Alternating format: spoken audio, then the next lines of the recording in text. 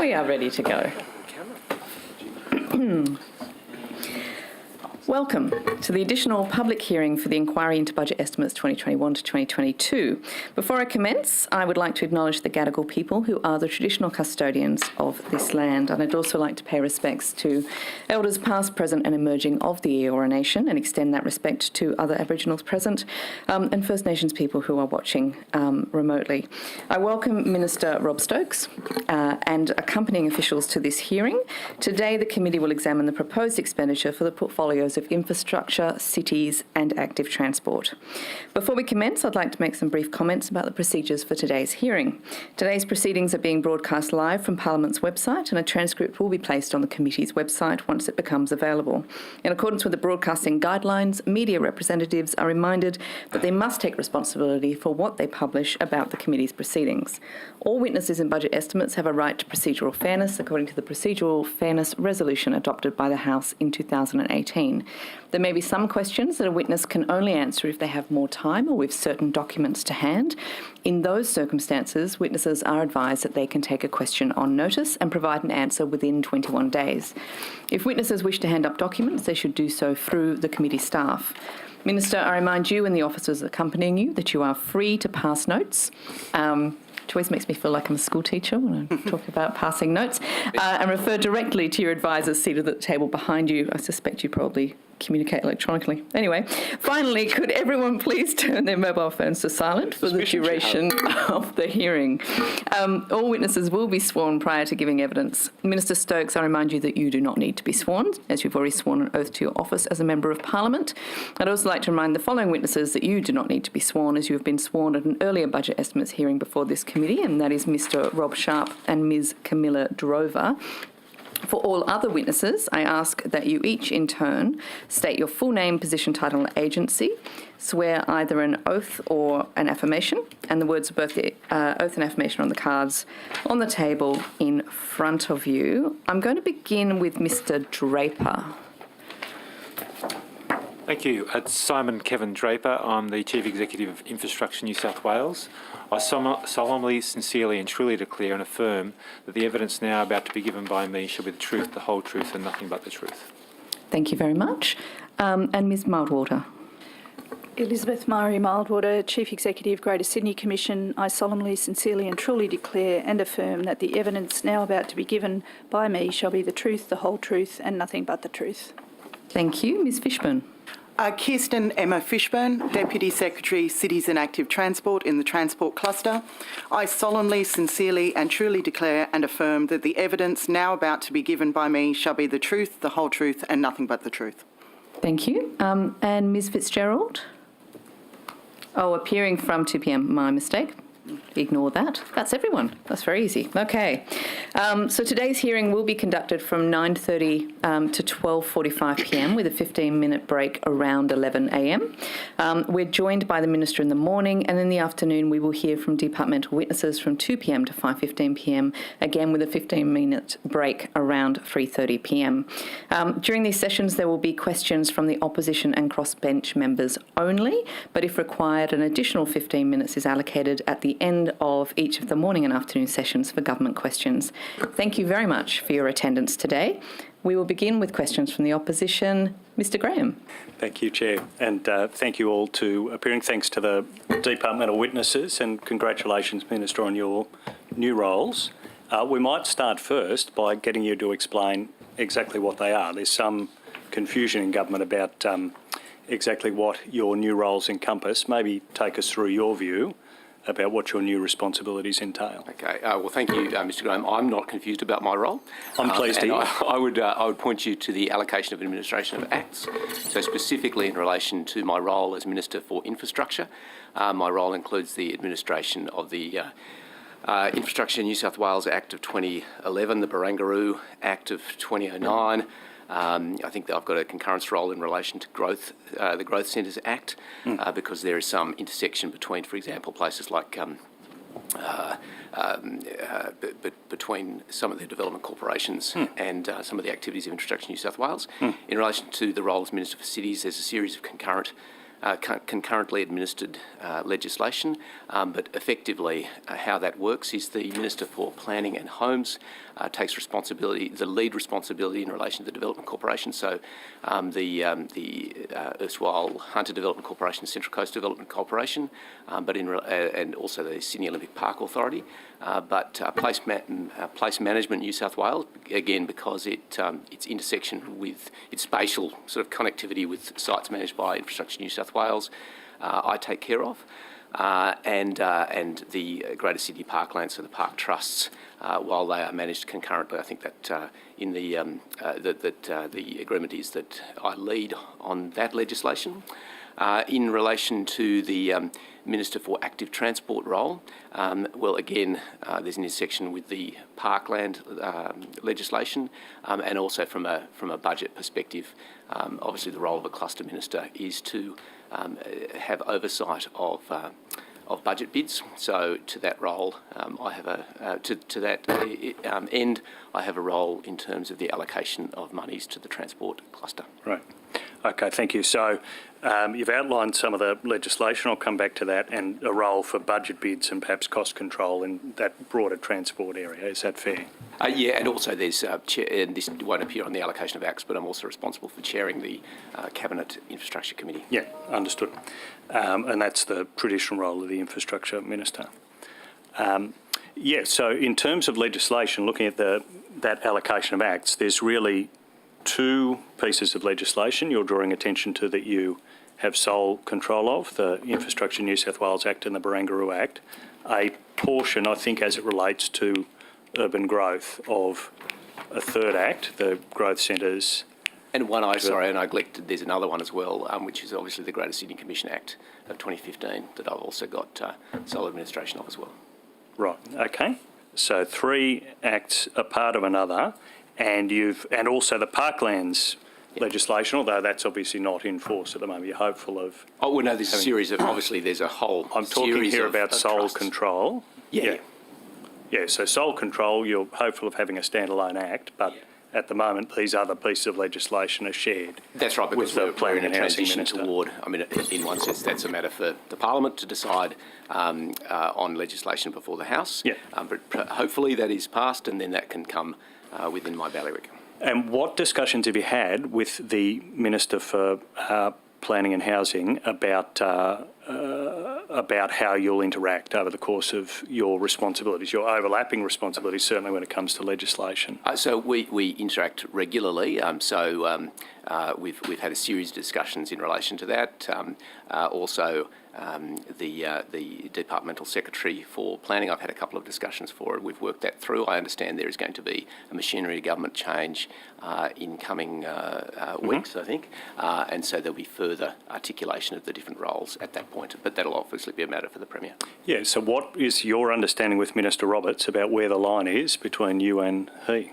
Well, to reiterate, so in relation to the Parkland legislation, so there's a series of trusts there that I would take the lead in relation to those, and he would take more an ancillary role.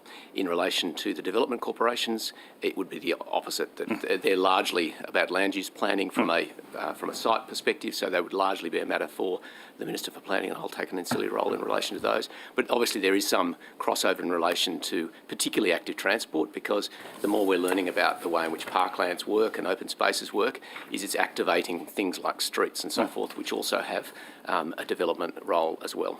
And what discussions have you had with the Premier about the delineation between these roles? What directions have you been given by the Premier? You say ultimately it's his direction. We have talked about it, and his direction is to that we'll resolve it as part of the machinery government changes. But it's not, as of today, it's not yet resolved. We will resolve it. Oh, sorry. I was just going to get you to pull your microphone a little bit forward. Sorry, everyone. It's entirely resolved from our perspective. We understand entirely what our respective roles are. All right, so when you say it's up to the Premier to resolve it, you're saying he has resolved it to your satisfaction? I don't think I used the words, it's up to the Premier to resolve. I don't think I'm perfectly clear on my responsibilities are. There are, as I've articulated, there are some acts that are jointly administered. Yeah. We've worked that out functionally. Yep. But as legislation continues to be developed, there'll be the opportunity to separate that definitively. At the moment, it's done at a functional level, but obviously, for the sake of clarity, it would be, ideal to have it allocated to one or the other. Yeah. But it has been ordinary practice to have legislation shared, and we ultimately work as a team. So Turning to your, well, I'm glad that's your view, and it's got to be the other ministers' views as well, though, Minister. Turning to Place Management New South Wales and some of those place-specific, where, for example, does something like White Bay sit? So White Bay has been we in fact had a discussion about that just the other day, and the Minister for Planning and Homes was expressed a view that I agreed with, that it fits more sensibly in relation to my portfolio responsibilities, given that the largest landholder is the Department of Transport. So in terms of getting great outcomes faster, for me to take functional control in relation to that site makes more sense. And I'd happily refer you to Ms Fishburn there, who might have further detail in relation to... Well, we might come back to Ms Fishburn in the official session. Up to you. So that's another one of those issues, Minister, that's resolved. From your point of view, government's decided. White Bay is sitting with you, not the Minister for Planning. Well, when you say sitting with me, I mean, ultimately it depends on the nature of the decision. But in relation to the future master planning of the site, that is something that I would take accountability for. Obviously, there'll be an intersection with presumably planning laws at some point in the future. That would obviously be a matter for the relevant portfolio minister at the time. When we talked to you at the Parklands Inquiry, and this is partly why I asked these questions, some of these issues about where staff were allocated were quite unclear, where these agencies were pointing. What agencies, what staff do you now have direct engagement with? Well, my direct engagement is with the executive, and in relation to particular staffing allocations, I obviously, for obvious reasons, don't meddle in that. That's a matter for the Secretary. And again, we might turn to that in the officials session, Minister. But can you understand there is some confusion, I can report, in government ranks, certainly in the ranks of the bureaucracy and certainly outside of government. Is it of concern to you, Minister, that you've gone from being almost the king of the cabinet, you're in charge of two clusters, in charge of transport, in charge of planning, now to have this very diffuse role? I don't agree. I don't accept that my role is diffuse, and also I don't look at my role in those terms. My job is to serve the people of New South Wales, and I serve at the pleasure of the Premier and also the people of my electorate of Pittwater. So I'll do whatever job I'm told to do. But it must be. You've got a lot of good ideas. You've articulated some very strong views about Sydney as a city, but you now hold few of the levers to influence those things in government. Is that frustrating? Oh, no, well, every day has frustrations, but my job is not to reflect on frustrations, but get on and do the job for which I've been assigned and work collaboratively with my colleagues to achieve those ends. And I think I've got some exciting levers that I have control of. But again, I resile a bit from the idea of control, because I think we work more as a team rather than as individuals. In your time when you were running, you unquestionably, I think, the most powerful minister in the cabinet, running transport and planning. You gave an interview at that point saying one of your goals was to have planning and transport work more closely together. You were going to make the secretaries of transport and planning sit down. I gather that meeting did happen. Yes. What were the outcomes? Well, a series of things that were looked at in terms of a number of... I'll take some of this on notice because it's asking for some historical information, but my recollection was there were a series of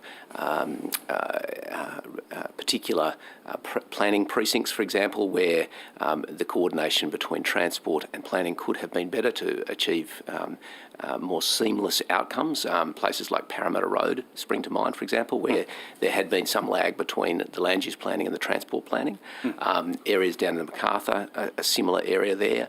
And one of the outcomes, in fact, is this intersection between land use planning and active transport in particular. I think one of the lessons of the I'm asking here about outcomes, Minister. You've been very articulate about some of the issues. What were the outcomes out of those, your time in those two key portfolios? Well, let me reflect and as get the back Secretary to you. sat down. Let me reflect and get back to your notice. Thank you. I'll turn briefly to a key issue in the transport cluster, probably the most salient one. We've talked to the other ministers about it, and that was the train shutdown of Monday the 21st of February. 15 minutes in. We know that Ministers Elliott and Farraway were briefed at around 10:30 or 11:15 on Sunday the 20th. We know that Minister Ward was briefed repeatedly from around 6 a.m, I think, on Monday the 21st of February. When were you officially briefed by the transport officials about the train shutdown? It would have been on the Monday morning, but having said that, I was regularly appraised of the overall industrial relations strategy. But in relation to the shutdown specifically, it wasn't until after the shutdown had occurred. Yeah, and when you say the Monday morning, when on the Monday morning? Oh, look, I can't recall precisely on the Monday when the briefing occurred. I'd have to reflect and get back to you. Got to be a reasonably vivid day. You wouldn't have had too many days in the transport cluster like that, Minister, would you? Every day in the transport cluster is a fun and interesting day. Well, I think as a commuter, this one was special. When were you briefed on the Monday? And I've answered your question. That you can't recall. That's really, and you'll take it on notice. I've said I'll take it on notice. The other ministers have been able to answer this question. Can you tell us, was it the start of the day? His mouth is a bit, I've answered your question, Mr. Graham. So you simply, unlike the other ministers, you're unable to really say when on that day I'm sorry, you were briefed. are you asking me another question or are you asking me the same question because you get the same answer? Was it early in the day or was it later in the The minister's day already on the said he'll Monday? take it on notice as to the precise timing. Is it fair to say, Minister, and this is the evidence I think from others, but I want you to confirm it or not, that you were the last of the 4 transport ministers briefed? Do you think that's fair? No, I don't think that's fair. So you believe, so that is to say you were briefed before 6 a.m. on Monday the 21st of February? Briefed on what? On the train shutdown? No. Specifically? No. No, you were not briefed before 6 a.m. Monday. My answer stays the same. That's right. The answer is no. So you were the last minister briefed about the train shutdown? A couple of things here. So I'm not sure what they have provided as answers in evidence, so I don't know what their answers were. Yeah. And this is compounded. You're asking me if I was the last briefed. I don't know when they were briefed, so I can't answer your question specifically. That's why I've indicated I'll take it on notice. Yeah, and complicated by the fact that unlike those other ministers, you don't have a clear recollection of the timeline that you can put to us today. A clear recollection of the timeline of what? Of when you were briefed by officials following the train shutdown on Monday the 21st of February. And I've already provided you an answer because you're asking for something particularly specific. I think it's prudent that I provide you details on notice. Well, Minister, I'm putting to you that that's an inappropriate answer, that you should be able to recall this key question. Yep. Millions of commuters were impacted, and you can't tell us when you were briefed. No, that's not what I've said. Well, when were you briefed? You're asking me the same question repeatedly. Yeah, well, because I expect an answer, Minister. I expect this is something you should be able to answer. And I've provided you the answer that because you're asking me... inappropriate. Frankly, I don't get to reflect on the appropriateness of your questions and you don't get to reflect on the appropriateness of my answers. One of those is true. Greetings, Minister. And first, given every other minister reflects on the quality of our questions, why restrain yourself, I say? Constance made an art of it. Minister, I just want to follow up on the line of questioning just there. You said that you were getting regular and you have been regularly apprised about the industrial relations framework as it applies to the transport portfolio. I heard you correctly, didn't I? That's correct. And that was both when you were directly responsible as Minister for Transport? Yes. And that has continued as you are the Senior Cluster Minister, correct? In relation specifically, I mean, there's some legislative responsibilities here that don't apply to me specifically. That's in relation to the Transport Administration Act, because we've already talked about the allocation of acts. That is not an act that has been allocated to me, and that's where the precise legal responsibilities lie in relation to briefings. But certainly it is obviously prudent for me to keep appraised of the... Of course. There's no dispute that Mr Elliott bears prime responsibility for No, those can I... sections. I really am... I'm seeking to answer your Please. question. So because of my role, obviously oversighting the infrastructure program of government, there is an intersection where industrial relations difficulties can have impacts on the infrastructure pipeline. So to that extent, it is prudent for me to keep appraised of how the industrial relations landscape is proceeding. And you're getting regular briefings now from the department, are you not?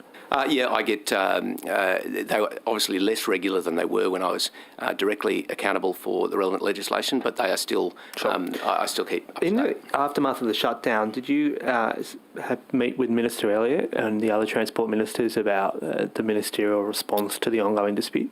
I've have regular conversations with my colleagues. Yes, and did you have one with Minister Elliott in the wake of the shutdown? So I've had conversations with Mr. Elliott in the wake of Minister Elliott in the wake of the shutdown. Yes. What was the discussion about? A range of discussions. I mean, as you'd expect, we communicate reasonably frequently. Do you? It was, yeah. Just checking. It was specifically, as I recall, we were looking at the relevant sections of the Transport Administration Act to try and get to to clarify the relevant obligations in relation to providing advice to the portfolio minister. Did you counsel him that he should be meeting with his department? Look, well, certainly. The arrangements that individual ministers have with their departments is a matter for them. It's not my role to. But you're the senior. But I will always seek to offer support to my colleagues. And did you counsel him that when his department is making urgent requests for meetings, he should take them? Well, I think, I guess the best way to answer your question is that I understand that there were some relationship difficulties between the Transport Minister and the Transport Secretary, that those issues have been resolved. There was a publicised meeting with the Premier where everyone decided that they would work productively together, and that seems to be happening effectively. Indeed, Minister, but that's not the question I asked you. The question I specifically asked... I I know it's the answer you're giving me, but the question that I'm asking you to be directly relevant to is, did you counsel him that when his department is all but begging him for a meeting, he should perhaps take it? Well, I understand the Minister is meeting with the department. Good to know. How often do you meet with the department? I have regular meetings with department officials. I would... It's difficult to say with any specificity, but I'd certainly have conversations multiple times a week. Multiple times a week. And you have regular meetings with the Secretary, I presume? Yes. And I presume that if... have you received urgent requests for meetings? Generally, well, if a senior official needs to get in touch with me directly, they will call me directly. And presumably you haven't directed that all communications is channelled through your Chief of Staff? No, although that I don't wish that to be a reflection on the practice of other ministers. Other ministers, there are a whole range of different practices that ministerial officers employ. I'm trying to understand what's normative behaviour here, Minister. And it's normative because all the other ministers have made clear, with the exception of one, that they have regular and direct contact with their departments. I'm just trying to understand whether it's normative. And as the senior cluster minister, I presume you have some ability to set normative practice. So the question is you would meet... You're not... haven't ordered the department to channel all communications through your staff? No, but I can only reflect on my own practice. I can't reflect on the practices of others. I think that's my time. 4 seconds. I think we might stop. You could run our 5 On questions time? in there. Oh, no, it's... Crypto Daniel. Yeah, you could have absolutely asked a question that time. Mr Banasiak. Oh, thank you. Minister, I'll just draw your attention to a Infrastructure Australia report that was put out last October called Infrastructure Market Capacity. Are you familiar? Very, very familiar. Excellent. In that report, Infrastructure Australia warns of an unprecedented shortfall in skills and resources for delivering pipeline infrastructure projects. You aware of that finding? Yes. They also say over the next 5 years, 80% of investment is going to be in transport projects. So my first question to you is, are you concerned that 80% of transport projects are going to be fighting over this shortfall in skills and resources? It is a concern, and that concern was articulated in the Treasury's half-year review, where they called out IA's market capacity report. It's also a concern that, as a reaction to the pandemic, Australian governments right across the board have been engaged in infrastructure projects, which means there's a lot more competition for plant, for equipment, for skills, for supplies. Through you to Mr. Draper, has Infrastructure New South Wales done any work in response to this Infrastructure Australia report, perhaps in terms of modifying Infrastructure New South Wales' 20-year strategy? Yeah, thanks for the question. And we did contribute to that work by IA. Obviously, they worked with all the states to pull that information together, and we were able to provide them with a lot of data, and we have an ongoing arrangement with them to do that.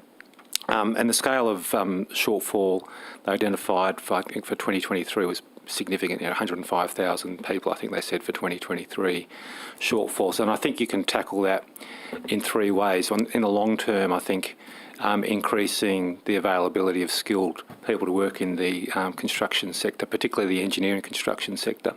That can be a long process. It involves both opening up the borders and getting the flow of people back across the borders, but also development of our own people and frankly opening up work in that area to the half of the population that is underrepresented, which is women working in construction. And we've got a big problem to deal with there.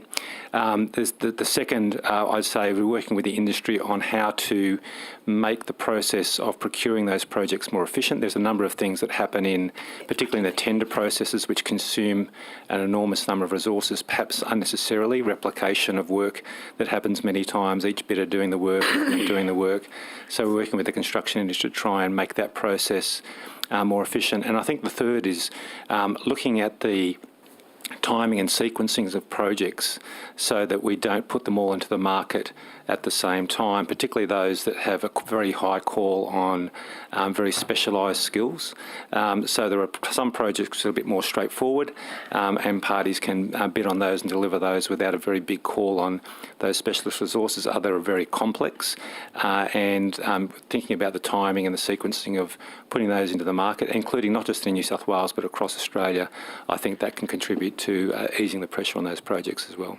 Okay, so making changes in that procurement process, I think you were talking about, have you done any modelling in terms of how much resources that will save?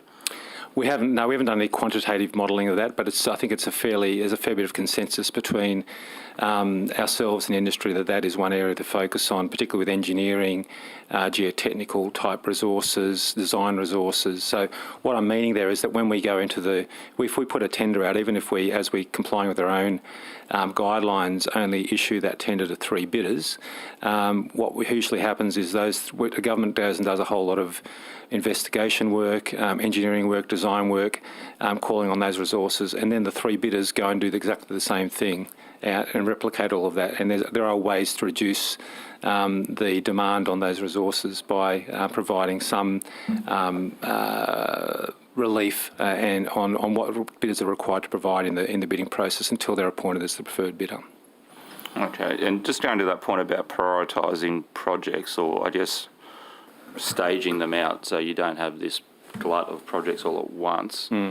Has that work been done has that work been done based on this report? Have you gone back and gone, okay, we don't need to rethink how we stage these out? We were already doing it, so but in fact, I'm only speculating, but in some respects... Point of order, Chair. Thank you, Mr Mulkey. I'm really sorry to interrupt. I was on a roll. I know. But I'm advised that we've lost the online feed, which means that the hearing is no longer occurring in public, which means we should probably stop. Yes, I've just had that confirmed and we've called someone down, so we will take a Too good. Let's 3 hour take break. not a 3-hour break. I think to be on the safe side, let's take a 10-minute break. 15. No, not 10, not 15, 10. And we will be back once we've got that live feedback up. I'm very sorry.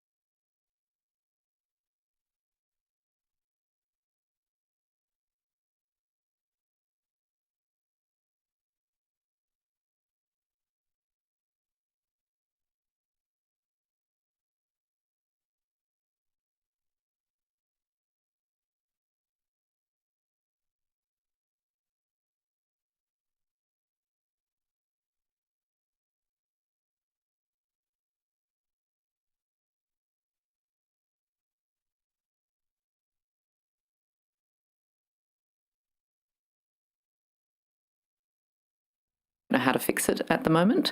Control, delete. Can I suggest we have, rather than you sitting here and we all waiting, that we have another 15? I think we will say 15, but then not have the 11 o'clock morning tea. Is that okay with everybody? It's time to take another Okay. rat test. Yeah. Come back at 25 past. Thank you.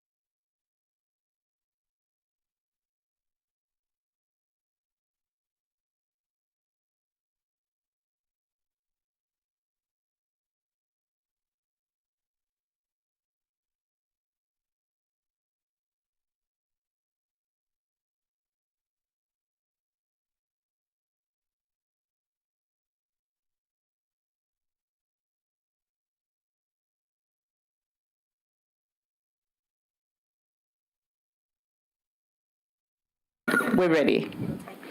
We're good? So we're just doing a test of whether or not the broadcasting is working. We need 30 seconds delay for it to catch up. Okay, that's fine. Apologies again to everybody that we're having these technology issues. I reckon there's rats in the walls. There's no evidence for that. So much. In the building, yeah. Rumours. Everywhere you look. I blame Infrastructure New South Wales.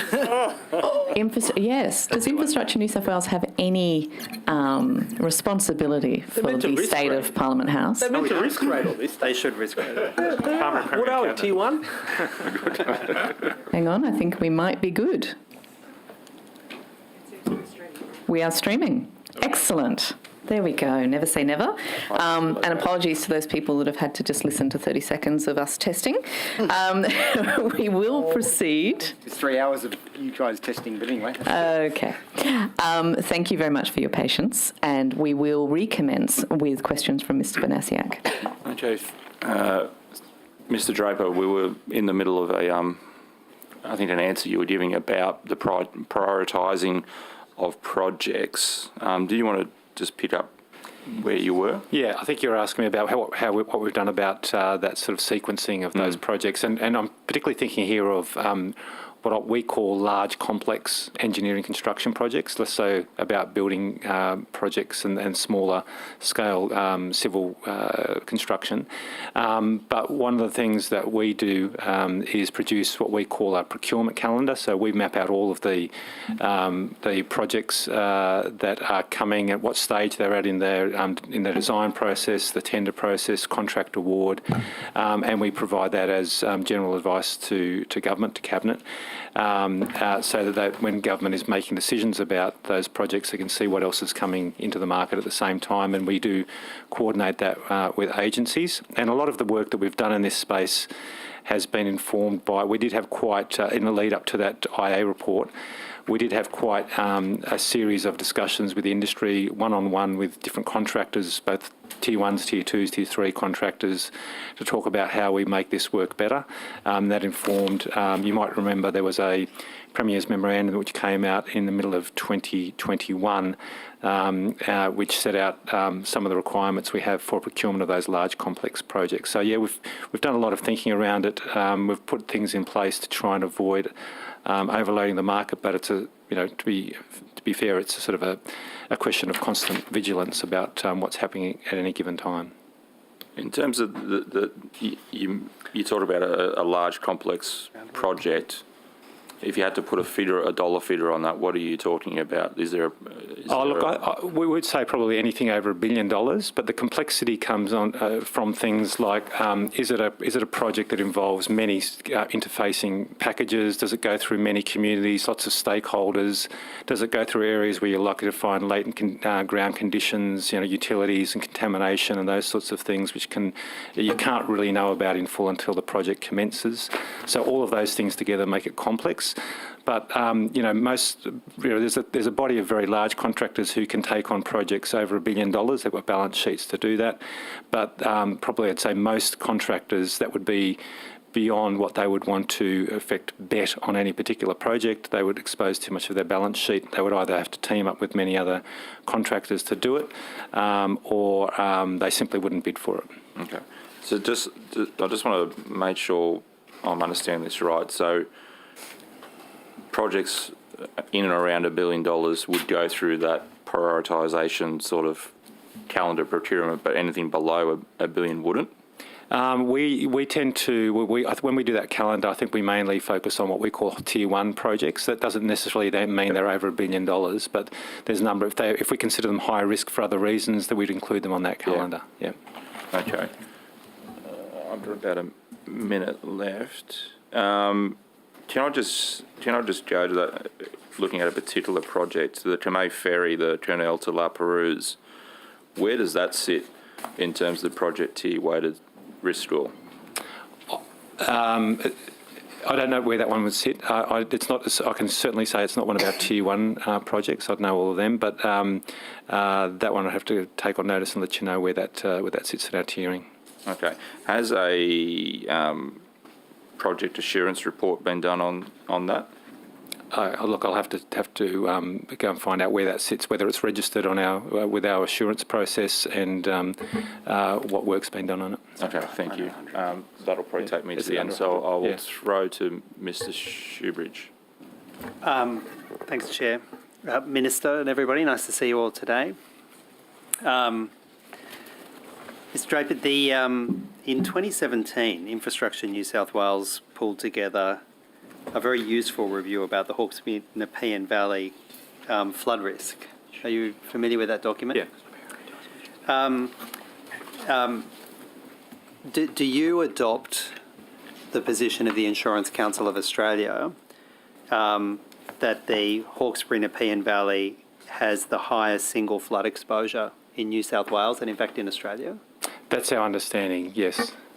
Can you describe what the nature of the risk at the moment is to infrastructure and housing and industry in the Hawkesbury Nepean from flood?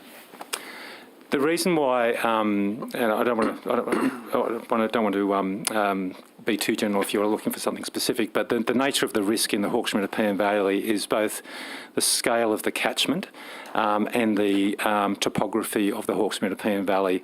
What happens in the Hawkesbury Nepean Valley is that once the water gets into that floodplain, there's very little capacity for it to get back out because of the gorges, the steepness, as you know, of the gorges, but also a very, very large catchment. Most of the water that goes into that catchment during a flood event is from the Warragamba catchment, comes over through Warragamba Dam.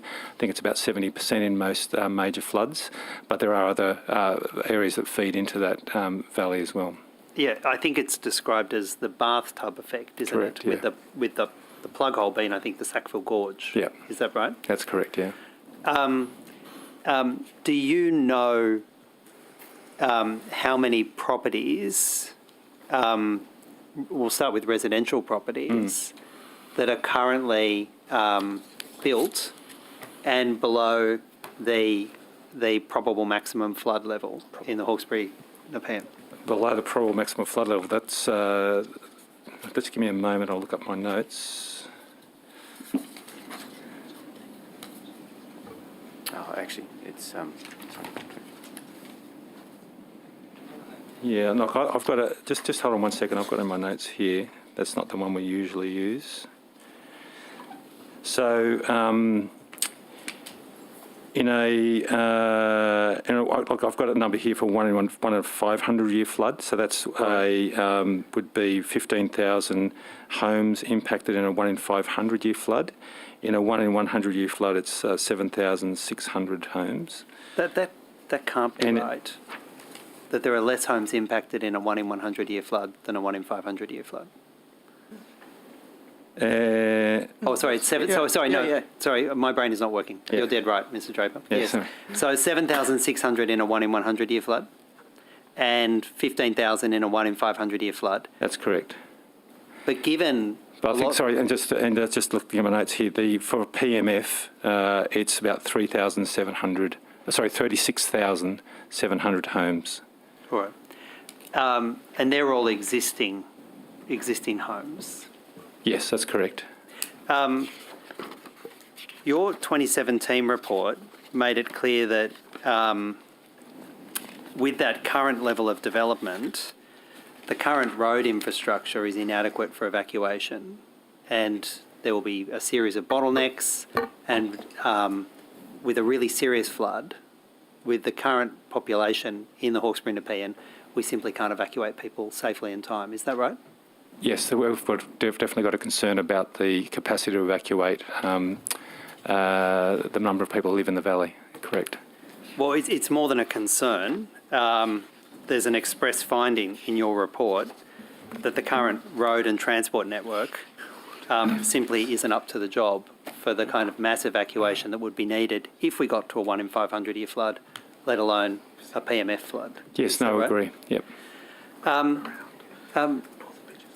There's currently, in just one LGA, Blacktown LGA, a proposal to open up 10,000 additional housing lots in the northwest growth area The zoning's been approved, and there's a small delay at the moment about getting the subdivisions and the development forward. Are you involved in that negotiation with planning and the council? We don't negotiate with them, no, but we certainly, as part of, so there's a number of elements, and I'm sorry if I'm going over things you already know, but there's a number of elements to the Hawkesbury and Nepean Valley flood strategy. One of them is land use, the nature of land use. Another is the roads, as you mentioned. So we've worked with agencies on modelling evacuation out of those areas. It's not our model, but it was a model developed with transport and with planning, and that information and that analysis has to be digested, and it'll have ramifications for a number of factors, including future designs of roads, the types of roads, and also the number of homes that can be accommodated in those areas that meet the evacuation purposes. Given the road network is already inadequate to evacuate the current population, has Infrastructure New South Wales given advice to New South Wales Planning or the councils to say no more residential development in the Hawkesbury Nepean because it's just too dangerous? Have you given that advice? It seems the most obvious thing to do in the circumstances. Yeah, we do, and I wouldn't couch it as giving advice. We do work with those agencies. They're fully involved in the work that we're doing. So it's not so much that we're advising them, but we're facilitating a program where those conclusions might be drawn, but that will depend on the analysis of those agencies. I should say that in relation to roads, there's probably the number one priority is really there's a number of what are called local roads, and the government has advanced the program to address those, and I think there's about 110 individual projects in that program, and they're going through a final business case to figure out the prioritisation of those roads at the moment, because obviously fixing up one part of one road only matters if you fixed up all elements of the road and allow people out. So, case in point, the Windsor Bridge, which is itself floodproof, but either side approach gets inundated well before a 1 in 100 year flood. Yeah, there's a lot of... Not much point having a floodproof bridge if you can't get to it from either side unless you want to camp on the bridge, is there? The whole network's got to work. But it's actually more dangerous than that, isn't it, Mr. Draper? Because your report shows that, in fact, there are a number of what are called flood islands in Western Sydney, in the Hawkesbury and Nepean Valley, and those flood islands include McGrath Hill, Windsor, Richmond and Bligh Park, where when the floodwaters start rising, first their evacuation routes are inundated and they become flood islands. And then in an extreme flood, those flood islands themselves become inundated. Yeah, it's a very dangerous situation. Well, it's extraordinarily dangerous. What advice, if any, does Infrastructure New South Wales give to New South Wales Planning, given that sort of almost unfathomable risk for those communities already? So probably at to start with, there's a 2017 report that you're referring to, and then the options analysis and the other work we've done since then. All of that is targeted at raising the awareness of planning agencies and delivery agencies and response agencies on the requirements of each of those agencies to deal with the road evacuation capacity, to look at land use and zonings and approvals for homes in those areas, to look at how we predict these events and how we respond to them. All of that work is orientated towards that. Well, I don't know what the plan is, and I might go to you, Minister. What's the plan for those communities, McGrath Hill, Windsor, Richmond, Bligh Park, if they become flood islands and then the flood doesn't stop, but it keeps growing to a 1 in 500 year level or a PMF level? Is there any strategy to evacuate those tens of thousands of residents in that situation? Yes, so I'd point you again to the 2017 report that looks at the things that need to be done as part of a strategy to address the pre-existing risks. There's a number of things that are pointed to in that report relating to information, and I know that in itself sounds not as important, but it is absolutely vital to explain to communities the nature of risks so they're prepared for it, because you're quite right. Once an evacuation route is cut off, there are fewer options for the people living there. But obviously the evacuation routes themselves are critical. So it's the investment that Mr Draper has already pointed to that is going through its final business case at the moment in relation to local road evacuations. But as Mr Draper has already pointed to, that in itself needs to be considered as a program, because fixing just one road will just potentially create a bottleneck somewhere else. We have to deal with the legacy problems of past development decisions. We have a wicked problem also in terms of development that may impede upon evacuation from other areas. We'll come back to this. Thank you, Chair. Minister, as the Infrastructure Minister, you bear some responsibility for cost control, do you not? Yes, so our job, certainly through INSW processes, is to assure in relation to those projects to make sure that we keep a tab on them, to make sure that where there are escalation impacts or pressures, that we identify them early and identify mitigation strategies with the relevant agency to absorb those costs or to mitigate them. Indeed. And presumably since you've become Infrastructure Minister, you've been briefed on the status of all the major projects? We have a regular briefing as part of the Cabinet Infrastructure Committee process. Fair enough. Minister, can you confirm that the cost of the M6 has risen by $400 million?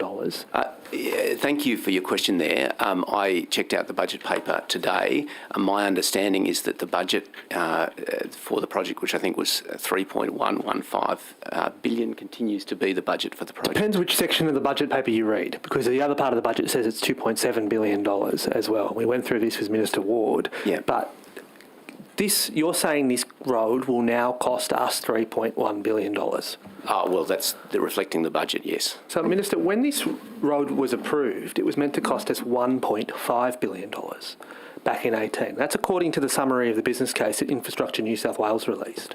Why has the cost of the M6 doubled in 3 years? Sorry, you said 2.5. You said 1.5. So I'll have to get specifics for you. Well, on notice. You'll have the opportunity as well. I think Ms. Drover will be here this afternoon, so she can answer specific questions in relation to escalation. But Minister, you are the Infrastructure Minister, and I'm just now reading from page 8 of the Infrastructure New South Wales final business case summary of this project. It says the construction costs here are $1.5 billion. This project has doubled in cost in just 3 years. More than doubled. Can you give us an explanation as to why it has astronomically exploded in terms of its cost to construct? Well, a couple of things there. I don't necessarily accept the premise of your question. I'll get you a full explanation on notice, or you can ask Ms. Drover this afternoon. But what I'll point you to is that the works themselves, I think, only began last month, and they are consistent with the amount identified in the budget papers. Well, just 2 weeks ago, we had the Secretary telling us it was $2.7 billion. I'm glad now we've confirmed it's $3.1 billion. But has this risen $400 million in the last year? So again, I can just point you to, in fact, the infrastructure statement in the budget papers, 5, page 52, which confirms that 3.1 billion figure. I think it's actually 3.115 billion. Yes, and if you've got a page 2.12, it will say it's 2.7, which is the wonderful dialogue we had the other day with the Secretary. Yeah, I'm just asking you, it Minister. might refer to, there might be an ETC figure and then a cost over a number of years. Which raises the question as to where exactly are we going to get the money to pay for this additional $1.5 billion in costs since the project was approved. Minister, where exactly are we sourcing this additional money to build the M6, and what projects have had to be cut to pay for it? Well, again, according to the budget papers, that cost is reflected in the budget papers, and so all of your answers are within the budget papers. I'm happy to provide some further specifics because I see where you're coming from, but nevertheless, the budget for the project is reflected in the budget papers. Minister, I just want to jump back to the question you didn't answer from my colleague, which is the M6 Stage 1 $400 million over budget most recently? Transport for New South... No, it's not. It's the budgeted figure, my advice is, continues to be the budgeted figure. So the figure that I've just identified in 5.52 of the infrastructure statement continues to be the budget for the project. Why is a Transport for New South Wales spokesman this morning in the Sydney Morning Herald saying there has been an increase to the M6 Stage 1 project costs of around $400 million? Well, Who is right? Well, Transport for New South Wales. Well, I would point you to the budget papers. Minister. I would ask you to, for the benefit of Hansard, ask the members that are asking questions just to pause slightly to allow the Minister to complete his answer before asking another one. It just makes it difficult for Hansard to record. Thank you. I didn't see any indication from Hansard having trouble, but if we can allow a few seconds between question and answer. Minister, I'm just going to press you there. We have Transport for New South Wales saying publicly just this morning that the costs have risen by $400 million. Who's right? Is it Transport for New South Wales or you? Well, I wouldn't. I would just refer you to the budget papers, which contain the figure there. Minister, you're trying to deny something your own agency is briefing in the paper this morning. That seems extraordinary. I'm not denying. I'm just pointing you completely relevantly to the line item in the budget that answers your question. Minister, as a result of this $1.5 billion increase in costs since 2018, we are now paying $775 million per kilometre to build the M6, which is the most expensive tunnel currently under construction. That's compared to the WestConnex, which is $509 million per kilometre. Why are we effectively building the Taj Mahal of roads when it comes to this particular project? Is this gold-plated or what? Taj Mahal's not gold-plated. So look, all I'll say is that the project remains on time, on budget, according to the figure that was contained in the most recent budget. In relation to project costs overall, I'm happy to provide further details on notice, or you can also ask Mr. Over this afternoon. Budget if Transport is saying the project cost has gone up $400 million. That is just nonsense. The budget paper is nonsense? Well, we're trying to get to the bottom of it at budget estimates because there is a apparent contradiction between what you're saying and what Transport for New South Wales has communicated to the public writ large. Just this morning, Transport has acknowledged that the costs have gone up $400 million. How can you be correct when the Transport Department is telling everybody that the costs have risen by $400 million? Why not just be honest? Well, I'm being entirely honest. I'm pointing you to the budget paper. The costs that you refer to are captured in the budget papers. So the $3.115 billion figure in the budget papers is, my advice, the correct figure. Minister, what is the cost of the estimated cost of the Sydney Gateway? And again, I don't have an encyclopedic memory of every project. We've got scores of Tier 1 projects, but from memory it's $2.1 billion. I think you'll find it's 2.6 was the last figure that we got told. So is that still your understanding? See, this is why I don't want to get into the wherewithals of different projects. Do you have I would point you to the budget, but the infrastructure statement. Well, that one doesn't actually reveal the cost. It's unusual. Well, I'll point you to the I'm reading from the statement. same page of the budget paper that you just referred me to, for which the Sydney Gateway isn't there. But I drove near the construction site and there was a big sign saying $2.6 billion next to it, which is where I got my information. So is it still $2.6 billion? Is that what you're expecting? Again, I will, in relation to individual projects, you will have the relevant Deputy Secretary here this afternoon. You can ask her, otherwise I can provide details. What about the Rozelle interchange? Otherwise I can provide details. Minister, the reason I'm asking you about these three... On notice in Chair, I'm going to to take a point of order now because the Minister is trying to provide a very full answer to the questions that he's being asked. The Honourable Daniel Mookie is, as his usual tactic, continues to talk over the Minister as the Minister is trying to conclude his answer. It makes it difficult for Hansard, it makes it difficult for us, and it makes it difficult for all those people that are watching the broadcast. I would ask that the Honourable Daniel Mookie pause and allow the Minister to complete his answer before commencing the next quick-fire, rapid, speak at a million miles an hour question instead of talking over the Minister. Right. Did you want to respond at all? Or? Oh, look, this minister's well and truly equipping himself quite well. I think he's okay. If we can just allow a bit of time and try not to talk over the top of each other. And if you do need to redirect the minister, just do it politely. I'll do that. Things degraded. Minister, did you have a cost for the Rozelle interchange? Again, in relation to specific projects, I'll take it on notice or refer you to Mr Drover this afternoon. But Minister, the reason I'm asking you about these three projects is because in the state's accounts that were tabled in Parliament just a month ago, it warns that there is an additional $1.4 billion of expenditure about to hit the budget that's not yet reflected in the financial statements. And I'm just reading from you directly here. It says, Transport for New South Wales' increase in capital commitments is driven by the M6 Stage 1, the West Connects Rozelle Interchange and the Sydney Gateway projects. These three projects apparently are responsible for a $1.4 billion rise in expenditure, which is about to hit the budget. As the state's infrastructure minister, can you shed any light in why we're about to expect this explosion in claims coming from just three road projects? So my information is the figures quoted in the Treasury report reflect the value of contracts signed within a financial year. It doesn't reflect the overall budget position, and my advice is that those three projects remain within the parameters that were indicated in the budget. Minister, I'm just reading from you. This is what it says. The following information represents expenditure contracted for at the reporting date but not recognised in the financial statements. We didn't sign the contracts for the M6 last year.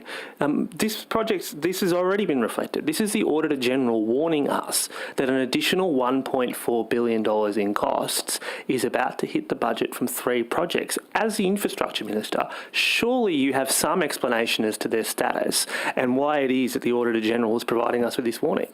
So a couple of things. I'll refer you to my earlier answer that answers the question with particularisation and in relation to those three projects. As I've indicated, I'll repeat it for the benefit of the committee.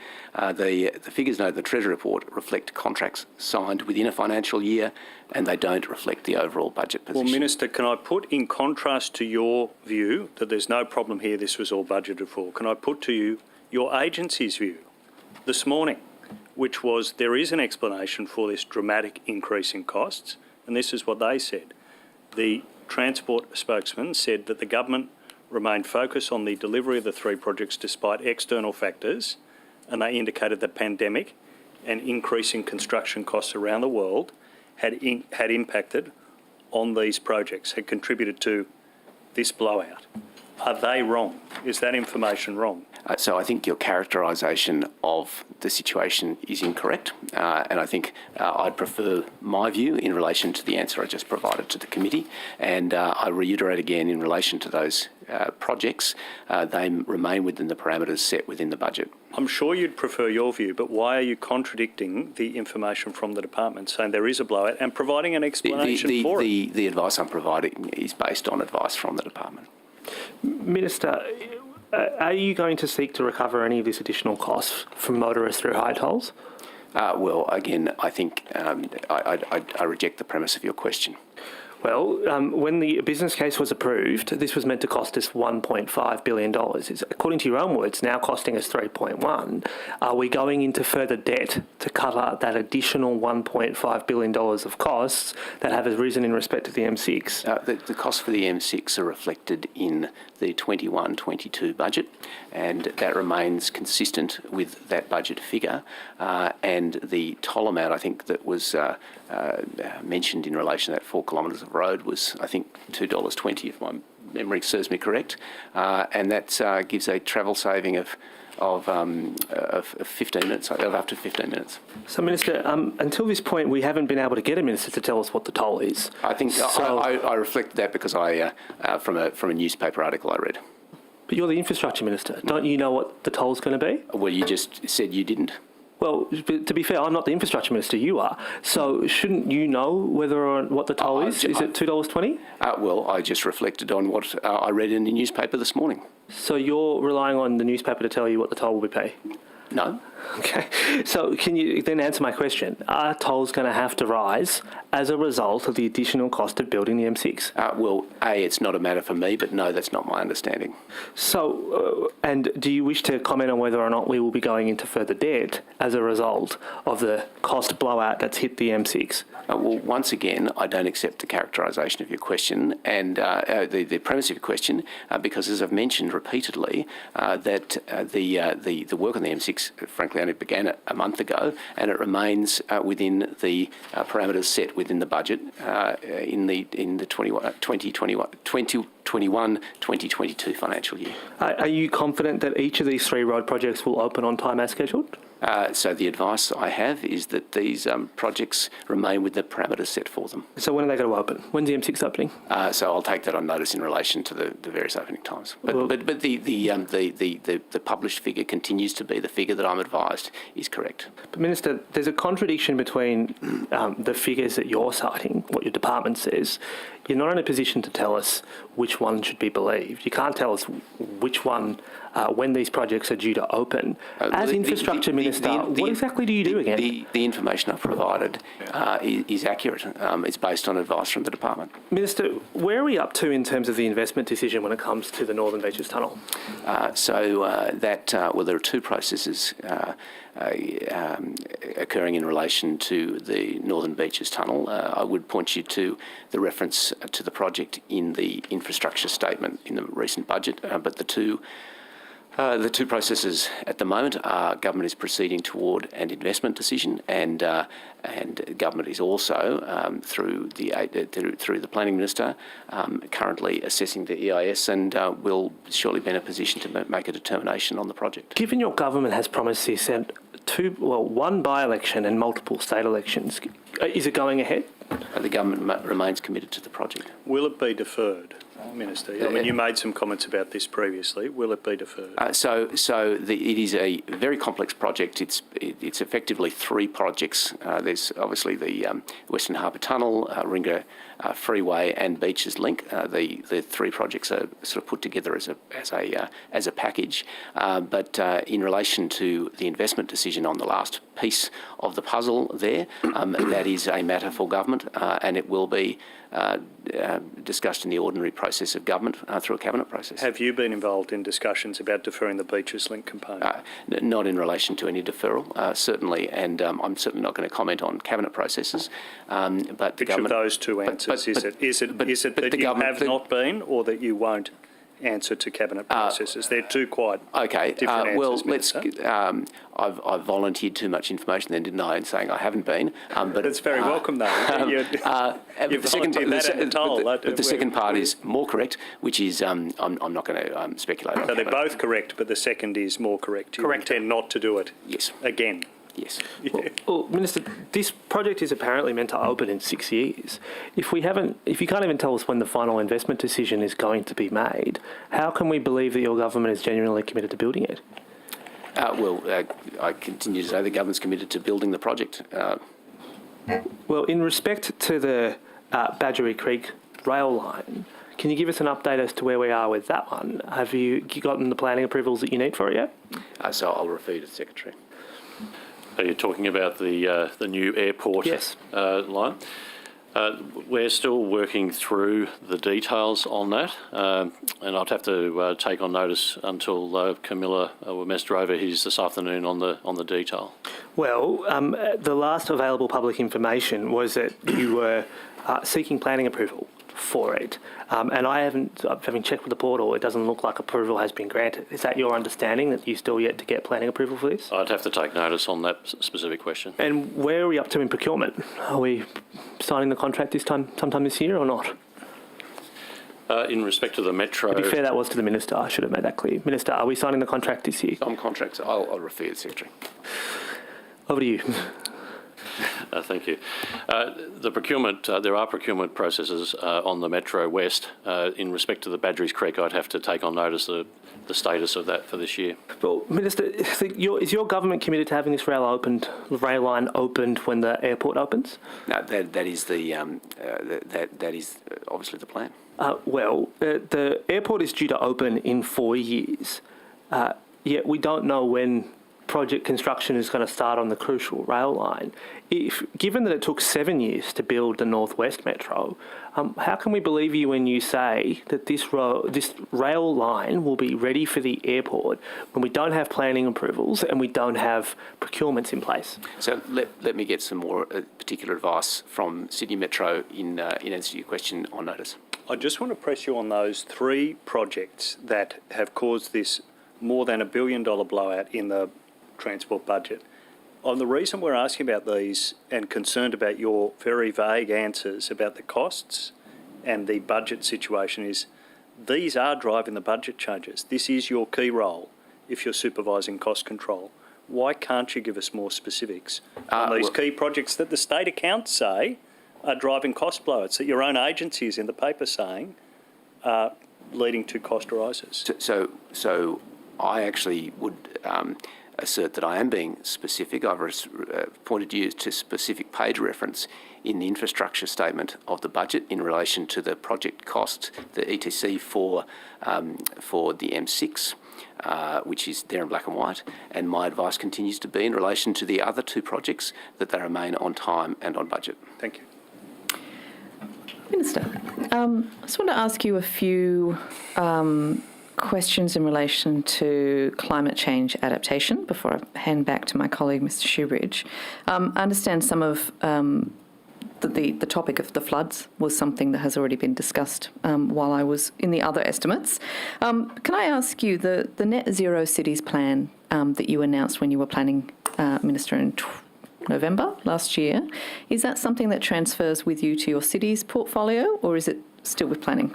No, it is with planning, although can I just say, obviously through the aegis of the Greater Sydney Commission, adapting to climate change is a core role of the agency to ensure that we are resilient to rebound to the unpredictable impacts that we know are coming. And I'll note there's a paradox in what I've said there, where that these events are unpredictable. So we're seeking to become resilient to things that we can't quite know what the impacts will be at the outset, but we know that as a result of climate change that is already to be expected, that is unavoidable, that's going to have unpredictable impacts in terms of natural disasters, and we need to prepare to be resilient for them. In fact, I think the Greater Sydney Commission Act, when it was introduced, was one of the first piece of legislation anywhere in the world that set a land use planning target around resilience and being able to rebound from natural disasters. So in terms then of your city's portfolio, it's more about infrastructure for cities than livability of cities, is that correct? No, the Greater Sydney Commission does have some key roles in relation to setting land use plans around urban development, urban settlement, and that includes, one of the fundamental roles of the Social Commission of the Greater Sydney Commission. The ESD commissioners are there to really operationalise that concept of ESD into land use planning, and the Social Commissioner, for one, would be directly looking at how to prepare our communities to be more resilient to these sorts of events. New South Wales is the only state or territory, as I understand it, not to have a government climate change adaptability, I don't know why I can't say that word, or something, adaptation plan, thank you. Is that something that you will be looking at in terms of the significant amounts of infrastructure that are now under your portfolio responsibilities in ensuring that they are able to withstand climate change events in the future? So we already are doing a lot of this work in terms of the business case analysis that is done by agencies and scrutinised by Infrastructure New South Wales. But we also do bake it into our planning, our land use plans with the Greater Sydney Commission, which will become the Greater Cities Commission, hopefully, if legislation passes through the Parliament. But also, and I'd also point you, this is now outside my portfolio responsibilities, but also the Design and Place State Environmental Planning Policy is all about making our built environment more sustainable to the impacts of climate change. Has infrastructure undertaken an audit of the climate risks that would be applicable to the infrastructure assets of the New South Wales government? Well, certainly, we have a key role in assuring the maintenance around, I think, about $352 billion worth of assets. I think we have in New South Wales. I'll take that figure on notice to correct it if I'm wrong, but I think that's right. And I'll refer you to Mr. Draper in relation to the work done in relation to the climate resilience of our existing infrastructure. Thank you. Yeah, thanks. Look, we haven't, Infrastructure New South Wales hasn't done an audit of all the assets, but agencies, we do require that of agencies. We've got an asset management policy that requires agencies to assess the risks of assets and what's required to remediate any of those risks. That was brought in a few years ago, and we now have a function with Infrastructure New South Wales which works with agencies to report on their progress. We report up to Cabinet on that. We also, obviously we have a very deep engagement on the Hawkesbury and Nepean, but one of the things we're likely to recommend is that we do a statewide hazard and risk assessment, and that there's individual plans developed for other parts of the state which are also exposed to risk, which will increase, as you say, with climate change. So there's quite I can't point to a specific audit, but there are a number of activities going on under the auspices of what I would call asset management programs, and we just, to be honest, take climate change and the assumptions that sit behind that as read, and they must be built into our asset management programs. So a couple of things in that, just to be clear then, Mr. Draper, state-owned corporations aren't included in that reporting on climate change risk, are they? I'll double check. I think they actually are, but I'll confirm that on notice. Could check, because my understanding is, for example, Tahi, which owns, the state's rail assets, is not included within the reporting on climate risk, and is not required to have any kind of adaptation plan for climate. Yeah, what I was referring was the asset management reporting. So, but I'll confirm on notice whether that's they're included in that process. Thank you.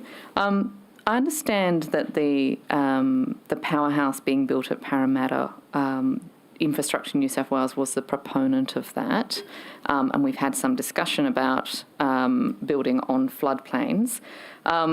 We were told that would be a site that was able to withstand a 1 in 100 year flood on the riverbank there.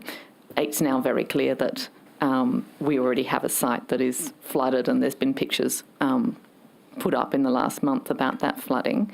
Minister, what's your view on continuing to build on floodplains, particularly with the powerhouse? Well, in reference to the powerhouse, my understanding, and Mr. Draper can correct me if I'm wrong, is that was built with a 1 in 1,000 AEP flood in consideration, and that the height of the floodwaters in the recent event were about 7 metres below the... 4 metres below. 4 metres below, sorry.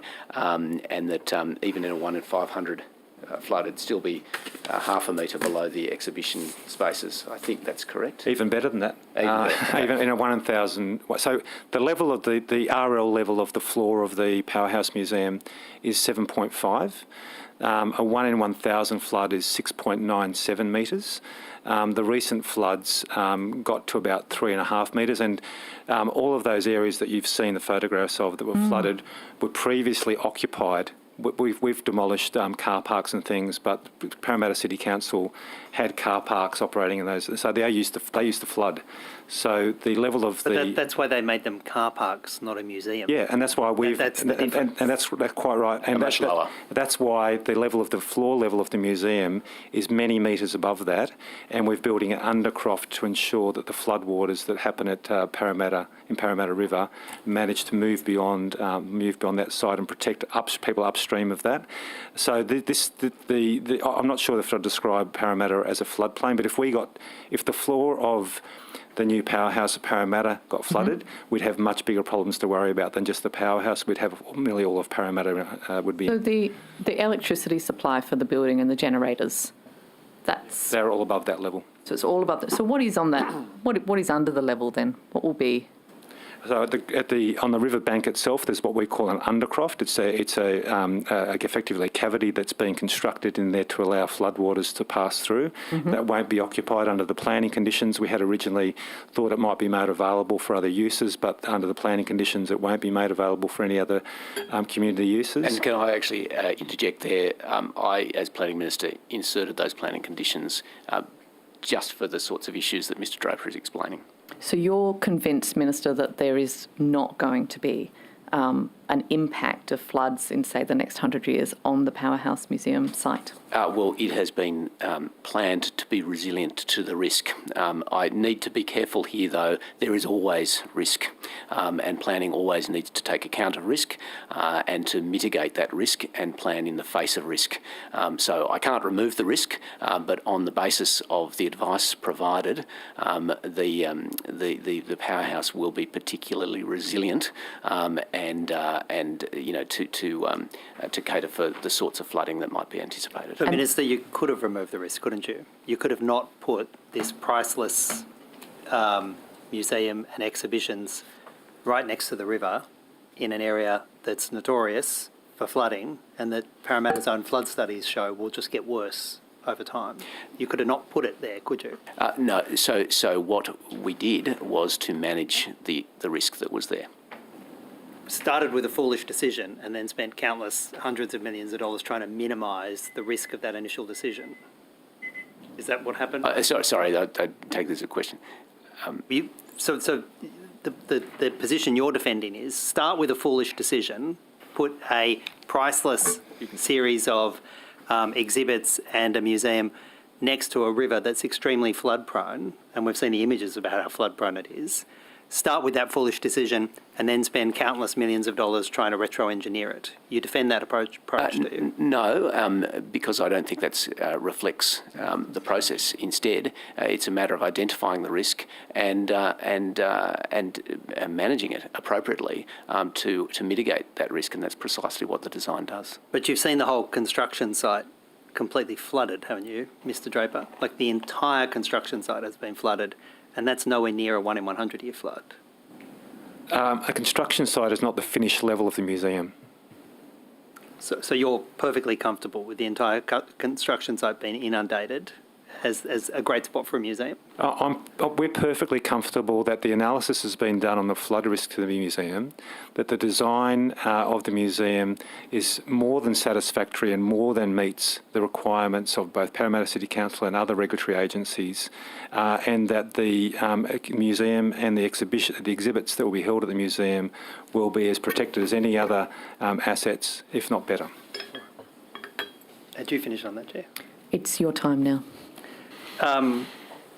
Mr Draper, the numbers that infrastructure identified for evacuations on the Hawkesbury and Nepean Valley in cases of flood in 2017 were, in a 1 in 100 chance per year flood, there would be 64,000 people needing to be evacuated. And if it was a 1 in 500 year flood, 90,000 people would need to be evacuated. That was 5 years ago. Have you updated those numbers at all? Yeah, let me just check. So the numbers I have for a 1 in 500 is still 90,000 people to be evacuated. Is that the one you're asking about? Yes. Yep. And also 1 in 100. I had 64,000 people 5 years ago. Yeah, I've actually got a lower number than that in my notes, but I can double check it. I've got 55,000. Well, I'm going off page 22 of your 2017 report. They're the figures I have to. Yeah. Yep. Okay, we'll take that. That was the number. So there's been further analysis done of that since then. Well, there's only been more development since then. Yeah. Doesn't mean less. Yeah. But look, I'll take that. I'll double check those numbers. But I've got the report you're referring to in front of me, and just it says 64,000. The number I have in my notes is 55,000. But I'll confirm which is correct. Minister, you said that there are arrangements in place to evacuate those flood islands, and we're talking McGrath Hill, Windsor, Richmond, and Bligh Park, amongst others. There are currently arrangements in place when the local road network is inundated. They have no way of escaping by road as the floodwaters start to rise. They become flood islands. we're talking tens of thousands of people. When the roads are shut from flooding, what are the current arrangements to evacuate tens of thousands of people? And I say this in light of what we saw in Lismore, where the SES had 2 boats available in Lismore. So, as you expect me to say, that they are matters for the relevant portfolio minister in relation to the SES's arrangements for those sort of operational combat level arrangements. But certainly in terms of the infrastructure deficiencies, they are well known and identified in the 2017 report, and government has been working on a number of strategies, some that have been less costly in relation to providing education strategies and those sorts of things and resourcing SES, but there are some that are more complex and involve significant sums, and that refers to road packages, evacuation routes, and engineering solutions like the Warragamba Dam. The only identifiable road project was the construction of the new Windsor Bridge. And that is completely marooned, in terms of being floodproofing, that's completely marooned in the case of even the floods we've had in the last 2 rounds of floods in Western Sydney, nowhere near 1 in 100 levels. It doesn't work. So I mean, it is not, as Mr Draper's already provided evidence, there's not one single road solution, there's multiple. And one of the things identified from memory was a package of local roads that need to be improved, a whole series of low points in existing road infrastructure that need to be dealt with as a package. And there are a range of other initiatives also that will all ultimately depend on the conclusion of the flood evacuation model, which will inform whole of government decisions about some of these very large sums for infrastructure projects that will need to be done to facilitate the evacuation of residents that we know in a probable maximum flood are in harm's way. Mr Draper, I want to be clear, I'm not criticising Infrastructure New South Wales. You're about the only agency who for now 5 years has been pointing out these risks. And credit to you for doing that. But has a single one of those communities that's at risk of becoming a flood island and then being inundated, has a single one of them now, in the last 5 years, been given flood-proof evacuation route? Has a single one of them had that happen? I'll confirm, but I think the likely answer is that the roads have not. Most of the road work on the roads has not been done. So there's a program, as I said, of 110 projects which is being analysed at the moment to be put in place. So I don't think there's been any significant change in the road risk. What has been done, and not to waste your time, but just to be really quick about it, the thing that we've been able to do, which can happen quickly, is the preparation of those communities so that they are much more aware of the risk. There was very low awareness of the risk based on our research, making sure they had an evacuation plan, they were prepared, and then the communications with processes between the SES and the BOM and those residents, we've really tried to ramp those up in the time that we've had. So that's the main work we've been doing. And just while I'm speaking, just to confirm, 55,000 is the number. That's the latest analysis of the number who'd have to be evacuated under that scenario. How has it, despite more intense residential development, how is the number reduced by 9,000 people? More refined analysis of the evacuation requirements in that area. And do you have the number for a probable maximum flood? I think I've still got. I think it's 90,000. The same as the 1 in 500? That's the worst on record. Sorry, 90,000 is 1 in 100. That's the 1867 flood. That's correct. Yeah. No. So I'll check the PMF number for you. Minister, what do you say to those people in Western Sydney and the Hawkesbury and Nepean floodplain who 5 years after Infrastructure New South Wales identified these very serious risks, particularly in the case of flooding? What do you say to them that not a single safe evacuation route has been constructed in the 5 years since? What do you say to them now? Well, certainly, before you can resolve a problem, you need to identify it, and you need to, and a lot of the work for those flood evacuation routes is currently underway. The final business case work has been funded and is underway in relation to those flood evacuation routes, but it's not as simple as fixing one road. You've got to fix a number of roads as part of a package, and that work is underway, as well as the overall flood flood evacuation modelling for the entire valley, because the valley is not one floodplain, it's actually three. There's Wallachia, there's Penrith Emu Plains, and there's Windsor Richmond, and the risk in each of them is different, and they're all interconnected. And obviously, flood heights are different as you go further downstream. The flood heights around Penrith, I think from memory, in a probable maximum flow are about 3 metres, but further down toward London, they're in those areas, I think they're 10 metres and above. So some of the deepest flood. Yeah. So the nature of the risk changes in the country. So it's not as simple as fixing one road. It's about fixing a large number of roads, and obviously that needs to go through the appropriate processes because it's a significant investment. Minister, why hasn't your government done the most obvious first step, which says, until we can safely evacuate the existing population in the floodplain, we won't put anyone else there? Why haven't you had the moratorium in place for the last 5 years and not added more households, more families onto the floodplain and aggravated the risk?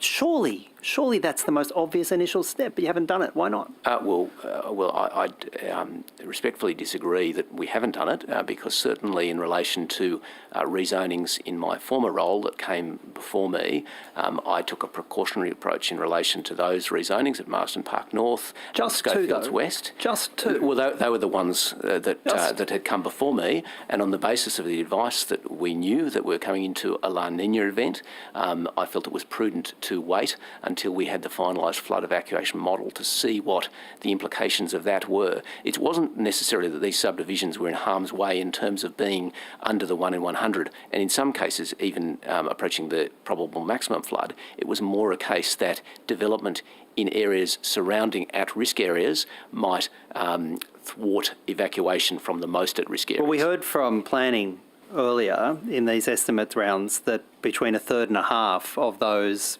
potential new households would be inundated in a PMF, probable maximum flood. And we also heard from planning that their only plans are, at the moment, to see if they can build more evacuation routes and make the houses more resilient to being submerged. Is that really the plan? Make the houses more resilient to being submerged? Is that the plan? Certainly I wouldn't endorse building more houses in areas where there is a real risk of flooding, where evacuation is simply not possible. But in any land use planning context, it's a matter of managing risk. And in some areas, like Penrith Town Centre, there is existing development there. So it's not a matter, we have looked, and some of the great work done by Infrastructure New South Wales was looking at options about relocating existing population, but it was found to, from a cost-benefit analysis, have very, very low benefits and very, very high costs. We might come back to that too. Thank you. Back to the opposition. Thank you, Chair. Minister, can I just return to questioning about the Metro Western Sydney Airport link? You're still building that, aren't you? Sorry, can you say? Your government is still committed to building that rail line? Yes. And you're still committed to having it open by the time the airport opens? Yes. And there's been no discussions around deferring it? Not that I'm going to reflect upon in terms of Cabinet confidence, but yes. Within the parameters of Cabinet, I can say yes.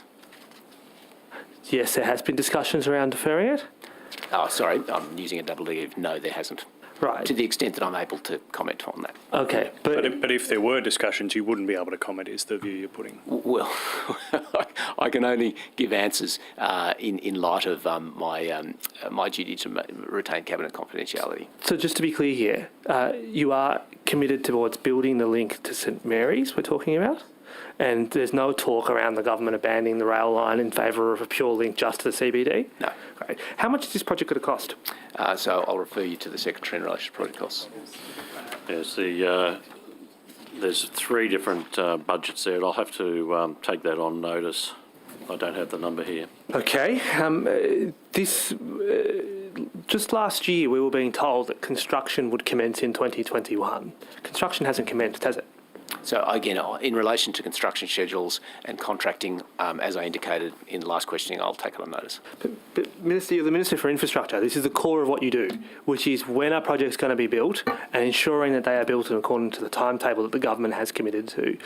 Surely you can tell us when construction is due to start. Yeah, so as I've already answered your question, but as you'd appreciate in relation to large and complex projects, it's probably prudent for me to get very accurate information rather than talk from my memory on. Well, I'll accept any information at this point, Mr Minister. Do you have even an indicative? Are we looking at construction starting this year, next year? Because at this point, it's already a year late. So, as I've said, I don't want to, in any sense, mislead the committee by saying off the top of my head. I do have some information off the top of my head, but at risk of actually misspeaking, I think it's probably prudent that I provide advice for you on notice. Well, the North West Rail link took 7 years to build.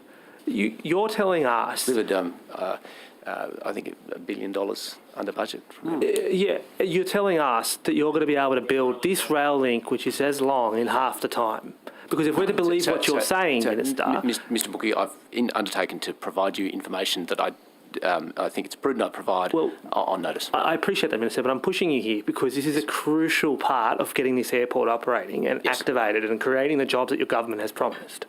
You're saying that you're in a position to effectively build this rail link in half the time it took to build the North West Rail link, despite not having planning approvals, not yet putting the project out to tender, and as you sit there not even able to tell us when construction is due to commence.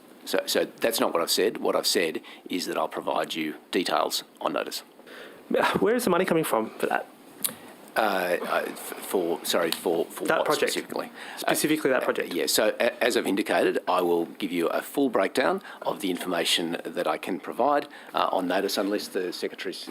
I think it's probably prudent that we provide a notice. There's quite a lot of detail there. Well, Minister, you have the budget papers with you, I presume, given that you were referring to them before? So the budget papers are behind me, yeah. Can you grab them? I'm sorry, you want Can you get them? Which volume? Page 5.52 of the infrastructure statement that you were quoting from before. 5.52. Infrastructure, budget paper number 3. Okay, excuse me for a moment. Take your time. This is And congratulations on... He's the first minister to bring them. My favourite was Minister Toole, who didn't know where they were when he was local government minister. I don't have my glasses. I'll give it my best shot. Please. I've never seen you wear glasses. Secret Life of Rob Starr. Mr Draper's. Vanity, thy name is minister. Right. So I'll get you the details on the contracts awarded on that project, but yes, specifically... Oh, no, we've got a few other questions. You can see here that in respect to the M6, the project is meant to cost us $3.1 billion, but only $800 million has been accounted for in the budget. Where's the other $2.2 billion coming from? Sure. So that is the figure in the budget paper. I will provide you further particulars on notice.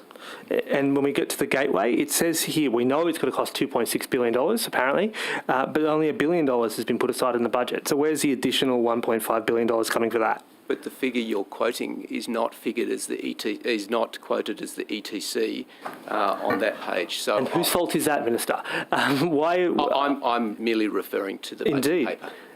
And I'm asking you, well, we have had, does the Secretary know if the gateway is meant to cost us $2.6 billion? Because he told us that when Minister Ward was here.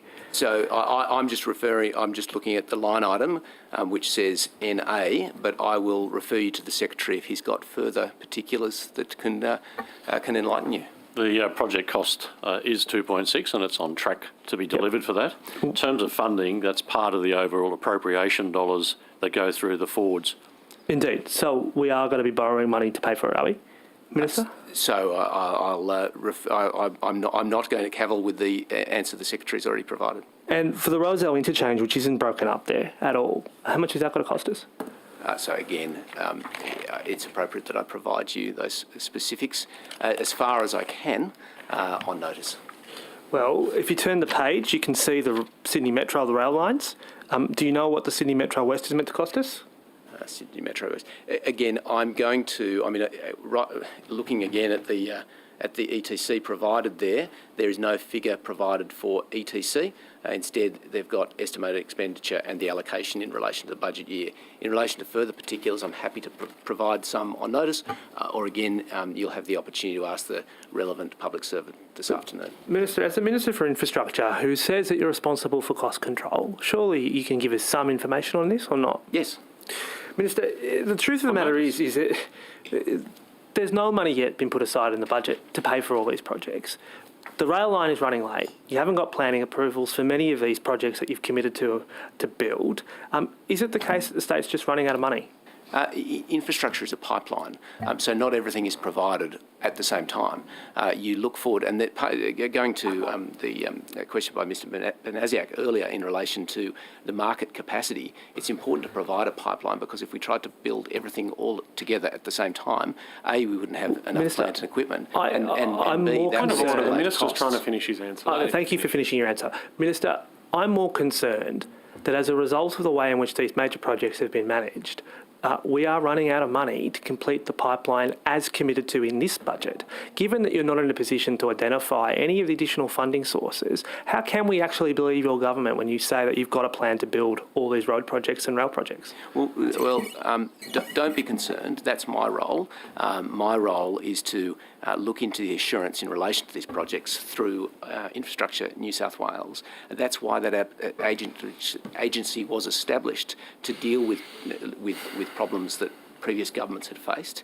That's why we have an agency like INSW to make these sorts of inquiries and ensure that projects are delivered by the agencies and that agencies meet their commitments. Minister, across the state, over the last couple of weeks of rain, the road network's been massively damaged here in Sydney, right across the state.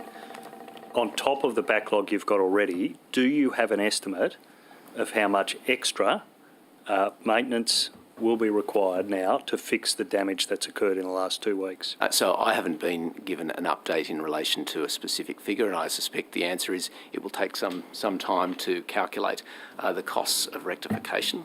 And this is part of the process of budgeting and why we take very conservative approaches in relation to the commitments we make around infrastructure, because we need to be, to take up a theme that's been previously in this committee, to be resilient to unexpected events. In relation to costs and timing around costs, I'll refer you to the Secretary. Great. We might return to that then in the Sure. second session. I'll turn to the issue of e-scooters. The government's announced a trial.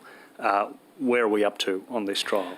So we've been consulting with councils and with different bodies, business chambers and so forth in relation to the trial, and we anticipate being able to commence a trial later in the year. For further details, I'll refer you to Ms Fishburn. Thank you very much, Minister. Yes, there has been significant work done on working out the parameters of an e-scooter trial, both private users and shared services. I might ask you, Ms Fishburn, to confine your remarks to when will this trial commence? We're still landing the exact date at the moment. There's a few complications that have been brought about by the change in the local government elections and the need to get confirmation from the councils that we're undertaking it in, but it will certainly be this year, and we'd be looking probably closer to spring. Closer to spring. How many councils will be involved in the trial?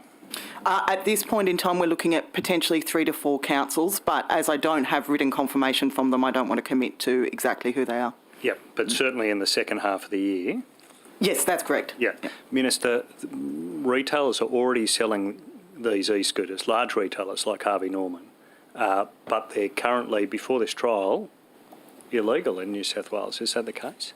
No, they can be legally used on private land, but not on public roads. And this is part of the reason why we need to, this is one of these disruptive technologies that's come upon us. You accept they are being used now on public roads? My encouragement would be for all road users to obey the law. Yeah, but while your government's dragging its heels on this e-scooter trial, these are being ridden. I would reject the idea that we're dragging our heels. There are significant regulatory issues that need to be looked into, and there is a level of social licence that we require to roll out a new technology. We've got the benefit, because we have been late in relation to regulating, and I take the point, that's created some great opportunities for us to learn from other jurisdictions. You certainly have been late in regulating. Do you blame Minister Constance for his view on this issue for that delay? Oh, look, I'm not seeking to blame anyone, you know, and If you had to blame someone. He's not around no. anymore. Look, I'm not sort of a blaming sort of person. I like that about the job ultimately is mine to resolve this issue, and that's certainly my intention to do that, so that we will have clear regulation for trials to commence later in the year. Some of the issues of regulation we need to look at is obviously relevant speeds, private versus. And we are going to turn to some of those issues with the officials. I do want to ask you about the Greater Cities Commission. As this expansion happens, picking up additional cities, this is one of the things you'll be driving. How many extra commissioners are you expecting to appoint? So that will be a matter for the legislation to be debated before the Parliament, but certainly my intention at this stage would be to maintain the balance between, so effectively a commission of 13, so there would be 6 city commissioners as opposed to district commissioners, so that each of the cities would be represented by a commissioner, and that would maintain the balance so that the ex officio state representatives would be 3, the relevant secretaries. There would be 4 independent commissioners, the Chief Commissioner and the ESD commissioners, and then the 10 representing the councils. Part of the success of the Commission, which I'm determined to maintain, is this idea that it is not an organ controlled by the state, but instead it's a forum for collaborative planning between local councils and the states, and therefore those city commissioners would be appointed on basis of the advice of the councils in those cities. There are plans already in place, a recently reviewed plan for the Illawarra and Shoalhaven. The Hunter Regional Plan is currently out for public review, and as is the Central Coast Regional Plan. What happens to those plans as this gets set up? Do we have to start the planning process all over again? Yeah, so I certainly don't propose to undermine the plans that are already in place. It's more setting up a framework for future planning. In relation to the Illawarra Shoalhaven plan, well, it happily coincides with the proposed shape of the city district. So that plan can remain on foot. In relation to the Central Coast, same thing. There, the region actually correlates with the size of the local council. In the Hunter, it's slightly different because the Hunter contains a bigger area. So we're talking specifically of the councils that have effectively self-selected themselves, which is Port Stephens, Maitland, Cessnock, Lake Macquarie, and Newcastle. I think I've captured them all there. So they're identified as the one of the Hunter. concerns in the Hunter, also a concern down south in Wollongong, is that those boundaries are very large. There might be some real benefits to this discussion about the urban areas of those cities, but the further you go out into the regions, the less relevant this commission is going to be. What do you say to those concerns about how broadly these boundaries are now being proposed in the Hunter, in the Illawarra? Yeah, so I think, I take the concern and understand it. I think first, the lower Hunter boundary has already been used as a metropolitan boundary for planning in the Hunter.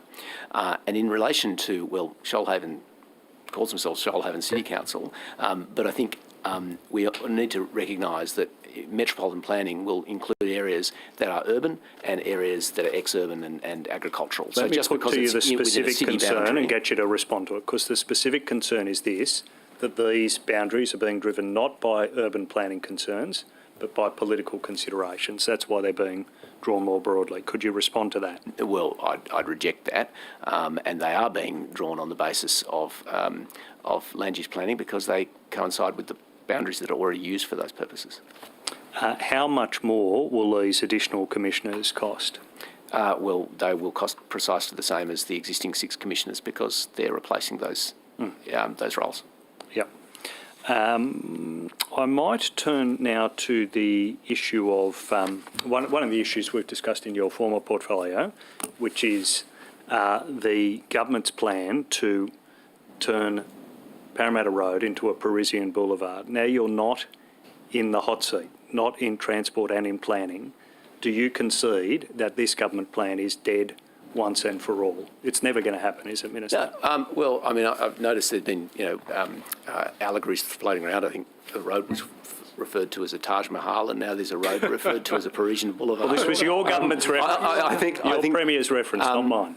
So look, I think it's great to invoke examples from history and from elsewhere, but I think Parramatta Road is a uniquely Australian place, and I think there would be I think strong agreement that it's able to be approved, and I think we've already when been is this going to happen? Well, I think when are we're already provisions that you put in place as Planning Minister? Point of order. You're in charge of Order. Planning and Transport Minister. Apologies, Mr. Graham and Minister. Order. I will hear the point of order from Mr. Fang. The Minister was providing us with a very detailed response, and Mr. Graham clearly didn't like it. I don't know if it was not descriptive enough, but, the Minister was certainly providing that answer. I just asked that he be provided the opportunity to engage and elucidate a little bit more on what his plans are for the infrastructure. Thank you. I uphold the point of order, and I will remind Mr. Graham if he could allow the Minister to finish his answers. That's your first week. Please proceed. I think you was getting the point about the I might put the question again, Minister, if that's all right. Estimates You 20 put was these development conditions in place as Planning Minister. You were then the Planning and Transport Minister. Thank you. When is this actually going to happen? When will these changes to Parramatta Road occur that have been talked about for so long? So I'd invite you to have a look down Parramatta Road and see some of the things that are already starting to happen in relation to, for example, Haberfield Gardens, in relation to Concord Oval, in relation to Hawthorn Canal, in relation to a whole series of projects that have been facilitated through the Parramatta Road Urban Improvement Program. Understood, Minister, but I'm talking about your development conditions placed on the road. But this is exactly part of it. So that $198 million program, what about public transport on that road? And that is being rolled out as we speak. In relation to, so then there's a series of development outcomes that were also spoken to in the Parramatta Road strategy that was released by Urban Growth at the time. That is being in the process, I understand. Minister, you're avoiding the central issue, which is this. I'm not avoiding it at all. I'm loath to do this because, one, I'm already on a win, and I don't want to push my luck. I wouldn't push it if I was you. But I think we've just had the same issue yet again. The Minister was providing us a very detailed response, and Mr. Graham continues to try and talk over the Minister because he clearly doesn't like the answer. Thank you. If I can remind all members to please give the maximum respect possible to Hansard and allow a break between question and answer, that would be great. Go ahead, Mr. Graham. Minister, I'll direct you to what you spruiked at the time as strict and unprecedented approval conditions, including public transport. Where are those up to? So when will they be implemented? I'm very happy to provide you some specific advice. The strategic business case for Parramatta Road was completed in December 2021, and a number of things will enable further public transport improvements, including the final stages of WestConnex, M4, M5 Link and Rozelle interchange. That'll provide a significant opportunity to improve public transport in Parramatta Road. In the short time we've already my question is when, Minister? When? When? And I'm telling you what we're doing right now, or what we already have done. The upgrade of bus services of routes 4, 3, 8 and 461, which are operating 7 days a week now. And also we're looking at active transport improvements in that corridor as well. When do I get my soccer?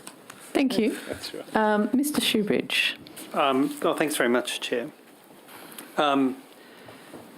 Minister, the Infrastructure New South Wales in 2015 had a look at various options for dealing with the flood risk. Are you aware that they did some actual pricing and analysis of what it would cost to purchase the 6,200 homes most at risk in the Hawkesbury Nepean Valley? Were you aware they'd done that work? The 2015 work specifically I'm not familiar with, but I am familiar with Sorry, the work. 2017. 2017. Well, I'm familiar with the work that appeared in the EIS, and I think Mr. Draper has that in front of him, so he can point that to you. So I'm aware that that option has been looked at, and that the costs, according to the EIS, were significantly outweighed the benefits. Well, Mr. Draper, were you aware of what the cost would have been in 2017 to buy out the most affected houses and permanently protect those residents from flood risk? Are you aware what the cost was in 2017? I don't have that. Sorry, I don't have that figure in front of me. But as the minister said, I can help you. Yeah, go on. Page 33. Yeah. Page 33 of the 2017. Mr. Shibbridge, just to interject, I recall that, and I can't remember the figure, but I remember being surprised at it because I thought that seemed far too low, frankly. Page 33, you said, Mr. Shibbridge? Correct. Just looking for that. So, yeah, the figure you're quoting there is 3.3 billion. Yes. Mr. Draper. Assuming a medium house price of $523,000. Yeah, that was the cost that was estimated in 2017. Mr. Draper, the failure to have any action in this regard will have seen that price substantially increase. The cost of inaction, given what's happened to Sydney housing prices, has seen that as an option become even more expensive, hasn't it, since the 2017 report? Yeah, land values have gone up. I suppose what they were looking at, and there was no proposition. All of this work that was done in 2017 was prior to the options evaluation report, which was published, as you know, in 2019. I mean, the challenge with the and we certainly never ruled anything out. We evaluated all of those options, but the challenge with buying all those homes, so there's about 5,500 structural homes and another 1,900 manufactured homes. What you're saying to those households is, we are going to buy your home. There's another 7,600 families in that situation, and there's going to be 7,600 less homes, and you're all going to be trying to buy a new home in your area at the same time. So you would hope it was a joined-up plan, Mr. No, Draper. but what I'm getting at, Mr. Shibbridge, is that the cost faced by those households may have been significantly higher than that cost to the government. But Mr. Draper, if government's taking these kinds of actions, you would hope that they have a joined-up plan, because at the same time as you can acquire properties, you can also use the planning powers and the finance powers that the government has to open up potential housing stock, like for like, in Western Sydney that's not flood affected. You're assuming, perhaps from the model of the government you serve, that it would all be, you make a payment and then you throw them into the private market. There are many other solutions apart from that, aren't there, Mr. Draper?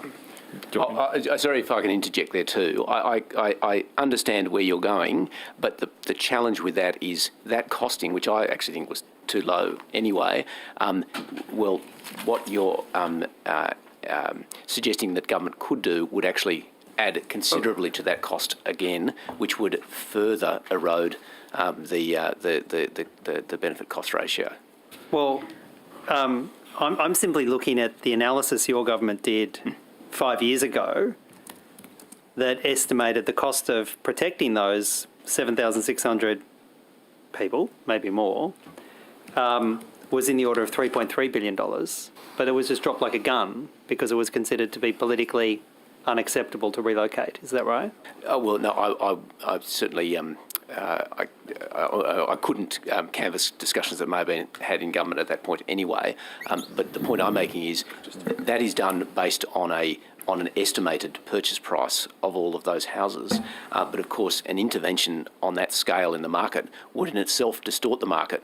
And of course, as Mr. Draper's already alluded to, that would presumably elevate prices so that whatever we'd buy those houses for would not be what those people would then be able to acquire houses for. So it would create, this is the challenge, whatever we do in this area creates consequences elsewhere. So it's a very complex problem. problem to But solve. Minister, clearly we have a massive problem here. We have people who are living in at-risk areas. They're not able to get home and contents insurance. They're at considerable risk. Does your government have any plan to fix this situation for those people? Yes, and there are effectively, I mean, the plan that Mr. Shoebridge is pointing to looked at a number of the alternatives that were considered at the time, and we're currently discussing one of them, and the reasons as to why that alternative was not pursued. The alternatives that government is currently looking at, based on the flood evacuation model that is effectively, as I understand, almost developed, will be able to inform those investment decisions around evacuation routes, around the Warragamba Dam wall raising project, and other projects that we've already been referred to in relation to evacuation. And will that plan enable people to be able to get insurance on those homes? Is that sufficient? I mean, it sounds like they're still going to be subject to flooding. Well, in relation to insurance, I can't comment in relation to that, but I'm very well aware. I've had an opportunity to speak to the insurers about their concerns. Can I ask you, though, I asked Minister Ayres last Tuesday about the difficulties that people were facing in relation to getting insurance on their homes in flood-prone areas. And he replied, and I'll quote, "Choosing to live in those locations does come with a consequence, and people need to be aware of what that consequence is," end quote, which sounded very much to me like a personal responsibility approach. Do you believe that the New South Wales government has a responsibility to step in and help these people who are now suffering? Well, of course we do, and I don't think Minister Ayres was suggesting we didn't. I think rather, things like flood risk is baked into property values. And so you do find that you have vulnerable communities, partly because in the case of, for example, manufactured homes, they are cheaper. And they are cheaper partly because they are at high risk. That's reflected in their value. So yes, that does give a responsibility to the rest of the community, as we all share, a responsibility to look after those with particular vulnerability, and that would include people living in at-risk areas of floodplains. Back to you, Mr. Shoebridge. Well, Minister... Sorry, Mr. Shoebridge, do you mind if I just provide you some, because you asked me a question before, just sorry to interrupt, but you asked for a number on the PMF, and a number, that 36,700 homes is for a PMF. They're all the homes on the floodplain, and there's about 140,000 people living and working, and they'd probably all have to be evacuated in those circumstances, just to get that. And the other one, I just want to, when you asked for about the purchase of the homes, we never provided a recommendation to government to go and purchase those at the time. What we got permission to do was go and do a business case to come back to government with propositions. No, Mr. Draper, I wasn't trying to suggest it was your option. Yep. I just said you did the research. Yep, sure. And it's the only research I've ever seen done about what an acquisition would cost. Yep. Are you aware of any other research? No, I'm not. Minister, are you aware of any other research? No, and this was precisely the reason that the flood strategy was commissioned in the first place, to look at all these alternatives. But when you saw it, you thought it probably wasn't right. Did you ask for any further revision of it? I was in a different role when that was done, so I wasn't really in a position to be able to seek further details. But I think the fundamental there, and I think the issue there is, from memory, that was looked at the totality of houses at risk. Obviously, in different areas, you could take a more nuanced approach. Certain areas like Agnes Bank or Pittown Bottoms, or those sorts of areas that are at heightened risk compared to other areas of the floodplain. Mr. Draper, the Minister, I think, and yourself have both indicated there is, I think, a $110 million strategy for local road infrastructure to deal with flood risk. No, it was 110 projects. So it's 110 projects. More like, it's probably considerably more. Yeah, many multiples of that. That's why I thought I'd misread, and I had. 110 projects. If those projects are done, would those communities that face the flood island impact have safe egress? That's what they're designed to do. So they're designed to eliminate the worst pinch points, if you like, on the roads where they are subject to flooding through bridges and culverts, drainage, those sorts of things. I think That's the a time very- scenario was 12 hours, I think, from memory, in terms of the evacuation time. So obviously it depends how long people are given to evacuate. I think from memory it was 12 hours, but happy to provide on that. And what's the estimated cost? Well, if you could provide more detail about that, what is the estimated cost for those 110 projects? Yeah, it's about $900 million. Okay, order. It's time for Mr. Banasiak's questions. Thank you. I'll just go back to some questions I asked on the Chimay Ferry. Mr. Draper, you said you were going to take away on notice in terms of where it sits in terms of the Tier 1 to Tier 5 risk. Mr. Banasiak, I can provide you that detail. Yeah, that'd be good. So Chimay Wharf is a Tier 3 project. Tier 3. And it's currently at the contract award stage. And we're currently negotiating the conditions of approval with DPE. Okay. Was that assessment done before or after serious contamination risks were raised publicly? That's the current situation. The timing around that and the public awareness of contamination, I'd have to take on notice. Okay, thank you. Minister, when this was raised in estimates last week, Minister Elliott and Mr. Collins made some sort of tangential link to active transport. So, as the Minister for Active Transport, what's your understanding of how this short ferry trip contributes to active transport? I'd just venture an opinion that I think it's a fairly loose connection to active transport, I would have thought. So would I. But nevertheless, I assume people walk on the ferry and walk off at the other end. So, that's good. That's a very loose. But look, I think that the project, as I understand, was a joint commitment. I understand it requires financial support from the Commonwealth, and obviously there's the conditions that would be associated with planning approval, which would address some of those contamination issues that I'm aware of. In terms of, at what point do we get, though, Minister, where we see all these concerns, we hear all these concerns, these red flags being raised in the EIS process, at what point do we say that this project should be canned because it doesn't meet cost benefit and the state has far more important transport priorities or far more infrastructure priorities given that market capacity report? I think the importance of the project is reflected in its rating, and it is a Tier 3 project, and its status is that we're awaiting conditions from the Department of Planning and Environment, and I understand it's also contingent on financial support from the Commonwealth. Okay, switching topics, as the Minister for e-bikes and e-scooters, what do you plan to do about the litany of e-bikes, particularly the shared ones, being scattered all over the city in parks, just randomly dropped at traffic lights, outside people's houses? Appreciate your support for active transport, but it's a bit of an eyesore when you walk around the city and there's just these bikes and potentially scooters will be soon too, just littered around the... Yes, I'm very aware the shopping trolley was the scourge of suburban drains of the 20th century. I don't want the e-bike to be the scourge of suburban drains of the 21st century. So that is precisely the issues we're looking into in terms of appropriate regulation. One of the challenges in relation to hire schemes, there is arguably those e-bikes or e-scooters that are privately owned. Perhaps the owner has less incentive to throw it up a tree.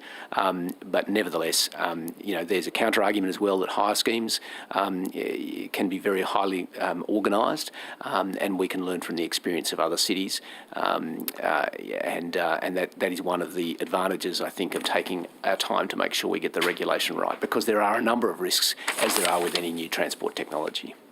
Can we switch topics again and go to Newcastle Port? And I looked at the Infrastructure New South Wales 20-year strategy, and it talks about Newcastle being a major centre, growing to 700,000 in the next 20 years, delivery of new infrastructure including light rail, road upgrades and an expanded port which will help maintain access to global gateways. how can an expanded port maintain and help maintain access to global gateways when we won't allow Newcastle Port to containerise? Ultimately, part of the Six Cities vision is recognising that we'll be unique in being a global city with 3 deep water ports, with Kembla, Port Botany and Newcastle. They don't all have to do the same thing, but ultimately those arrangements will be commercial arrangements, and they can be reflected in the land use planning of the 3-port state environmental planning policy. And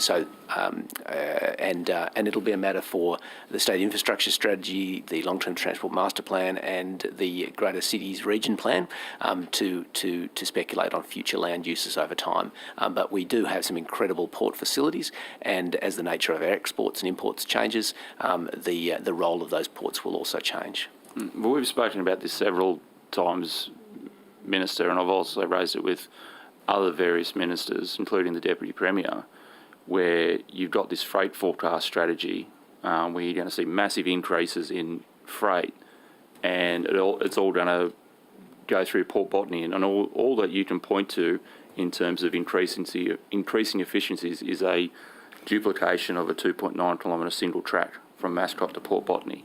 So appreciate the sentiment that different ports can do different things, but you can't be honestly relying on Port Botany to do all our freight if that's what our forecast is going to be. It sort of flies in the face of what Infrastructure New South Wales is saying.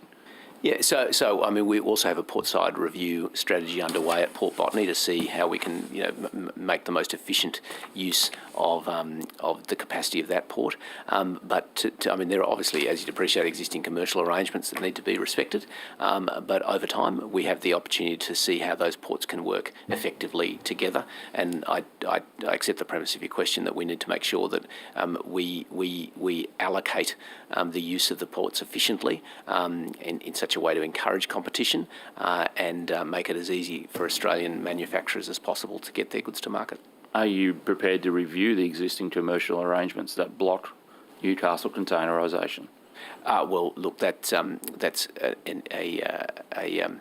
matter that goes beyond my capacity to answer.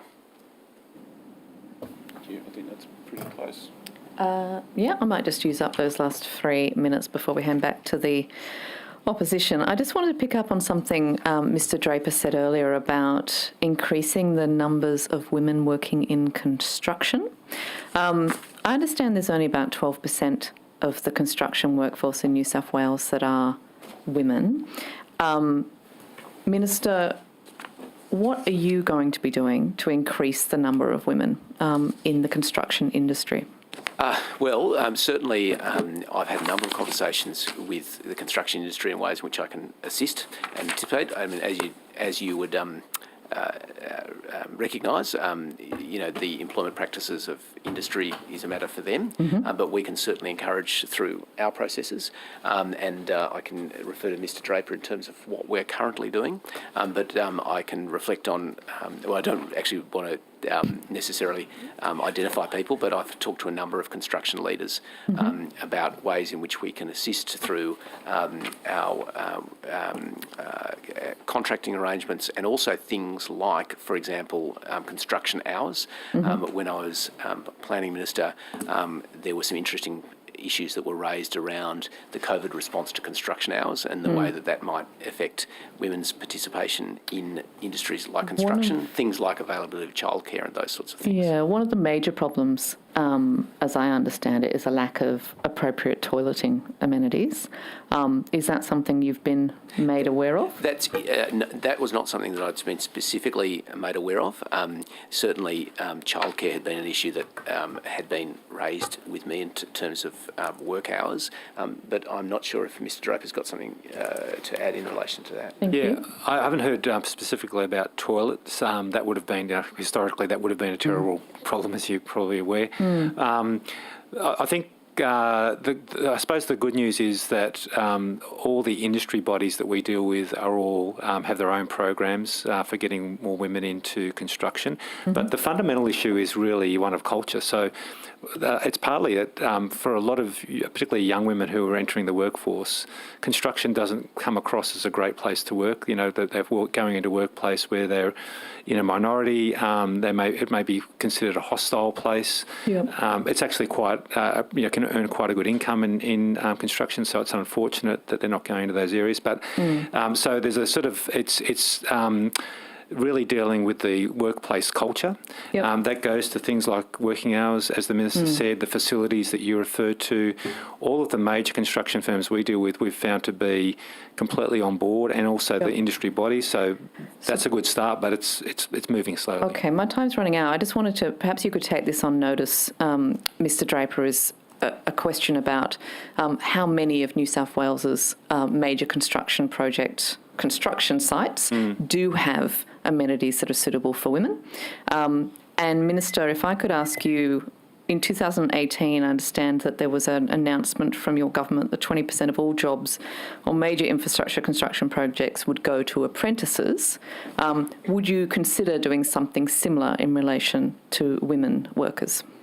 Yeah, so I'll take that on notice, and obviously have. I mean, certainly the premise of your question I entirely agree with. It's just what's the right, I suppose, trigger to inspire that. Also remembering that I have a duty to ensure that projects are delivered within the assigned cost. We do actually have targets for women in construction, as well as Aboriginal people and young learning workers, as we call them. So on particular projects, there's been targets around that, and that's been quite successful. We'll provide on notice both the targets and the performance to date. Thank you. Mr. Mookie. Thank you, Chair. That's a good segue into my questioning. Minister, what are the local content requirements that apply to major infrastructure projects like the Western Harbour Tunnel? So in relation to the specifics, I'll refer you to Mr. Draper, is probably the best one. Yeah, look, we don't have specific local content targets. Rather, we try and find, wherever possible, local manufacturing solutions, not only because it's good for job creation in New South Wales, but because it's also often, in these days, a more reliable source of sourcing those materials and equipment. But a lot of equipment can only be sourced from offshore, and certainly particular gauges of steel and those sorts of things can only be sourced from offshore. So just to be clear here, Minister, there isn't any local content policy requirements that apply to major projects like the Western Harbour Tunnel? That's government policy? It's government policy I'm asking about, not the detail. I'm asking as a policy of the government. You aren't it's not characterised in the way you characterise it, but there are several ways that outcome is facilitated. For example, I point you to a Premier's memorandum in relation to packaging, so packaging up of projects, so they don't all go to necessarily the biggest contractors, but there's opportunity for locals to be engaged as well. But the sourcing of material will obviously have an eye to cost, but as Mr. Draper's indicated, that can often be best secured, particularly in light of some of the supply challenges around COVID, by local equipment. But that's presuming that the local equipment is there to be acquired. Minister, I'm reading from the EIS that's been filed in respect to the WHT, which says that the Western Harbour Tunnel expects to use 80 tonnes of aluminium. And it very helpfully says all of this aluminium is coming from overseas. We've got smelters in New South Wales, Tomago as being one. Why is it that we're going offshore to obtain the 80 tonnes of aluminium that we could otherwise be sourcing from New South Wales? Yes, so I'd have to take that on notice. I'm not sure what our obligations under free trade agreements are in relation to those sorts of procurement activities, and also I'm not sure what the cost pressures were, or in fact whether there were bids received from locals. I'd have to take this is from the EIS. This is not procurement. This is actually the planning approval. It says here, before you even had the opportunity to check for local content, you're disclosing to the planning department that all 80 tonnes of aluminium is coming from overseas. That means the basic inference is that they're not even going to be given the opportunity to bid for this. Yeah, so I don't know that off the top of my head, so why don't we get that information to Well, your notice? I want to ask you another one as well. What about steel? We have, on the Western Sydney airport run, we are using tens of thousands of tonnes of steel. In fact, reinforcing steel, 125,000 tonnes. This is to St Mary's line. There's a steelworks in St Mary's. Are we even going to have 1 tonne of steel from the St Mary's steelworks on the St Mary's line? So the answer to that question, again, is actually much more complex than it might first appear because there are different grades of steel. Well, and so I think it's prudent that I get you... Sure, I appreciate that on notice, but just be very clear here. There's 5,700 tonnes of rail steel, 125,000 of reinforcing steel, 9,000 tonnes of galvanised steel, 12,000 tonnes of structural steel. That's made in St Mary's. Equally, it's made in Wollongong.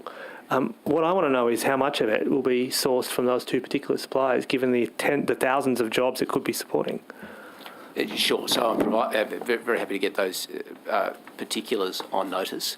And obviously, we've got to always look to get for the reasons articulated by Mr Draper, look to local sourcing, to local employment, but also recognise we are part of a global economy and we also have to provide value to taxpayers. So there's a number of things that need to be considered as part of project development. Sure, but Victoria has adopted these policies. WA has adopted these policies. Queensland's moving to adopt these policies. South Australia, to be their credit, try to look local as well. And that's so far a government under your political persuasion, not mine. The evidence is this could be supporting up to 4,000 jobs. That's just by running it through the Treasury calculators. What I'm asking is, you're close to procuring these projects. The Western Harbour Tunnel is due to, the bids close in June. We have 3 shortlisted bidders. Isn't it too late now to be able to use those procurements to create jobs in New South Wales? So again, I've answered. I will need to get further particulars on relation to that. The best way I can do that is to provide some details on notice. Do we have apprenticeship targets set for these projects? My understanding is there are general apprenticeship targets, and they would be reflected in those projects. But I can ask Mr Draper for further details. Well, we might pick that up on the officials if you can have the information, because I am interested in the amount of apprentices per project. And in relation to the things I took on notice, it may be possible for us to provide details this afternoon if we can. We will. But I would just push you on this point, Minister. We have the Western Harbour Tunnel bid process. The 3 bids are due by June. Is it too late to actually set local content requirements in respect to the Western Harbour Tunnel, or has the horse already bolted when it comes to being able to find the materials from New South Wales to build that road project? To the extent that it's possible, let's find out for you what local content is already being provided as part of that project. Minister, I want to turn to your active transport portfolio. You've outlined the fact that over 5 years, $950 million has been spent in this space. They're your figures, recently outlined in a key speech. You also called for that investment to more than double over the next few years. How has that budget bid travelled since you uttered it publicly? Well, so in fact, it's already increased. So it was 740, I think, last year. It's now 950. There's a number of ways we're looking to. You've then called on it to more than double. Yeah. So there's a number of ways in which we're looking to more than double that. One of the ways will be directly. So we brought forward the Get New South Wales Active grant. So 110 million in the coming year on cycling and walking infrastructure with local councils, and also in terms of through our own projects, so we can get real value in terms of adding extra, particularly separated cycleways and that sort of infrastructure alongside major infrastructure projects, and that's all why good we can ideas, get hundreds of millions. This is an unusual process. Yeah. I think my colleague, the Shadow Treasurer, would agree with me. Yeah. Ministers publicly lobbying for doubling the budget. Are we going to see this in the budget? Are we going to see this in the budget? Well, ultimately the budget's a matter for the Treasurer, but there are a whole range of novel ways in which I can seek to achieve the doubling, and my planning is well advanced there already. It's not just through more grants to council, which has been the traditional way, but there's ways in which we can do that through our own infrastructure pipeline as well. And, you know, famously, I remember it was the former Labor government had a target of ensuring that there were separated cycleways provided with every new motorway development. That was cancelled by a former Treasurer, I think Treasurer Costa. But those sorts of initiatives are ways in which it has a modest impact upon our infrastructure budget, but it means that we can get great benefits. We look forward to we're looking at the results in the budget. Finally, I want to ask you about this. The Parklands bill that you were dealing with was dealt with in part of its parliamentary process in a hurry before Christmas. What's your current estimate of what the timing is to now deal with that issue? It's sort of out of my hands, Mr. Graham. It's a matter for the upper house, you know, That's the question upper house itself. We have to have the bill first. That's a matter for the government. Yeah, well, so, you know, as far as the timing of when it appears is actually on you. Yeah. Okay. So I'll take that on notice in relation. I mean, obviously those processes are outside my hands. But I'd be keen for you to get hold of it as quickly as you can, because I'd love to get it dealt with, because I think it's. What do you see as the next step in that process? Maybe that's another way to ask it. Well, it would be working through. I mean, the Shadow Minister identified a number of reforms that Labor would be seeking. And I thought they were all pretty sensible, and I indicated that in my second read in relation to the passage of the bill through the lower house. So I look forward to working through what those amendments might look like. The Greens have already foreshadowed a number of amendments that look sensible to me as well, and I think working collectively through a parliamentary process we could get a really good outcome. All right, thank you. Great, thank you. Hello, Minister. Sure. Minister, I want to ask you about your tree target and the Premier's... Look, I ask about this every year, but it's actually getting fairly serious. Yep. I mean... You want from Bunnings?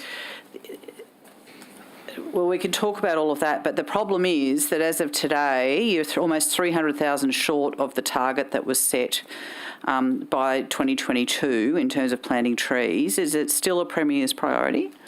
So my understanding is it does. I've just been advised I don't, and this is my understanding as well, while I, as a member of the government, remain committed to the target, but it's not one within my portfolio responsibilities anymore. Having said that, there's a great way in which we can achieve it through the great work in reforestation, for example, Western Sydney Parkland and other areas as well.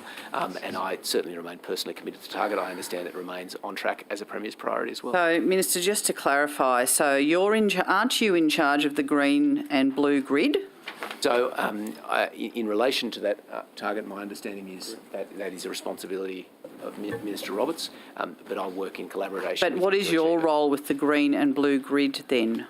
So the green and blue grid was first identified through the work of the Greater Sydney Commission, and so that continues to be one of the agencies for which I'm responsible in their work, and that green and blue grid is something to be delivered by the Department of Planning together with the Greater Sydney Commission in cooperation with local councils as well, because much of it will have to be realised on parkland and spaces controlled by local councils. So just to be clear, you have no role in relation to the failed target of the tree planting. So the government committed to 5 million trees by 2030, and they committed to 1 million by 2022, and you have no role in that. Just to be clear. No, well, I just find it extraordinary given that you've got the city's portfolio. We're dealing with heat island effect. We know that Western Sydney is 8 to 10 degrees hotter. The tree planting is one of the easiest things we can do to get that down, and no one seems to take responsibility for it, and we've failed to meet even the most basic target. Well, as you would know, when I was Portfolio Minister, I was regularly reporting in relation to achievement of the target, and which was not met. We are in 2022. I was the Minister in 2021, and during that time, I think I forget what precise announcement I made at the time. I remember we announced when we got to the 500,000, when we got to 600,000. I'm not sure where we're at. Well, you're supposed to be at 1 million by the 1st of January. I assume you're going to argue now that it was by the end of this year, but you're still 300,000 short. You're currently planting about 490 a day. So, Ms Sharp, I'm happy to provide more details on those. I didn't come equipped with the answer to that question because it doesn't fall within my portfolio responsibilities, but I'm happy to find answers for you. But I can say that certainly that was a target for which, when I was directly accountable, we ensured we were delivering it. I know Minister Roberts is also very, very passionate about this area, and I know he would be working very hard to achieve the government's commitments in this space as well. Yes, he is.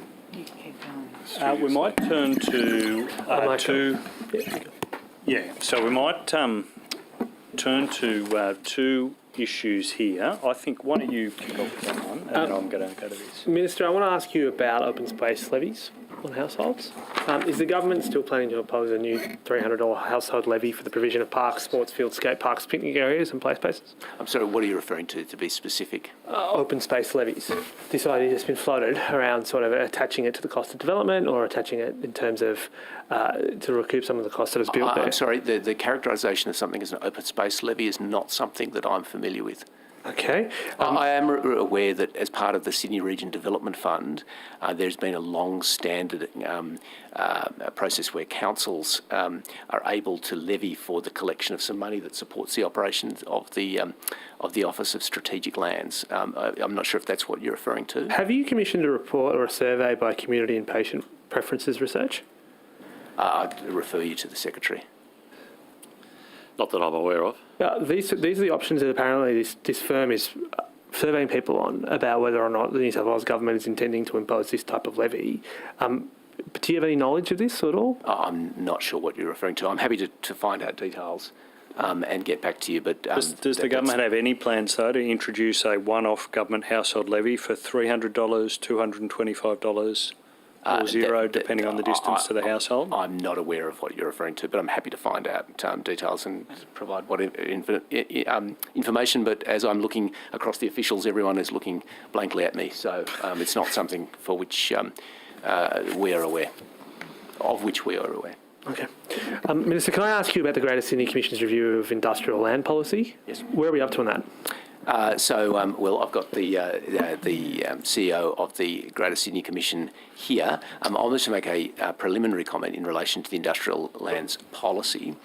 So I actually completely understand the reason for this policy when it was introduced, that we, of course, need to have a precautionary approach when we look at opportunity. I completely understand why the development community would be interested in converting industrial land to residential, because that would obviously increase its value. But it's important in land use planning to identify land that needs to be preserved for particular uses. As you were talking about the need for local employment, we can't have local manufacturing without the land to facilitate it. So I'll refer you to the CEO. I'll pick it up from the CEO this afternoon. But just to be very clear here, the Productivity Commission have made a recommendation to sort of review this. And I understand as a result the Commission is reviewing it. But I'm asking as a matter of policy, are we going to find ourselves in a position where you are going to accept the Productivity Commissioner's land and turn over a lot of the remaining parts of New South Wales's and Sydney's industrial land to housing development? No. Okay. When is the review due to be completed? So I'll refer you to Just quickly, if you don't mind. Yeah. We would hope in the next couple of months. There's actually big engagement activities happening today and tomorrow. Great. And prior to the government considering the outcome of the Commission's review, are you going to release the Commission's review publicly? Well, that's something that I hadn't turned my mind to, but I can see no reason as to why we wouldn't release that publicly, and in the interest of transparency. But Minister, you're aware of the fear that the logistics industry especially has around particularly turning over industrial land currently used as warehouses and distribution centres and distribution points, particularly connected to the port supply chain, over to residential development. I think I'm in furious agreement with you. This is the very reason that the policy was put there in the first place. As with any orthodoxy in planning, they need to be questioned and they need to be, in one sense, something like an industrial lands policy, if poorly executed, can actually sterilise land. That's the last thing we want to do. But we also need to recognise that that one of the reasons you have land use planning is to allocate uses in land. And I'm sure there's nothing more that a property speculator would want to do than seek an upzoning of land. And that's where governments need to be very cautious about giving into those sorts of demands without proper investigation, and that's what the great GFC is Just engaged finally, in. you're aware of the research that says that if this land is to have to forcibly relocate and people need to relocate their existing facilities out further west, that will actually result in increased grocery costs, given so much of this land is used to distribute consumer goods. Well, I can't really comment on a blanket statement like that because it really depends from lot to lot as to what the impacts will be. And I think that's the point, is that while it's really good to have a general policy position, the devil can sometimes be in the detail. And so, the object of a policy like this is to ensure that land is allocated for the use that a city needs it to be used for. And if we didn't have land use zoning, in a global city like Sydney, it wouldn't surprise me if everything went to a residential use, and the moment it's residential, it can't ratchet back to anything else. You can take our land, but you can't take our freedom. Thank you. Mr. Draper, just previously we were talking about the women's amenities in construction sites, and can I just clarify? I think you said that you said that was a problem historically. Are you aware that it's also a problem now? No, when I said historical, I think in most industries, industrial environments in Australia, I'm talking about a long time ago, that was an absolute barrier. It's an excuse not to employ women. I don't think that's an issue these days, but as you requested, we're going to go back and check and just see whether we are aware of any examples where that still is an issue. Yeah, thanks. The ETU has actually been working really hard on this issue. And talking about the various trades where women just don't have access to toilets. And it's incredibly widespread and a very serious issue. Minister, would you meet with the ETU and women workers in the industry to hear directly about their experiences? As far as I'm aware, they haven't requested a meeting with me, but I'd be delighted to meet with them. Thank you. Mr. Shoebridge. You'll be confronted when you see the images of the bathrooms, and this isn't a problem from 50 years ago. Yeah. These are women electricians, tradespeople who either don't have a toilet when they go to a construction site or have toilets that are so horrific no one could possibly be expected to use them. And I know, Mr. Draper, you indicated it was a historical issue. It's not. I hope it is, yes. But it's not. No, yeah. And I think that's why I would urge you to meet with the ETU. And look, just to be clear, we did, through last year, for many reasons, meet with the ETU, the Plumbers Union, the CFMEU, over the recovery in the construction industry. But we also got that same group back together late last year to talk about this very issue about women in construction. So I'm more than happy to meet with both the unions and employers on this and see how we can help shift the culture there. Minister, you indicated, I think quite rightly, you're concerned about people, not just in Hawkesbury and Nepean, but people in flood-affected areas across the state who can't get insurance cover and often have either flood exclusions or, impossibly high insurance premiums. That is an ongoing concern of yours? Yeah, and like all these issues, it is a wicked problem. In one sense, I know many people who would love to have a flood exclusion because they find that they can't get other sorts of insurance because flood insurance for them is impossible to afford or to get. And I've met with the industry in relation to their concerns. And of course, the challenge here is it pushes up the cost of insurance for everybody, but it also acts as a disincentive to get insurance in the first place, which then puts those costs onto the general taxpayer. So do you support proposals that are currently going forward in the federal parliament for the Commonwealth to extend reinsurance cover for flood insurance in those hard or impossible areas to obtain flood insurance? Do you support those moves? I'm aware that's a really vexed issue, and I will leave it to the federal parliament, generally because it's easy for me to give an opinion in relation to matters I don't specifically control, but I'm aware that they can create moral hazard issues, and they have in other jurisdictions like the United States where those things have been done. And I don't think there is any easy answer to this. So I'm happy to reflect on it. It's something I haven't really reflected on closely, but I know whatever I say will have consequences that I haven't thought of. So it's probably better I keep my counsel on it. It's happening right now. Yeah. It'll be happening in the next fortnight. Yeah. It'll have potentially a very serious material impact on the ability to get flood insurance. Yeah. And as you know, the proposal is to extend the government's own bill, which provides cover for cyclone insurance because of a market failure, proposes to extend it to flood insurance. You're saying the state government has just no opinion on this? No. I just going to try and... I guess the answer is, I'll speak in general terms, governments exist to look after. We talked about people who are vulnerable, and people who are living in floodplains are a class of people with a vulnerability. And where the market is unable to look after their interests, then government does have a role to step in and address issues of market failure. Because otherwise we see what's happened in Lismore, which is often people bought properties on the floodplain at a lower cost, knowing they couldn't get insurance, and have now lost everything. And that is a totally unacceptable policy outcome, isn't it? Well, and the problem, to take that to its conclusion, is then that is a problem that's borne by everyone else in society who has to help pick up the pieces. But grossly unfairly, completely being borne by some of the people who have the least in the first place. You look at Cabbage Tree Island that got knocked out. You look at Lismore. I agree entirely with what you're saying, but I guess I'm being...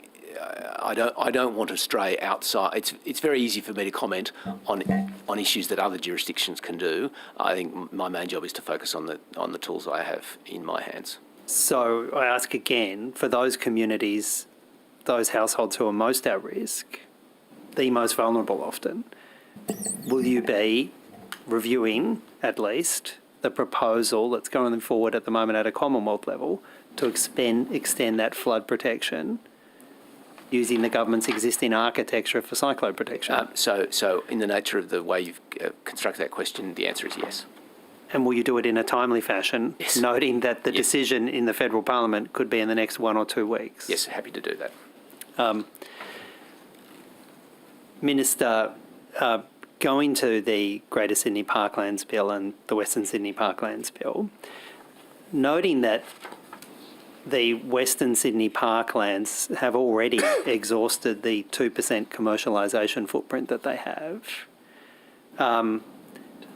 what realistically is the strategy for the funding of, under the current model, Western Sydney Parklands, or maybe Fernhill, for things like the Fernhill Plan of Management?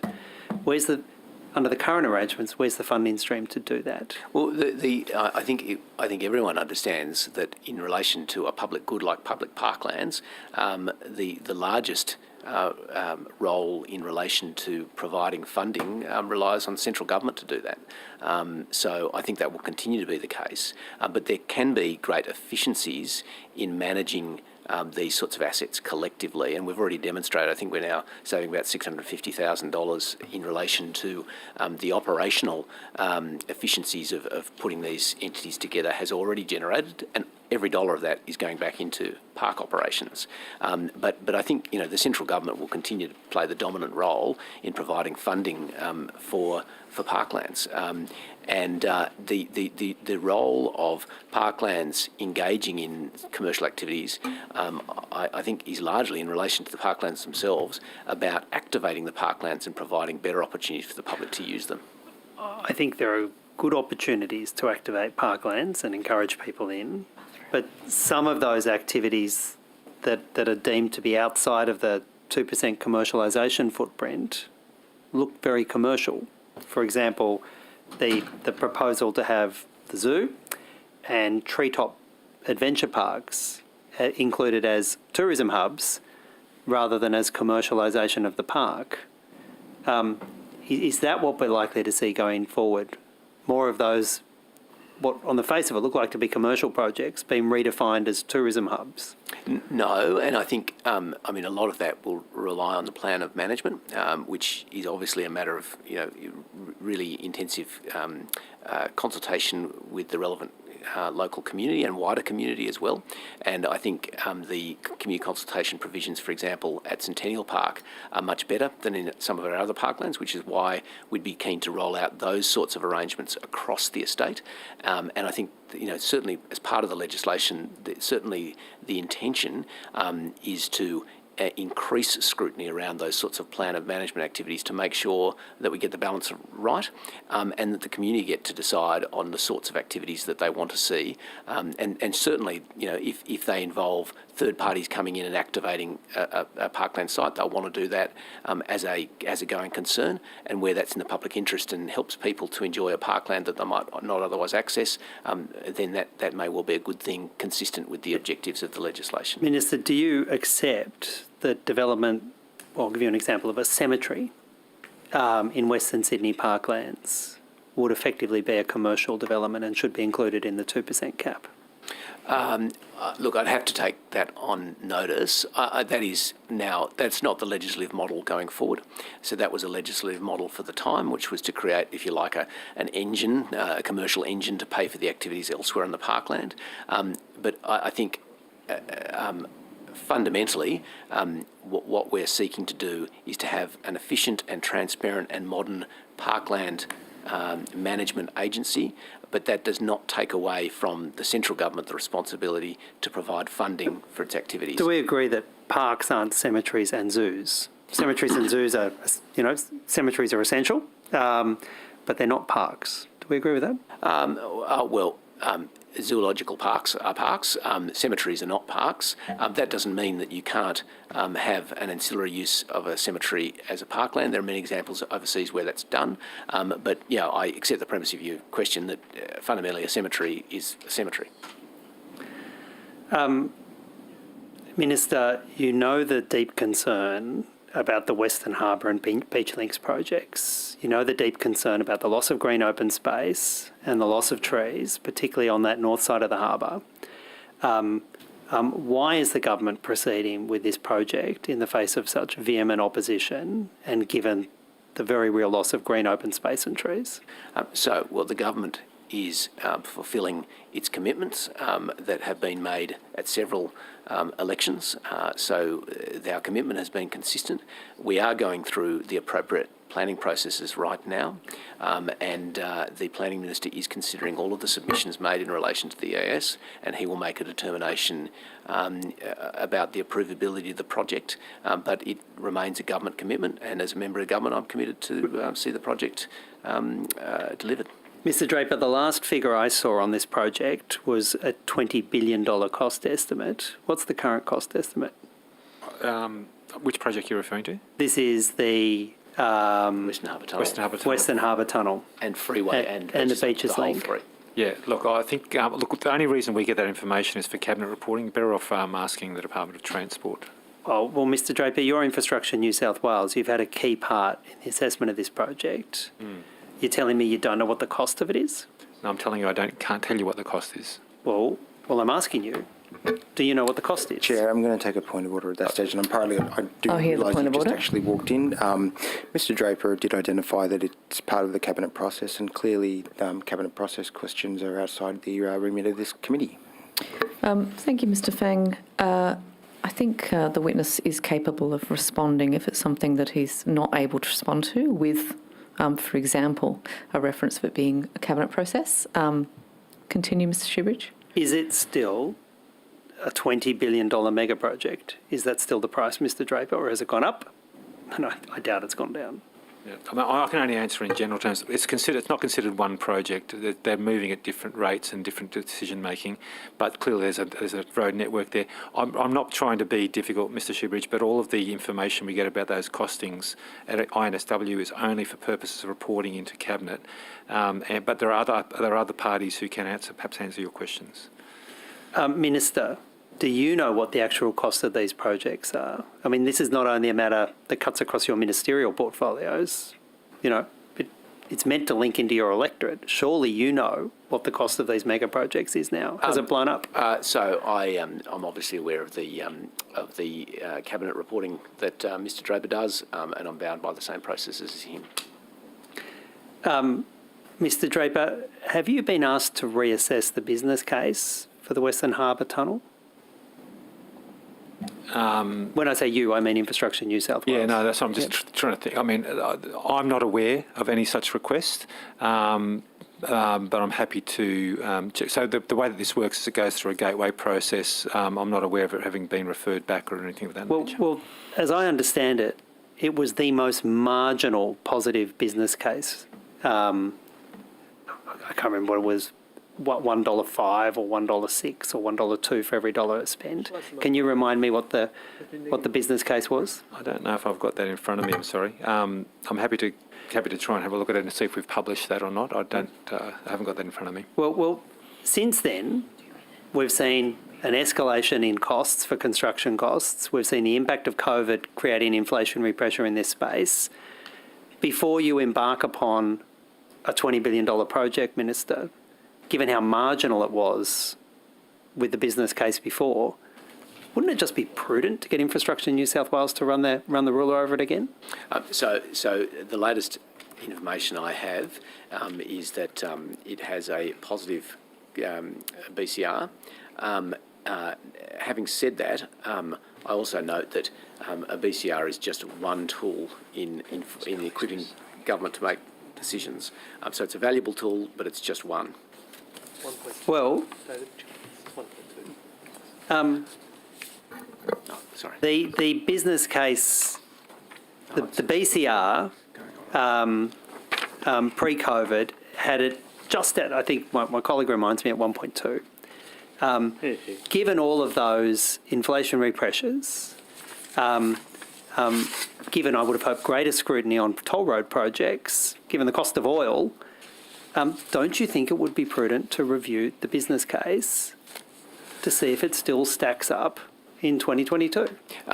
Ultimately, these are all matters that will factor into the investment decision that will be made through a cabinet process, and I'm not going to canvass on that, but I understand what you're asking, and I accept the premise of your question, that these are the sorts of questions that government should ask, but I'm not going to speculate them because they take me into a cabinet process that I can't talk about. Where's the money coming from, though, Minister? Is it all state money? Is a proportion of it federal money? Where's the money coming from? In relation to this particular project, I refer you to probably the Transport Secretary in relation to the relative funding. Just order. Sorry, apologies. We've got an awkward 3 minutes left. What I'm going to do is allow Mr Shoebridge to continue his questioning for 90 seconds and then go back to the opposition. So speak slowly, Mr Secretary. The process involves an investment decision, and the funding is part of the investment decision process. So those processes are underway and are still being reviewed. So there's no finalisation of that at the moment. So you don't have a funding model for the Western Harbour Tunnel project and the Beaches Link. It's all proceeding down a planning process without a funding model. The funding model is part of the investment process. So the Treasury sign-off occurs during those investment sign-off processes, and that is underway. What's the likely toll? What's the estimated toll for the Western Harbour tunnel crossing? What are people going to pay for the privilege of using the private toll road? I don't have a toll number on that, and that would also be part of the investment process in terms of the costs, potential revenue streams that would come through, as well as the escalations you talked about, and an assessment of the broader benefits. Well, when's that going to happen, Mr Shaw? That is underway at the moment. It is with government to go through that process. All right. I think I'll just generously hand over those 15 seconds to the opposition. 30 seconds even. Okay. Thank you. Minister, I want to ask you about delays in providing enabling infrastructure that is therefore stopping housing development. There are housing projects in Sydney that are being delayed because basic water, sewerage and drainage costs and roads infrastructure isn't being provided on time or at all. One that comes to mind is the Upland, where Wollondilly Council has called for rezoning to be halted because Sydney Water cannot provide water and sewerage services. I wanted to ask, do you know how many houses are being delayed because infrastructure is delayed or not being provided? There'd be a whole range of rezonings that are contingent upon infrastructure provision and servicing. So I couldn't give you a figure off the top of my head. But in relation to the one you the quote down in Macarthur, I understand that's due to the Up and the Pean waste treatment facility that I think has now been approved from memory. I'll be happy to give you some advice on notice, but this is one of the challenges with staging of development. Minister, there's others though. I mean, we've got the Southwest Growth Centre has a sewerage issue, which is the reasons why that's not going ahead. We've got the Spring Farm Parkway as a road project that's not been constructed. We've got a sewage pumping station at Lowe's Creek in Maryland and Marsden Park. We've got Richmond Road not being upgraded. We've got the Wilton Water Reservoir not being built. And of course, the water line interconnecting road at Box Hill is also delaying development. They're just 6 examples of the government not being in a position to time the delivery of infrastructure at the same time as housing, which is part of the reasons why councils and others are missing their housing targets. What are you going to do as Infrastructure Minister to make sure that this enabling works that allows housing development as approved to actually be constructed goes ahead? Yeah, so one of the biggest things we can do, because a lot of this infrastructure also relies on enabling works by local councils as well, one of the biggest things we can do is support the infrastructure financing reforms that are currently before the Parliament in relation to infrastructure charging to the infrastructure reforms that are currently before the Parliament. I encourage you to support them so we can ensure that we have a pool of finance to pay for these things as a result of the rezoning, so that those benefiting from the uplift can also participate in paying for the enabling infrastructure that the rezoning requires. Okay. That brings us to time. Thank you very much, Minister, for your attendance this morning. Apologies again to all of you for the IT issues that we struggled through, but we did get there in the end. We'll be back in the afternoon at 2 o'clock with the officials. Thank you. Thank you very much.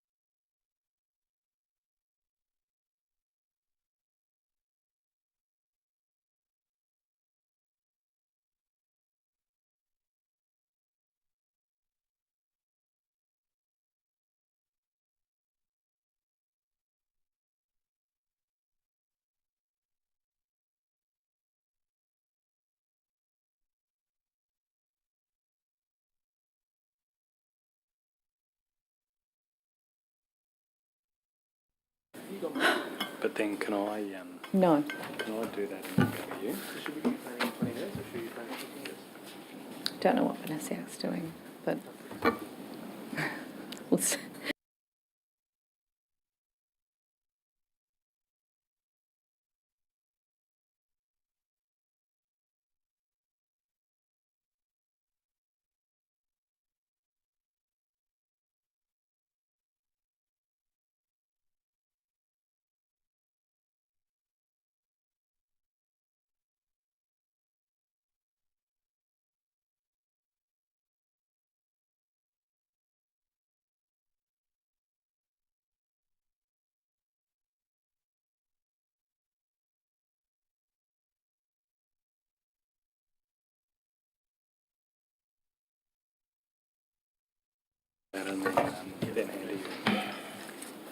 Okay, welcome back. It being 2 o'clock, we will recommence. I do need to swear in Ms. Fitzgerald.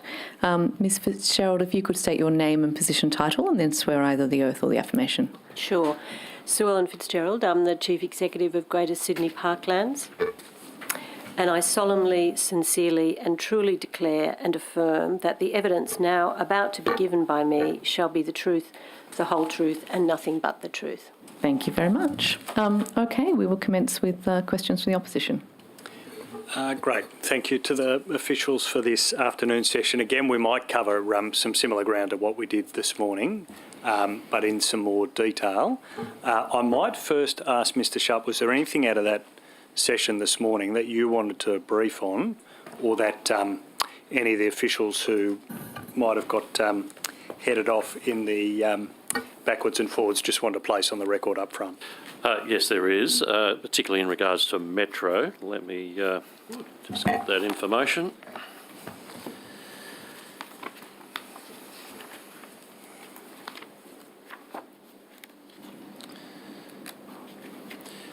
So, firstly, Sydney Metro is led by Peter Regan and governed by the Sydney Metro Board. So I can pass back some of the commentary, but any detailed questions I'd need to take on notice. But in respect to the ones that you raised this morning, the Sydney Metro Western Sydney Airport project has received planning approval from both the Australian and New South Wales governments, and major construction is set to commence soon. Contracts that have been let: December 2021, the station boxes and tunnelling. March 22 was the surface, civil and alignment works contracts. Construction early works started in December 2020, and in 2021 the Sydney Metro Western Sydney Airport Metro Line tunnelling contract was awarded to CB Contractors and Geller to build the new twin metro rail tunnels. And those boring machines will be in the ground in early 23. The exact locations of the stations were in fact locked in September 20, and that was subject to public consultation at the time and is in the public arena, and those locations haven't changed since then. All future precinct development would be subject to separate planning approval processes. So, for example, the future development around Luddenham and the Aerotropolis stations will actually be considered through the Western Sydney Aerotropolis plan, which has been delivered by the Western Sydney Planning Partnership. Great. Okay. Thank you for that. Anything else you wanted to cover first? No, that was it. All right. I might turn firstly just to the rail shutdown timeline. Mr. Sharp, you and your officials have given very detailed evidence about this timing, both to the government via the Department of Premier and Cabinet, and also to the estimates previously. We've been grateful for that. The Minister's offered to take on notice the timing of when he was briefed, but this issue will be raised in Parliament before he will have the opportunity to respond on notice.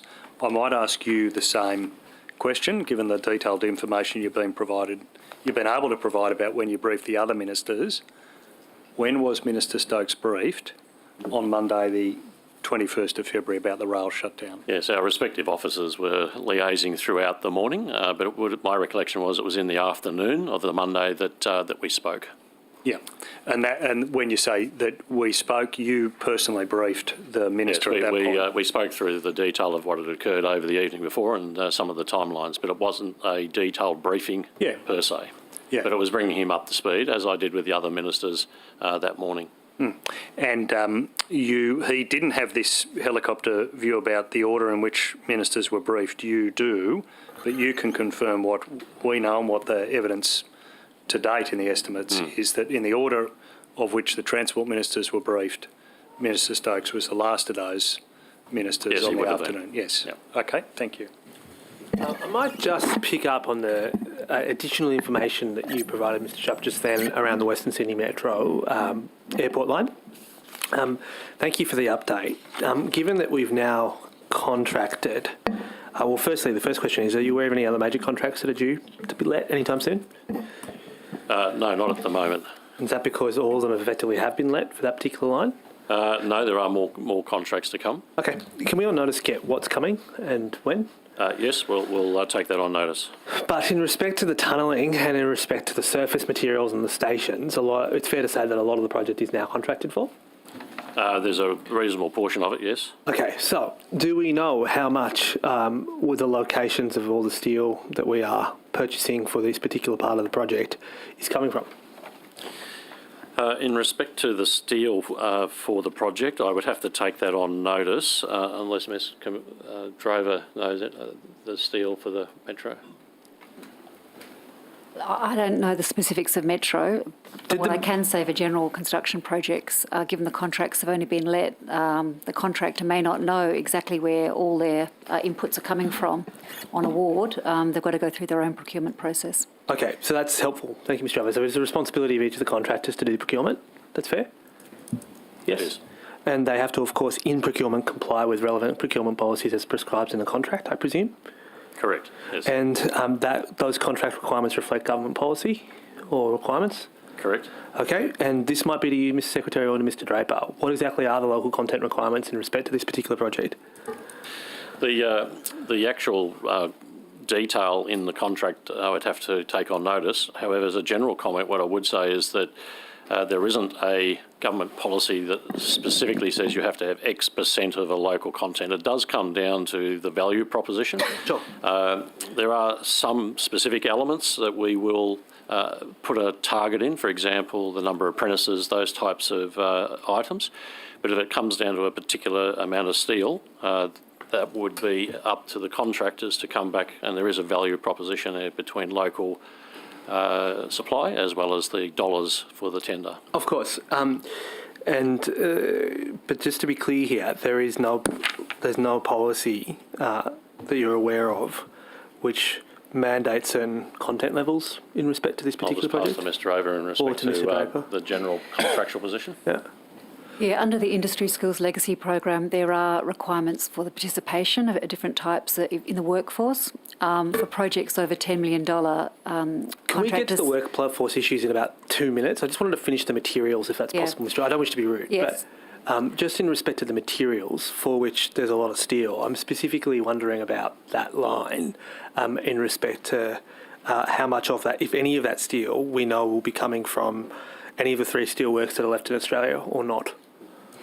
Yeah, so I'm not aware of any mandated targets, etc., for local content. But under those plans, contractors need to demonstrate how they're supporting local jobs, which does often go to the use of local materials. I can say that on the recent road projects, though, the vast majority of steel has come from Australian providers. So North Connects was 99%, Parramatta Light Rail, the recent bridge across James through Strive, 100% steel, and the vast majority of steel on West Connects is 100% Australian. Well, we might turn to the road projects before we get to the workforce participation aspects. And can I just speak specifically about the Western Harbour Tunnel? I think we established at the roads estimates hearing that we have a short list of 3 contractors, do we not? For the second and last package of Western Harbour Tunnel, yes. Yes. And as I understand it, those bids are due June, did you say, last time? They're middle of the year. I can't remember the exact date. Yep. This is the shortlisted stage, is it not? They're in the tender phase. Yep. but the shortlisted tenderers are in the tender phase? Yes. Yes. So what are the requirements they have when it comes to sourcing local materials? So there are no mandated targets, as I said, but they will need to demonstrate how they're supporting local jobs, and they'll need to report on that. Fair enough. And just to be very clear here, I am reading from the EIS. I'm sorry I didn't photocopy it, which is out of form for me, but I'm happy to first read it to you and then provide you with it. But this is an excerpt from, or to get it photocopied at least, but this is an excerpt from the EIS, which actually lists the materials that are likely to be used here. It says that there's 80,600 tonnes of steel that we're expecting to be used. And apparently Transport for New South Wales, as the proponent of the project, said that this will be coming from Australia and or overseas. Yeah, I've got the table in front of me. It's 80,600 tonnes of steel, yes. Anticipated source or origin, Australian and or overseas. So we're not nominating where it has to come from, but that was in the EIS, and the purpose of the EIS is to look at all the potential impacts from an environmental perspective of the project, assess what those impacts are, and work towards mitigating those impacts. So that was why that table was prepared as part of the EIS. And look, it's a very helpful table. Don't get me wrong. I welcome the detail. Do you have, before I go too far into this table, do you have equivalent tables in respect to the other, particularly the Western Sydney airport line, the metro line, or that metro might have it, I'm not sure, or alternatively, and equally the Sydney Metro West? My understanding is that all transport EISs are publicly available, so I suspect the metro one. Well, we couldn't find it in that also equivalent table. We found a table, but it didn't show the sourcing. But maybe I'll ask you a supplementary question on notice. Don't worry about too much about it. But when you said to the planning authorities that it was coming from Australia and or overseas, I mean, I guess that's to some degree that's a tautology. It has to come from Australia and or overseas. It's got to come from somewhere. But do we know how much is coming from Australia or how much is coming from overseas, or is it? Well, as I said, historically, and particularly in recent times, the vast majority of steel has come from Australia, but we're in the tender phase. So when we get a preferred contractor and then we award the contract, they will do their procurement and will confirm exactly where the inputs, including steel, are coming from. But are they required to disclose their sourcing? They generally do. I've never had an instance where they're something to hide, so generally that is disclosed. But they do need to report on their local content outcomes, and particularly as it relates to local employment. Okay, but there's no requirement for them to disclose their supply chains when it comes to either steel or the other major inputs? I'd have to take on notice where there's a positive obligation, but yeah, I have to look at that. So to the extent to which Australian steel is used, that's a choice made by the contractor, not a requirement set by government. Is that a fair summary? I think that's a fair summary, yes. Thank you. Mr Draper, is there any Infrastructure New South Wales policies in respect to this? No, I'm not aware of any policies which specify either preferring local materials over imported materials or setting particular targets. And I would add, and this is only my view, it's not the government's view, but I would also add that if we were asked for that, I doubt we would recommend such a policy, because it's very likely that sort of, to use that old term, protectionism, that's likely to deliver value for money to the New South Wales taxpayer. Well, I think for what it's worth, I appreciate the concern. We have pursued that with Treasury, and they've told us that their legal advice is that doesn't propose any FTA agreements depending on how it's designed. And that's given this is the approach that the Commonwealth is pursuing when it comes to defence projects. It's not unusual, and other states have pursued the same. But I appreciate that is a matter of detail which would require some interrogation. But just as we stand now, there's no such policies in place. No, I'm not aware of any. No. Incidentally, did Transport meet with BlueScope by any chance, or the operator of the Whyalla or St Mary's in general at any level, or for that matter infrastructure, about what their capabilities are? Have we had any meetings with the local steelworks? No, I have not. Yeah, not to my knowledge in recent times, no. Okay, what about aluminium? Have we sat down with either the operators of Tomago or Bell Bay, talked to them about what their requirements are? And not to my knowledge of late, no. Yeah. Look, I only ask because, and this is to you, Secretary, the Minister did say this morning that part of the reason why is because whether or not they're producing to spec. And one of the clear views that they've given is that they can produce to spec, but someone has to sit down and talk to them and they need to be able to plan for it. So has there been any dialogue that you're aware of or any requests to engage in this? So the dialogue typically takes place through our contractors. We have large industry players who, many of whom are global, and the procurement sourcing is typically through them. Just to your question around the Metro, I'm informed that the North West Metro, the current steel reinforcing 7,000 tonnes was 100% Australian built, manufactured. And I suspect that because we do have those obligations around informing us of their local content, though it's not a positive requirement, it is in their interest to obviously highlight like that to us, and we do have quite a lot of steel that is actually Australian sourced. Okay.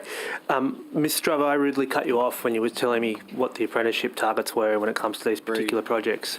I did say that I'd give you the opportunity to inform me. So do you want to inform me what is the requirement for apprenticeships when it comes to the Western Harbour Tunnel that you've asked contractors to meet? Yeah, so for all projects over $100 million, so obviously Western Harbour Tunnel, under the Industry Skills Legacy Program, 20% of the trades workforce have to be apprentices. 20% of the whole project workforce need to be learning workers, so that's someone undertaking some sort of further education. 8% of the project workforce needs to be young people. But they also need to comply with the Aboriginal procurement policy, and 2% of the trades workforce needs to be women. Okay. Do you know how many apprentices that's got to create? Well, it would depend on how many workers are part of the workforce, but it'd be significant numbers. So if you think about, say, Sydney Gateway, we've got nearly 3,000 people on site in any one day, so that would be a significant number. On notice, firstly, does Infrastructure New South Wales track this? Yeah, we do. In fact, there's a report on our website. I don't know if you've seen it yet, but we've, the 10-point commitment that we do. What Ms. Strover's referring to is one of those commitments between us and industry, and we do progress reports against that. And I think that's the latest ones on our website. And there's also, I know the Australian Constructors Association also did a progress report late last year. But they're not reporting. Look, to be fair, I looked at that, I think, a month or 2 months ago, but they're not reporting on a project level. I think they're aggregating. No, they're not. Well, we've got figures that show the percentage of projects that are meeting that requirement that Ms. Drover just referred to. Well, can I invite Transport to take on notice for all projects for which you think apprentices are being employed, the number of apprentices by project? Because I'd like to know what Sydney Gateway is and the actual numbers. Yeah, we can take on notice and see what information we can bring back. I think the Industry Skills Legacy Program came in last year, so not all projects need to comply with that. But having said that, a lot of projects do comply with it, even though they don't technically have to. And there's also a lot of projects that have exceeded those targets quite significantly. Do you know how many construction hours or labour hours you're expecting in Western Harbour Tunnel? I don't have that information with me, no. Can you take that on notice as to what are the actual estimated number of construction hours? Because that's probably will set the amount of target for apprenticeships, I presume, if it's 20%. We can take that on notice and see what we can bring back. Thank you very much. Great. I might just turn back to that set of questions about the e-scooters trial, either Mr Sharp or perhaps Ms Fishburn. Again, we had a brief discussion about that. I'm just interested, you've given us some good specific information about the timing of the trial. Could you take this opportunity first to give us any other detail about the trial as you prepare for it? Ms Fishburn. Thank you, Secretary. Yes, I'm happy to talk to you about the parameters that are in play at the moment. Yeah.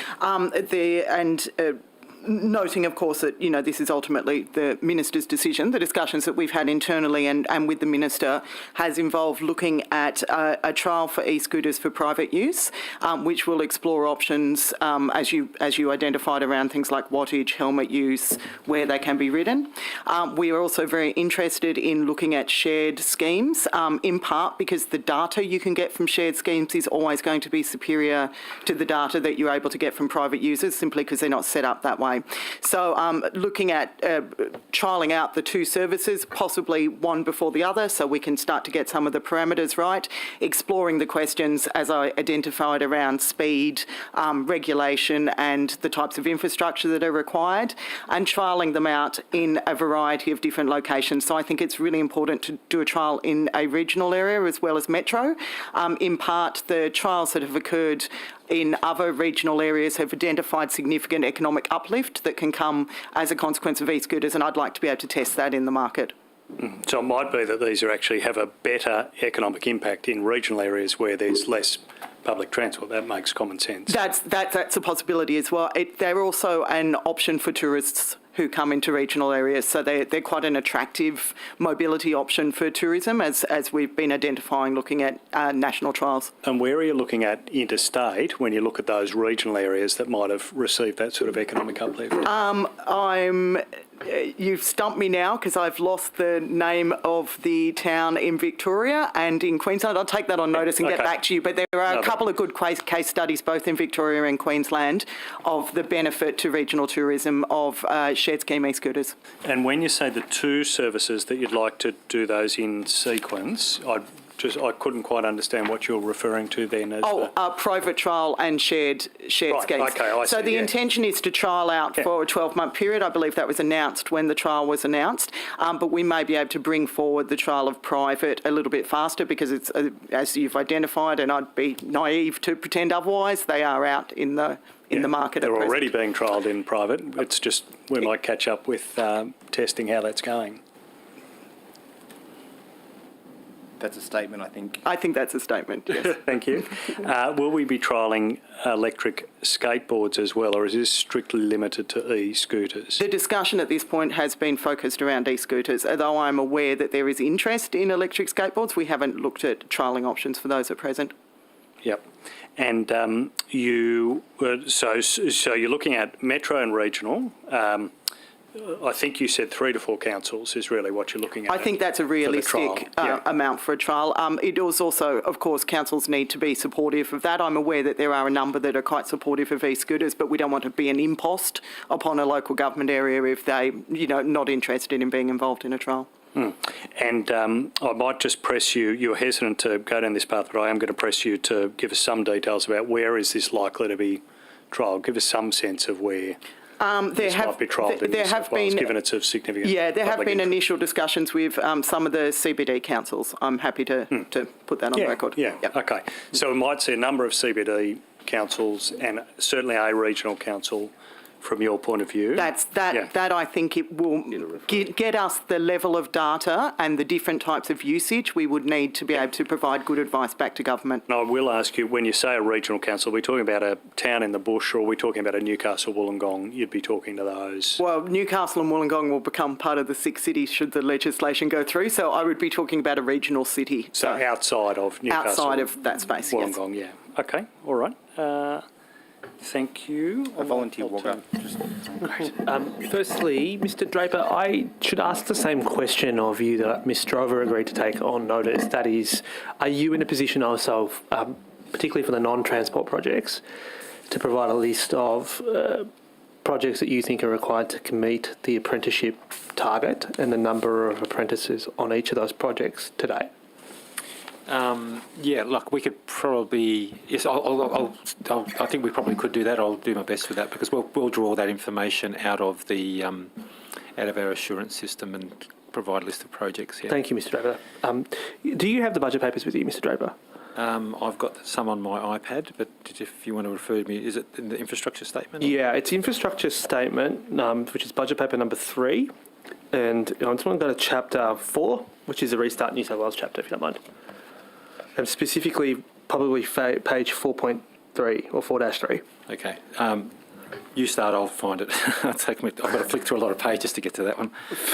Fair enough. Firstly, in terms of the Restart New South Wales funding sources, the budget reported at that time that we had $37.4 billion in Restart New South Wales. Do we still have that? I think 37.4 is the amount, yes. It hasn't changed? No, I don't think so. Okay. Has there been any cash deposits from the Consolidated Fund this year? I don't know, because we don't, I know we've discussed the restart before. We don't actually administer the restart. We make recommendations, but we don't administer the fund itself. Okay, so the Treasury would know that, would they? Treasury, yeah. Okay, fair enough. And do you have a report on the investment earnings of the fund to date? No, I don't. Fair enough. But as of the budget, we had $37.4 billion reported as being in Restart New South Wales, and we had total commitments at $30,561 million, with further set of commitments that totalled $5.8 billion, which means there's about less than $1 billion that's uncommitted. Is that fair? That sounds right, yeah. Yeah. And that may have, I think there's been more commitments since the budget, so that would be pretty close to the full commitment of the fund. I couldn't see any in the half-year review, which might mean that I didn't read it properly, but I'm pretty thorough. I couldn't see any. What's been committed since the budget? I don't have that on me, but I'm happy to sort of come back to you with an answer on notice. Okay. On page 4.3, do you see that there's a footnote to the table 4.2? Yep. Says here that this is reporting on total commitments as of the 2020-2021 budget, $30 billion, and it says A, includes savings from completed projects and relinquished funding for projects that are no longer proceeding. Which projects which were approved through Restart New South Wales are no longer proceeding? I don't have the detail here, but there would be quite a few. Like I can tell you that in some of the smaller grants-related projects that are going where the money's going outside of the state government, often they get to a point where their proponent, often a council, has got to the point where they no longer support it. A council's changed, who's running the council, or they've decided that it's not worth proceeding with, and they tell advisors that they can't proceed with the project. But I can come back to you and give you an answer on notice. Yeah, on notice, a list of the projects that are not proceeding, I guess the reasons for why they are not proceeding and the amount of money that's been relinquished back by projects would be very useful. Yeah. The other thing is that, look, it used to be the case, and I brought all the infrastructure statements here from 2015. Fine reading. But it used to be the case that they would actually report all the commitments and all the actual projects, that there'd be a reconciliation so we can actually know of the $30 billion, where is the money being allocated. Can you tell us where the $30 billion that was commitments as of the 2020-21 budget, what those projects actually are? We would have quite a lot of detail on that, but I don't have that with me now. Well, fair enough. But can we on notice get a list of each of the projects that have a commitment from Restart New South Wales and the size of the commitment and the year in which the commitment was given, whether or not that money's actually been spent? Because we're now going back to 2012 and there's no reporting whatsoever in terms of how this fund has gone. Yeah, sure. I mean, I'll take it on notice, but as I said earlier, Treasury really administers that fund, so we'll have to go back to Treasury and try and get that information for you. Yes, but you're required to approve the projects for them to be used out of this fund, correct? For the Treasurer to allocate money, we have to provide advice that it's suitable and meets the requirements of the fund. So yes, we may provide that advice, and yet the fund, the Treasurer makes a decision not to do that, or there's subsequently a decision by the proponent not to proceed. But we may have made a recommendation, so we can keep track of the things we've made a recommendation of, but not necessarily whether they've been fulfilled. Yeah, that's right. Well, I'll settle for what you've made a recommendation on, and I provide fair warning that in September, otherwise we will just go through them one by one from everyone since 2012 and just get an update on it. So it would be helpful if we can, on notice, get a list of all the commitments that are outstanding as of this date. In terms of the reservations, we have $4 billion that were reserved prior to this year's budget and an additional $500 million that was reserved in this budget. Do you know what those reservations were for? We would have some of that detail, but I don't have that with me. Okay. Can we also get that on notice as to what they are? I understand, of course, a lot of these reservations turn into commitments, but a lot of them do not. Yeah. But it would be helpful to understand when. Incidentally, what is the timescale for how long is a matter reserved for? Is it until government otherwise changes its view, or? Yeah, I don't. As far as I'm aware, there's no sunset period or anything of that nature. It's until government that changes the decision, or if, as I said earlier, if a proponent came back and said we're no longer proceeding with this project, then yeah, we're taken out. And what's the criteria to get a reservation? Like, does it have to have a BCR positive, or is it just that the government tells you to set aside the money, or how does it work? We're only making, I'll just double check on this when I go back and speak to my team, but we make recommendations on allocation of funds. Now, reservation isn't necessarily an allocation, so it may be just a provision that's made by Treasury. I'll check on that and come back on And you. just on the question about coming off the list, to your recollection, has that ever really happened? Is that common or? Yeah, and look, there are projects that were going to be funded through Restart, even state projects that were going to be funded through Restart. They found other sources of funds, and so that money was returned to Restart. Yeah, even after a reservation had been made. Quite possibly, yes. So, just in respect to some of the actual projects that have been reserved and or committed, let's just start with the commitments. Secretary might recall that we were having a fine conversation about how the Smart Motorways project managed to get itself onto this list without seemingly the Transport Department's knowledge. Do you have any update on how that happened?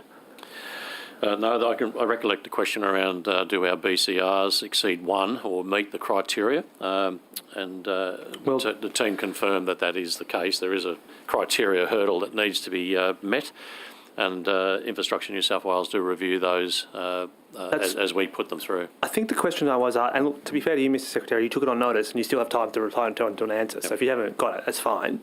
But I think the dialogue that we were having was somehow Transport wasn't clear that it was a proponent of the Restart New South Wales as a funding source for this fund. Nevertheless, you managed to get $21 million from it. Maybe Mr Draper can shed some light here. Are the agencies, in respect to matters that get commitments, who can be a proponent of them? I don't know the detail on Smart Motorways, but the usual course of things would be that an agency would write to us and say we're seeking to have money allocated out of Restart. We would then go through our steps, but we would usually be responding to a request by the agency. Okay, and I presume that's a pretty high-level agency. It's not just any person? That's right, yeah. Okay, and Mr Secretary, you don't have any particular recall about requesting $21 million for Smart Motorways? Not for that particular one, but I do recollect some other requests that went through. Okay, well, I presume that some of these... I do know you asked a question on that, and I'm not sure... No, it's still on its way. Still on its way. Can I just ask a couple of quick follow-ups? What is the regional road freight corridor that's gotten $226 million commitment in this year's budget? The regional freight corridor? It says here, regional road freight corridor.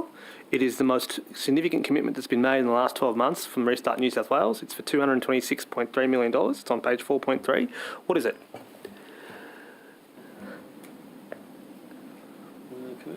This is in New Start.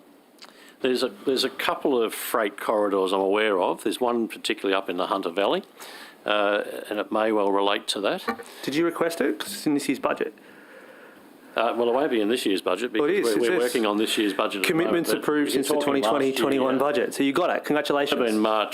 Would have been February, March last year when the budget process was done. But that's this year's budget. That's this year's budget. That's this year's budget, correct. Yeah, so congratulations. You got the money. Do you know what it's for? Yeah, as I was saying, it's there's a couple of different freight corridors, so I'd have to take on notice which one of those corridors it relates to. The one that is front of mind is a freight corridor in a lower Hunter Valley. Well, you've been very successful, Mr Secretary, because if you turn the page, in addition to getting a $226 million commitment for a regional road freight corridor, you also scored a $320 million reservation for the regional road freight corridor, which is another $320 million that apparently you're getting. Do you know what that's for? As I said, there's a number of regional freight corridors that we're working on. The description there is very high level, so I'll come back to you with the specific corridors that it's referring to. As to what exactly are we paying for out of this. Look, amongst my final questions on this matter, the Auditor General has warned that Restart New South Wales is not going to hit its target for 30% of all funds to be spent in regional New South Wales. Mr Draper, do you know why it's going to miss out? I think last I saw it was about 28%. I think the most recent years were about 30%. But in a way, we're responding to proposals from councils and from agencies for where they like to spend that money. And so we don't sort of initiate proposals for things to go into Restart, but it's sort of around that, it's getting close to 30%. I think you're meant to max out at 27.8-ish, according to the Auditor General, from memory. Yeah. So look, it is around that level at the moment, just over 28%, I think, at the moment. That's $700 million, though. that 2% variation on that $37 billion figure, back of the envelope, works out to be close to $1 billion, like, or 700, 800. Never hit it. We've never hit Almost. it. Right, that's despite I think there was one consistent year when it was a tiny promises. expenditure, yeah. Is it the case now that once all the funds are acquitted, that's it? Or is it the case that the remaining $800 million must only be used for regional projects? That definitely is a question for Treasury rather than for us. I mean, I think this is. I'm not trying to back away from the restart, but there's another fund that was set up, the Snowy Hydro one, Legacy, yeah. But it's a and all of different that. That's all going to regional. So, in terms of the amount of money going out of restart into regional, isn't necessarily a reflection of the amount of investment into. Oh, no. regions. To be very clear here, I'm not suggesting, but to be fair, I don't think you can meet your commitment about spending 30% of restart money, given that this was inherited all the privatisation proceeds. I mean, the clear basis for why amongst the National Party, amongst others, agreed to privatisation of these assets was that 30% of it would head to regional New South Wales. But just to be clear here, there doesn't seem to be any plan to meet it, or is that an unfair impression I'm drawing? There's always been a plan to meet it, but I don't dispute the Auditor General sort of analysis of it. As I say, I think we are at about 28%. The most recent year was 30%, but over the course of the whole fund, I think we are at 28%.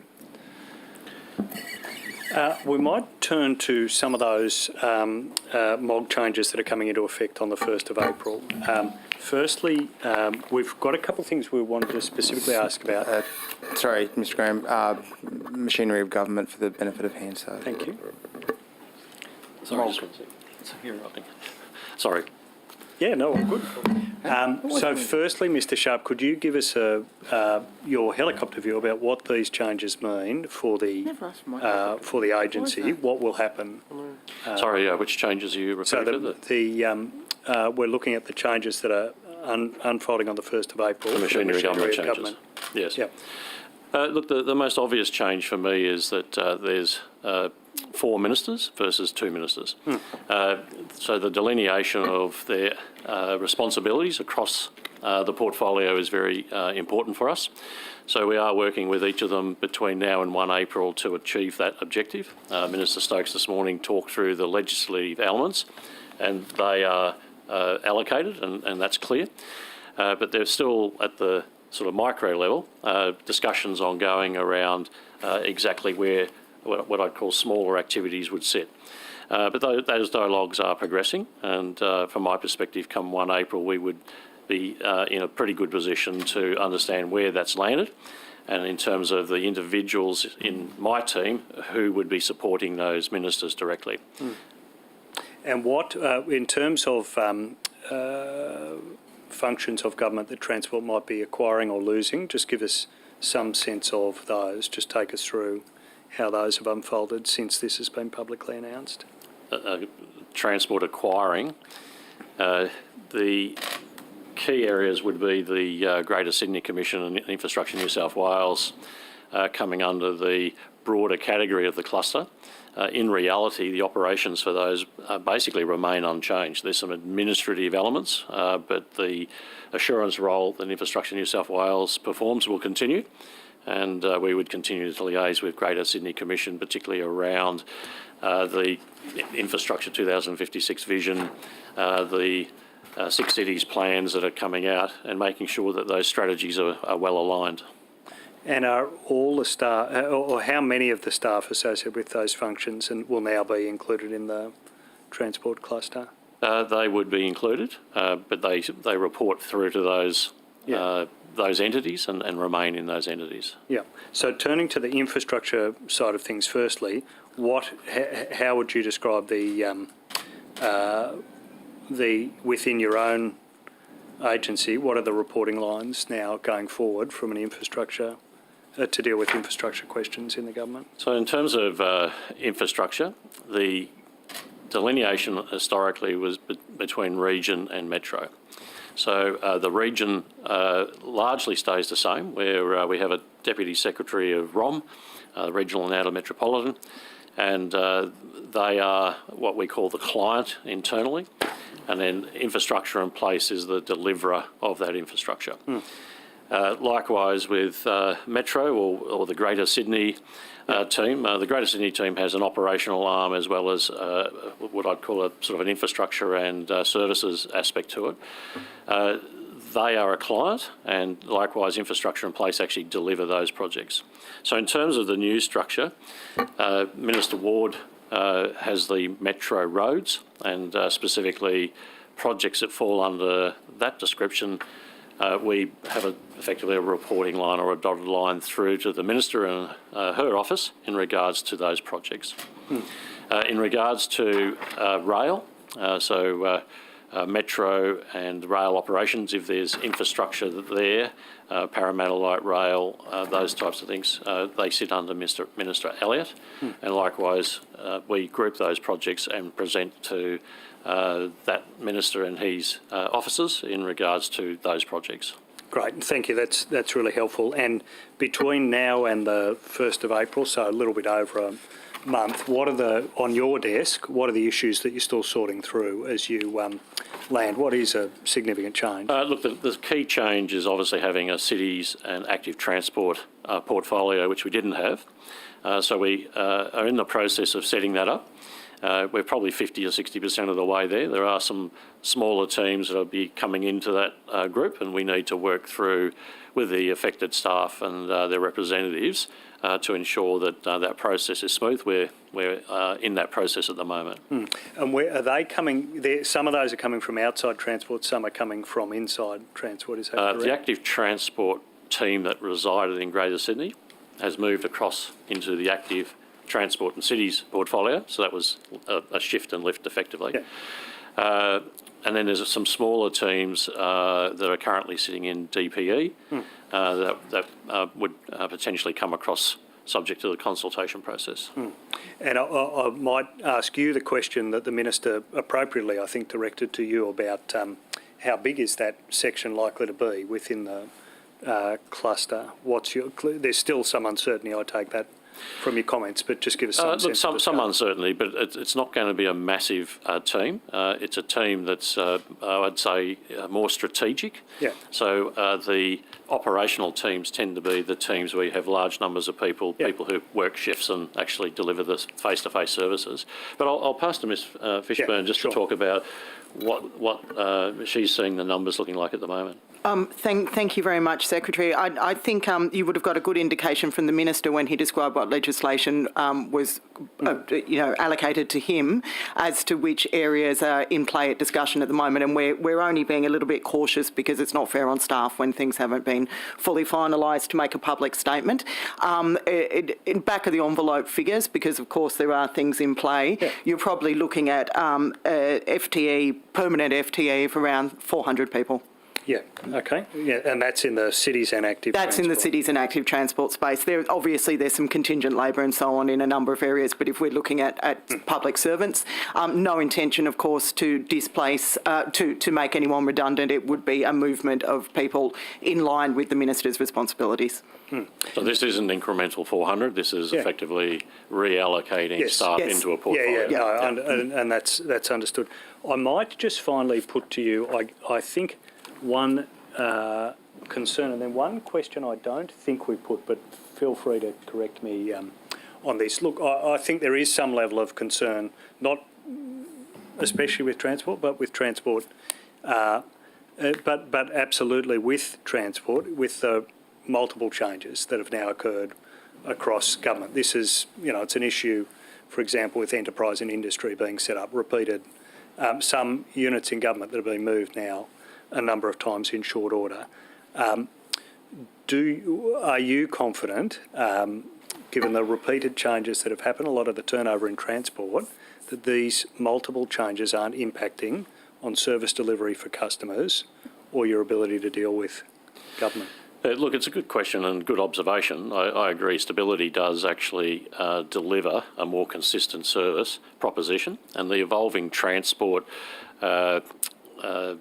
restructure or merging with RMS was a key one when I joined, and it was quite clear that there was some instability off the back of that.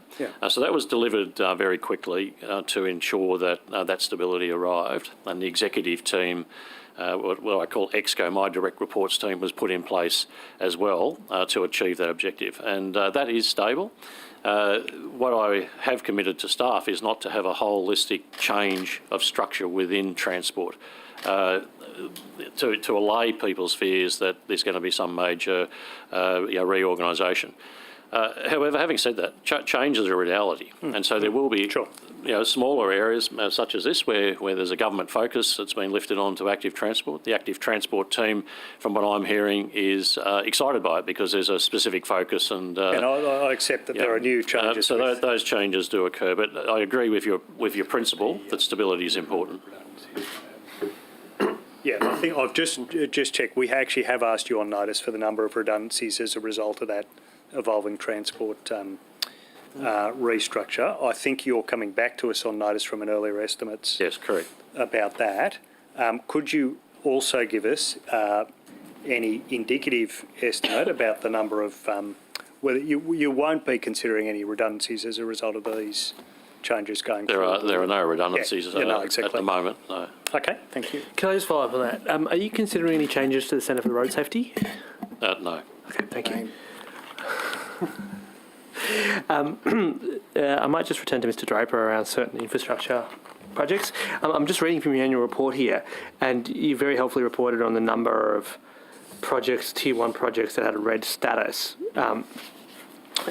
Do you have it said here that in the last financial year it was 7.6%. Do we have an update on that? No, I don't have an update on it. I mean, we update those ratings every month, but I don't have an update on the percentage here. We will publish that as an aggregate again in the annual report at the end of this year, but we don't generally report on those things at a sort of a granular level. Okay, well, I'll invite you to see if you can provide any additional detail on notice, but I take your hint that I shouldn't hold my breath too much, but if you would mind, that would be helpful. Just how many projects do we have in the insurance system right now? Look, I think the figure will probably be in the order of 800 or so. Okay, so it was 905 as of last June. Has it gone down? It may not have. I don't have the current number with me. I can might be able to find out that before the end of the hearing and let you know. If we could, either before the hearing or on notice, but before the hearing would be great. Just how many projects that you are assuring and the value of them, which was reported at $352 billion last year. That would be helpful. I was going to ask you, Mr. Draper, to give us an update on where we're up to in terms of the development of the 2022 State Infrastructure Strategy. Sorry, I was just looking to see if I had those up-to-date numbers, but I'll get those for you before the end of the hearing. The State Infrastructure Strategy is at a pretty advanced level of development. We would expect to be able to submit something to the government over the next couple of months for consideration by government. Okay. So it said in your annual report that you're expecting this to be delivered to the New South Wales Government by December 2021. And the ambiguity is that delivered to government or made public at that point? So the process, I don't know, you're very familiar with this, but the process under the Act is we submit something to government. They then respond and tell us whether they either accept it in full or they want changes or they seek to publish some sort of response. So that's a matter for government. We submit it once that's all finalised. The finalised state infrastructure strategy is then published. But we didn't provide it to government at the end of 2021. I think we all know that there was a number of events at the end of last year that meant that would have been not that productive in any case, but we weren't ready to submit it at that point. Okay, so but you think you'll be submitting it to the government, it sounds earlier than December 2021? December 2021. Oh, sorry, December. I'm getting my years confused. So it's in the next sort of month, 2 months? The next couple of months, yeah. Right. Sorry, I thought it was still December 2020, that time of day. Fair enough. So you also made reference to the fact that you apparently convened an expert advisory panel comprised of leading experts across multiple areas of the SIS, it says. Who was on the panel? I'll give you the full list on notice because I don't remember all the names, but there were people like Ian Harper, the American economist. We had the chief scientist, Hugh Durrant-White, on there. So there was a panel of about half a dozen people. We've got a board, of course, of people from outside government as well as secretaries, but it has been our practice in the past to try and broaden that as just part of getting as many voices in the room on the state infrastructure strategy as possible. Okay, and just to be very clear here, this is the strategy that is by law meant to be produced by next year. Is that right? It's 5 years, isn't it? It's every 5 years or sooner if requested by the government. And as you know, I think there was one produced in 2012. 18, I think, was the last. 20, that's right, 2012, 2014, 2018, and then this one's coming up now, yeah. So did the government request that this one be brought forward? Yes, we got a request from the government, not to be brought forward, but we were asked to produce it by 2022. I think it was June 2022. Okay, and when did you get the request? I think that was back in 2020, perhaps. Okay, and who makes that request? The Premier. Okay, so the Premier, then Premier Berejiklian, requested that you bring forward, well, at least report the strategy by 2022. Yes. Okay, fair enough. Thank you. I might start with an active transport question, which is one of the. I was asking the minister about his speech where he outlined his vision for active transport. One of the things that he highlighted was that he'd like to reconstitute the Transport Advisory Board, and that this would be of benefit for smaller projects. Has that happened? What's the plan to deal with that? He did mention that at the time that he saw value in that.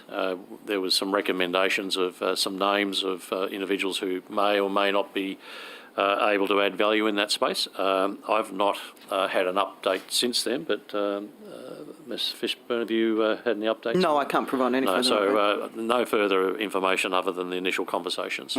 Okay. Turning to the questions about the Greater Cities Commission, so I think Ms Mildwater, I was asking the Minister this morning just about where this process is up to, particularly about the boundaries, but perhaps I might ask you generally just to give us an update. First of all, where is the process of this transition up to from your point of view? So to make the change for us, it needs legislation. So until legislation goes into Parliament and gets passed, it doesn't happen. Having said that, we've done a lot of stakeholder engagement since the Premier's announcement back in December with both the councils in the existing Greater Sydney region and in the potential new cities to get their feedback on various matters, including proposed boundaries. And we've started getting their views on, potential transition processes, that sort of thing. We also are aiming to produce, which we had said last year, we would produce something this year in terms of a vision document heading into the next round of region plan, because the next region plan is due at the end of 2023. So we will produce something towards the middle of this year as a bit of a vision document, which we're working on the assumption that it will be for the 6 cities, but if not, we'll adjust that. And that should come out in parallel with the state infrastructure strategy that Mr Draper was talking about and the updated future transport strategy. Our 3 teams are working very closely to try and keep those aligned. Right, so it's fair to say that there was a real attempt to align those previously, but it's fair to say we might see all 3 of those documents before the end of the year. So just to be clear, our document this year is not the statutory plan because that's due at the end of next year, but it would be the document that sort of sets the bigger picture, the vision for what the bigger things that would be in that plan next year. Yeah, okay. But in parallel, the state infrastructure strategy, in parallel, the future transport, we are all working together to try and keep them aligned. Yeah, okay. When do you anticipate that, given the consultation you've been engaged in, that legislative change might take place? Obviously that is subject to the Parliament, but when will you be bringing that forward? When do you hope to have this structure in place? That's a matter for the government. From the Greater Sydney Commission's view, obviously certainty as early as possible is valued because the legislation has a date for us to produce a plan at the end of next year. Yeah. So the sooner we know sort of the boundaries of that plan, the better. But it is a matter for the government when they introduce it. Yeah, but accepting that this is a matter for the Parliament, it's a matter for the government. You're consulting at the moment with these communities. You're the key advisor to government on this issue. When do you believe it could be in place? When do you believe it should be in place? So as I said, from our point of view, the sooner the better, because we do have to undertake really significant work to produce that next region plan and then the district plans that follow that. So we need certainty as to what are the boundaries that we're dealing with, who are the stakeholders. The stakeholder consultation that we've undertaken since the original announcement was to gather stakeholder feedback to the announcement itself, their suggestions for boundaries, that sort of thing. We have done an extensive amount of work there and given our advice to government. But it's a matter for government now what the actual decision is. Yeah, and I want to turn to that boundary question. I might firstly ask you, what advice have you given the government about the nature of those boundaries? So I can't tell you exactly what the advice is, obviously, because there's a cabinet process that will play out. But what I can tell you is that we spoke with councils, both in the Illawarra Shoalhaven area, with some councils that are currently working together in a region and are outside of it to see which ones, felt they would benefit by coming into a broader region and which ones wouldn't. And it's the same up in the Hunter region. We've spoken with all 10 councils that are there to get various views, and the Central Coast as well. And can I put to you one of the concerns that's been put to me? I'm not sure if you caught the session this morning. Yeah. So I just want to put to you that concern about how those regions are shaped, that there is clearly some benefit about this urban policy discussion in the centre of Wollongong and the centre of Newcastle, but the further you go out, if those boundaries are very broad, there's just less natural affinity with the work that the Commission's already doing in the three cities across Sydney. What have you heard on that question? I understand the point. To the south of Sydney, to be honest, we were a bit surprised that probably more councils than we expected were keen to join the region. So we didn't encounter, when we were consulting with councils such as Shellharbour, Shoalhaven, Kiama, we didn't encounter any negativity. They were quite keen to stay together.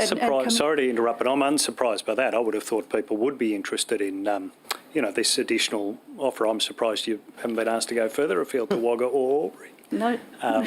But it's really that concern about, is it a natural fit once you go that far abroad? That far south? Yeah. So that was what came up in our stakeholder consultation, that it was actually, that they sense the connectivity both with Wollongong and in some cases other parts of Sydney now already, that they see the advantages of being part of broader strategic regional planning. I guess the message that we discussed a lot with people, that it doesn't mean losing your local flavour, and in fact all 6 cities will have a very different character, and that's what makes the model work, but there's still advantage in being part of broader regional planning, and the stakeholders that we spoke with were overwhelmingly in favour of that.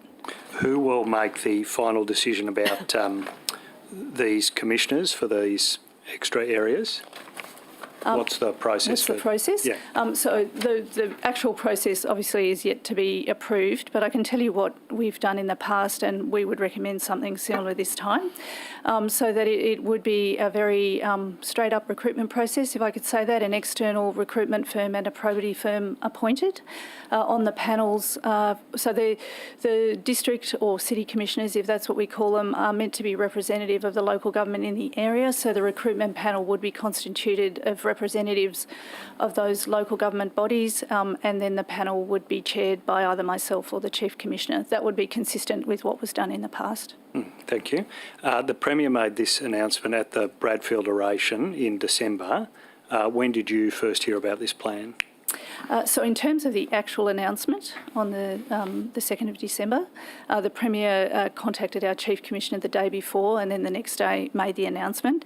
But that is in the context of there had been discussion about wider regional planning for many years. In fact, from external stakeholders had been raising the issue of the broader sandstone mega region. We'd also done some research, particularly international research last year, that showed the more common push into broader regional planning over recent years, particularly accelerated by COVID, as large cities tend to sort of have a spillover effect into the regions around them due to COVID, with residents moving further away, commuting longer distances, or working from home sometimes, commuting in. We've seen the impact on house prices. So there had been quite a public discussion over some time about the idea of broader regional planning. The actual Premier's announcement about the details in December, we only found out just before the announcement. Thank you. Chair, do you mind if I just respond to a couple of questions that I was asked earlier? In terms of the number of items in the assurance pool, we've got 937 projects now, and the value is 390 billion. And also, just you asked me earlier about reservations. Just confirming my previous comments correct that we don't play a role in establishing the reservations. We recommend allocations against those reservations. Are you told about reservations? What's reserved? Yeah, we would know that. We know them as you do through the budget process. Yes. But we're not formally asked for advice on the reservations. Well, but until you read the budget papers, are you given any advance warning? That we would know. Our team's talking with Treasury regularly, yeah. Okay, and okay, thank you. That's helpful. I might just follow up on some of the questions that my colleague was asking to the Greater Cities Commission now, if that's possible. Soon to be the Greater Cities Commission. So just to be very clear here, you found out the day before about your expanded remit? About the actual announcement, yes. Yeah. So I presume, therefore, that the actual idea of expanding your remit did not come from within the Commission? We didn't put up a proposal to expand, no, but as I said, we had done some research which we shared widely across government, in fact, and it was a sort of matter that was discussed about regional, broader regional planning, along with other impacts of COVID that we had seen. Okay, and do you know whether or not it was another department that made this suggestion? Did any department approach you for a view as to whether or not you should be expanded? Not that I recall. To the best of your knowledge, this originated from the Premier and the Premier's department or his office, to the best of your knowledge? To the best of my knowledge, yeah. Okay. Can I ask you an update as to where we are in terms of the review of housing targets that the Commission is doing? Yes, so the next round of housing targets will appear in the next regional and in the district plans that come out at the end of 2023, 2024. Yeah. What we're doing at the moment, and we will probably publish something on this either in the vision document in the middle of the year or at some stage, is we're reviewing how the first plan has travelled, housing targets and otherwise, and to see, the performance of councils against housing targets is public, but what we will be doing is looking at how the housing target mechanism worked and whether there's anything we've learned from that and whether we would make any changes in the next round of planning. So can we just go through this step by step, the process, please, if you don't mind? So you're meant to, under your Act, produce a housing strategy, are you not? Or to undertake this function? Yes, it is in our objectives in terms of, to promote the supply of housing, including affordable housing. Yep. And as a result, you set targets, do you not? We did in the last plan, yes. Yep. And that plan was when? Was that plan? 2018. And that plan runs till 2023, is it? That's correct. It's a 5-year plan? Yeah. And you're required to partner with councils and the Department of Planning, Industry and Environment, I think they're now called, to set the targets per LGA basis. Is that fair? That's not in the legislation, but yes, that's the practice. But it is the practice, yes. Okay, so the plan that you're updating now is the successor to that 2018 strategy, is it? The plan that will be released in 2023, yes. Yes, and what are the milestones or the steps that you will follow between now and 2023 to develop that plan? So the first one that I just talked about is putting out a document in the middle of this year which sort of sets the big directions for the next plan. Call that a vision statement, did you? We don't have a firm title for it yet, but internally we're talking about vision, yeah. It'll probably be something more tangible. It'll be something more tangible, but yes. I think there's an available list of glossary that someone in government maintains for what you're meant to call these documents. But okay, we'll go with vision statement. And what this is meant to do, what exactly? So it will be more than a vision. It will outline the key elements of sort of stepping from the 2018 plan to the 2023 plan. So the big things that we've observed, the big things that will change. To start the really detailed engagement process in terms of what you might see in the 2023 plan. And you're producing that in-house? Yes. The bagpipes are... I think that was Very musical estimates today. I prefer, the problem I comes prefer along, you whip must whip it. I prefer whip it. Okay, so what happens after your vision statement? Then we, similar to last time, it's a pretty detailed engagement process with local government, local government and other stakeholders to work up the draft plan, the region plan and district plans after that.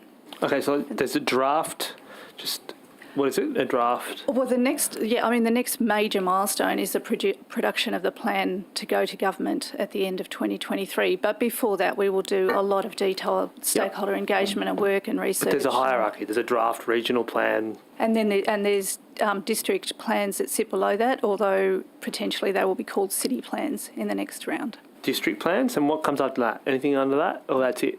That's it for us, but then it cascades into what the local government does, which is local strategic planning statements. Okay, and when do you expect the draft district plan process to be in draft form released? So the legislation currently states that the district plans, and there are currently 5 of them, should be produced around the same time, soon after the 2023 region plan. So they will be, if not in parallel, very close. Okay, so next year? Yes. Yes. Yep. And then you presumably collate feedback and then government makes a decision, is that? So the government makes the region plan, and after the government's done that, then we make the district plans. Okay, and how does this align with Mr Draper's process around developing the state infrastructure strategy? So, are you asking me? Or? Well, first to you, Mr Mulder, if you don't mind, and then Mr Draper. Yes, certainly. So last time in 2018, all 3 were produced at about the same time.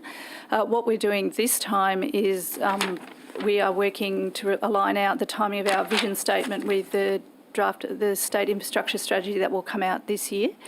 And then after that, then there are detailed other plans. Obviously, we have to produce ours, and I know Transport do as well, which will work together. But Mr Draper might want to speak to the state infrastructure strategy. Yeah, I mean, there's in terms of timing, ours will be done this year. And actually, I think the previous state infrastructure strategy, although it was released in 2018, I think INSW had sort of more or less finished in 2017, which is sort of more or less 5 years ago. But in terms of how we make sure they're aligned, there's a couple of things. There's themes that we've tried to pick up. So, for example, the 6 cities theme that you were asking Ms Muldwater for, making sure that we understand what that means from an infrastructure perspective to the extent we can understand that prior to the work that they're doing now.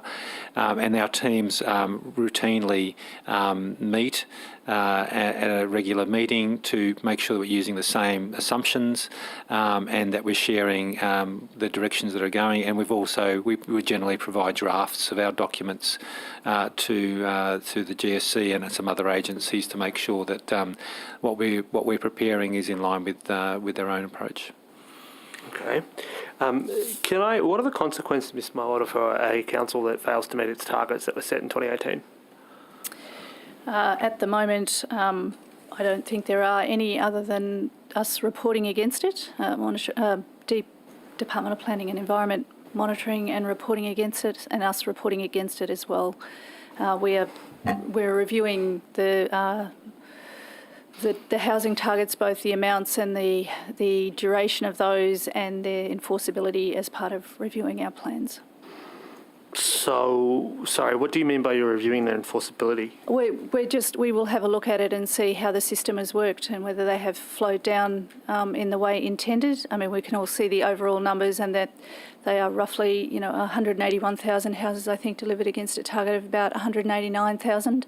But nevertheless, we will look at it and see in a more detailed level how they've flowed down through the system. Sorry, can we just unpack that? There's the last plan set a target for 189,000 additional homes in the Greater Sydney Basin. That's correct? It was roughly 189,000, yeah. So where's that 181,000 figure coming from? As in what was delivered.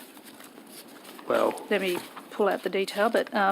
sorry, you're saying that we have built 181,000 homes in Sydney since the 2018 plan? it was actually the 26th, so the targets were 5 years running from 16-17 when the plan was being put together, and the 181,239 were delivered against the 5-year target of 189,100. And do you have that 181,000 broken down by LGA? I do, and it's available on the DPE website as well. Okay, can you give me the top 5 right now? As in the numbers of houses? It'll take a second to do it, but that's all right. they are on the DPE website if you want. I'm looking down. It looks like the top was Blacktown. Yep. Would that be right? Oh, no, hang on. Parramatta, Blacktown. Sydney. Parramatta, Blacktown, Sydney. I might not be getting these exactly in order. Camden is quite high. I'm looking. How many have I got? Have you got the list there that you're checking against? No. Bayside? I'm 100% relying on you. I think that's probably I've given you. You've given me 5. Yeah. But what are the Oh, the councils? hills. Which councils are at risk of missing their targets right now? From the last 5 years. Yep. In the So I can tell you by district. I know the West and the Central districts got more of them than the Eastern and Northern districts. That's so just be clear here, Eastern District is referring to what exactly? So that is Bayside, Burwood, Canada Bay, Inner West, Randwick, Strathfield, Sydney, Waverley, Woollahra. Yep, and the Northern District is referring to? Hornsby, Hunters Hill, Ku-ring-gai, Lane Cove, Mossman, North Sydney, Northern Beaches, Ryde, Willoughby. What was the Northern District's target? The Northern District's target was 25,950. How many are they on track to build? And this is for the period ended last year, 25,113. Sorry, those figures don't align. So 25,950 was the target. Yep. 25,113 delivered. Yep, and that was over the 2016 to 2021, or is it 2018? No, 2016/17 to 2021, 2020/21, 5 years. Okay, but what are their targets to the 2023 plan? I'm sorry, I haven't got those with me. They were in their assurance letters. Yeah, so I have got those. So I'm here. not sure we're talking about like to like here, because I'm asking you about the housing strategy that was settled in 2018, and you're giving me the figures that were from 2016. Yes, and it was those figures that were in the 2018 plan, so they are the figures from then. The figures for the following 5 years were included in the assurance letters of the local strategic planning statements that we did. And that's, I guess, what I'm interested in checking compliance with. Do you have updates on those? No, that's it. They're very early on because they only started this year. Yeah, and they are not reported on the DPI website, that's right? That could be correct because it's so early. And that's why there are claims emerging around councils missing their targets by as much as 46% in today's press. Did you see that? Yes, I did see that. And I did inquire, and I don't believe that's correct. I know that report also referred to 35 councils when there are only 33, so I'm just not sure. I was going to ask you about that, because I count only 33 LGAs in the Sydney Basin, but it's... Yeah, well... So I'm not sure where the data in that comes from, and having checked with DP colleagues, we don't believe it's correct. Okay, can I ask you on notice to reply specifically to the councils that are named in this story, if you don't mind? To the councils, as in to comment on the councils. Well, no, I'm just upping an update, because a claim has been made that some of these councils are going to miss their targets, and equally there is a claim that made that 46% of... Western Sydney councils are going to miss their target, which would be a surprise to me, given the numbers you just gave. Yes. So I'm just looking for an update, according to the assurance letters that I think you were referring to, about how they're all tracking. If that's... I can take it on notice and see what I can get, because DPE track it, and I guess all I can say is we don't believe that data is correct, but I'm happy to take it on notice. Well, if you would like to reply and point out what you think is incorrect, that might be a better way of doing it. I was just going to ask you as a final question before I hand to my colleague. You said that other than reporting councils that don't meet their target, that's about it. But are you going to factor into the next set of housing targets their missed performance in the earlier round or not? That's a question we'll consider. We haven't yet decided how we're going to set the housing targets, but we'll take that factor into account. Okay, and I know I said this was my final question, but I misled you. Not the first time. But one of the issues that multiple councils have made in respect to various committees of the Parliament is that we'll accept the additional infrastructure, but we're not going to accept any adjustment to our housing targets. And I'll point you to one instance. We had Mossman Council come before one of the inquiries this committee did and say quite openly that we will happily accept the investment in the Warringah Freeway upgrade and the Northern Beaches Link and the Western Harbour Tunnel, but if there's any adjustments to our 300 targets, additional houses in the next 10 years, they, my words not theirs, but they basically riot. Do they have the ability to withstand that, or what what impact would it have if, for example, the Western Harbour Tunnel was built in terms of the housing targets you would set for those districts?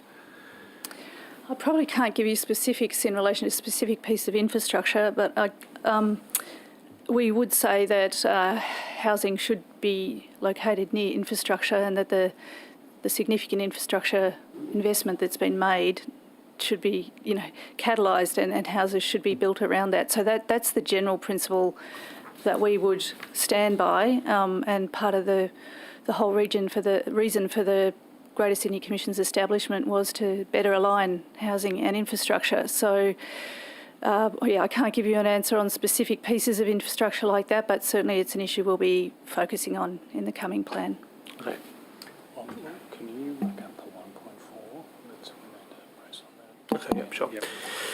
So we'll just, I'll turn to a couple of other issues. In terms of the machinery of government changes, the one that I neglected to ask you about, Mr Sharp, that I was very keen to ask, because this is the one that when we've talked to the Minister formally, he was not able to tell us. This agency had not landed in the changes.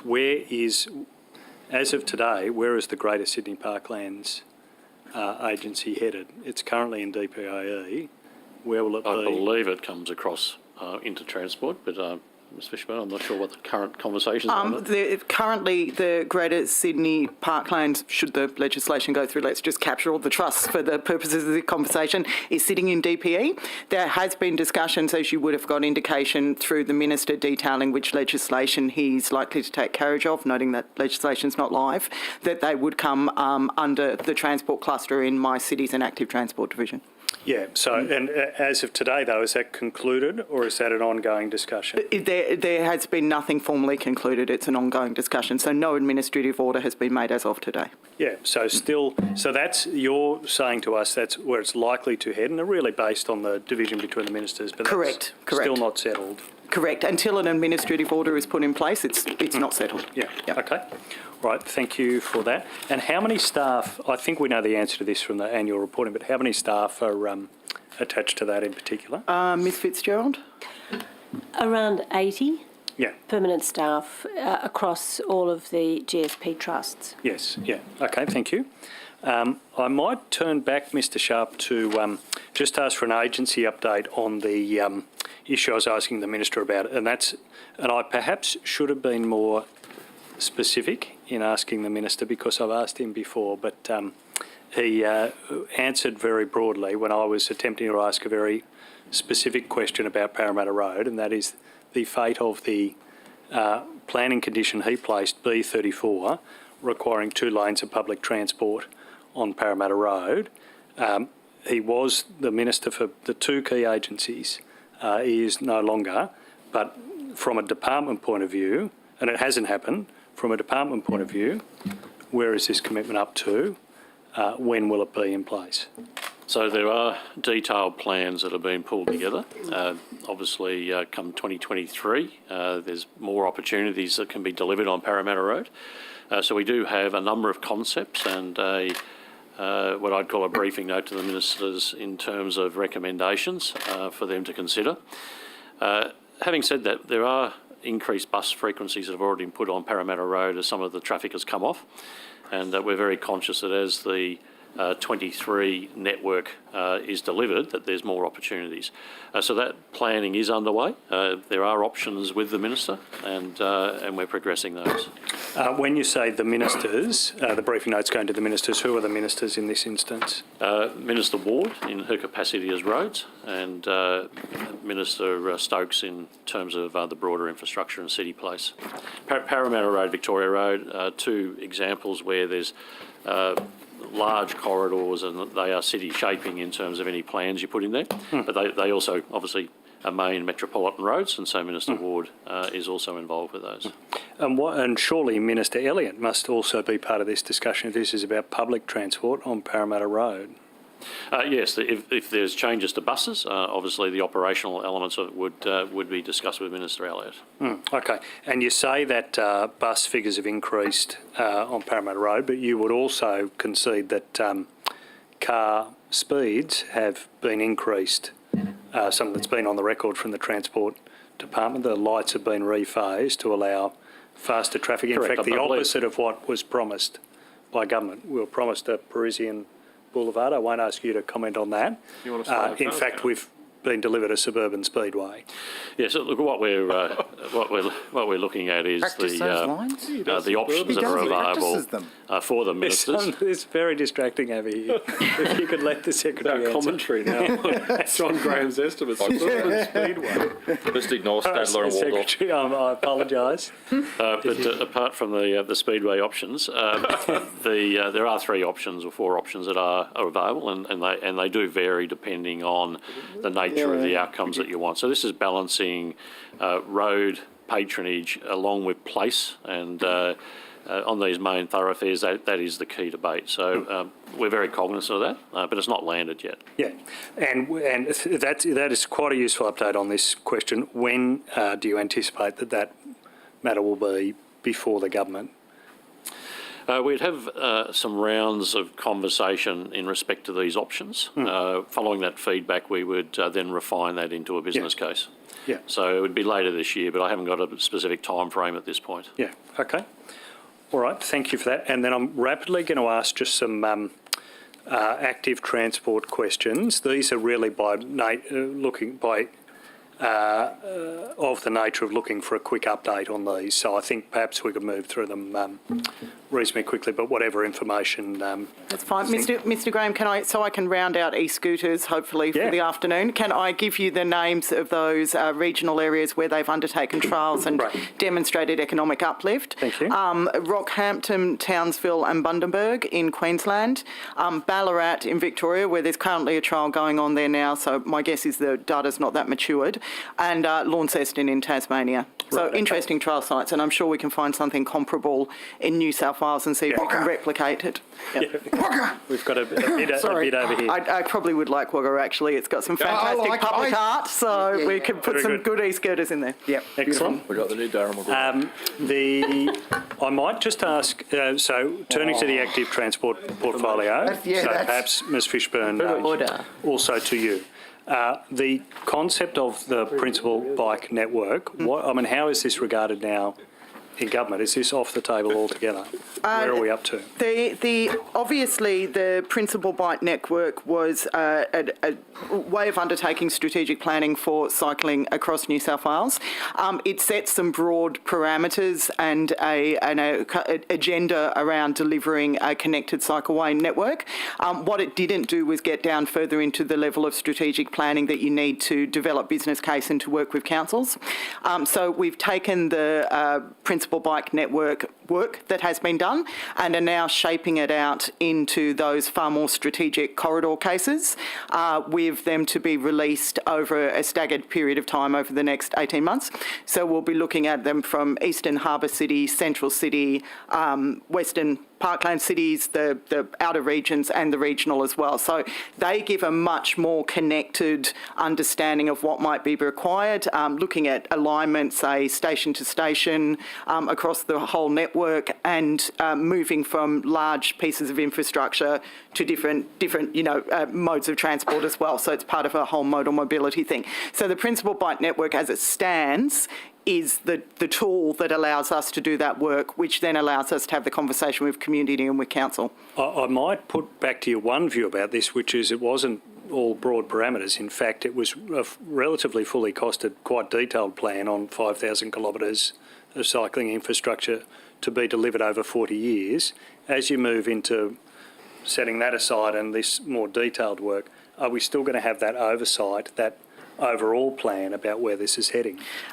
Look, the principal bike network's never been fully endorsed, so I'm reluctant to talk about it as a document other than a tool that's used for strategic planning. I think you'll see as those strategic plans are delivered that they do speak to the PBN as it was pulled together, and you're going to end up with the same outcomes. You're just going to have done it in a way that is more deliverable for government. The Minister's talked about his aspirations for how much might be spent looking forward over the next period compared to that $950 million over 5 years. He wants to more than double it. What's the current backlog? What's your assessment of the current backlog for walking and cycling infrastructure? Look, it's an interesting question and one that it's very, very hard to quantify, to be honest. So walking infrastructure, as you're aware, is footpaths. What I can tell you is that there is genuinely a footpath deficit, particularly in Western Sydney and in the regions. What the quantum of that is would be a very difficult exercise for me to be able to determine because it's held by councils. In relation to the cycleway network, at present we have about 200 kilometres of separated cycleways in Sydney Metropolitan, which is not an inconsiderable amount. You can get around on that. We've got about 170 kilometres in the regions. That's excluding regional rail trails, which are more of a tourism option. We have about 2,000 kilometres in both regional and metro, so 4,000 in total, of shared pathways, which are significantly used for cycling infrastructure. Obviously, separated cycleways are the best for the commuters. Shared paths are probably pretty good for your family type of trips or getting to the shops. So I'd like to see the quantum of separated grown so that you've got the commuting network, and that's why we're doing that strategic planning work at the moment, and then to look at what options you can put into play in relation to those shared pathways, making sure they're safe, making sure that families feel comfortable using them, and of course footpaths children can ride on footpaths with their parents as well, so that forms part of the network.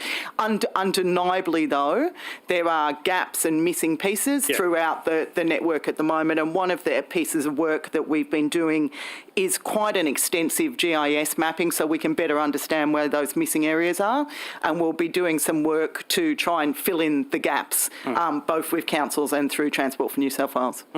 One of the commitments the Minister made in his former role as Minister for Transport was a commitment that while the Inner West Light Rail was closed down, work would happen on the Inner West Greenway. What work happened in that 3 months?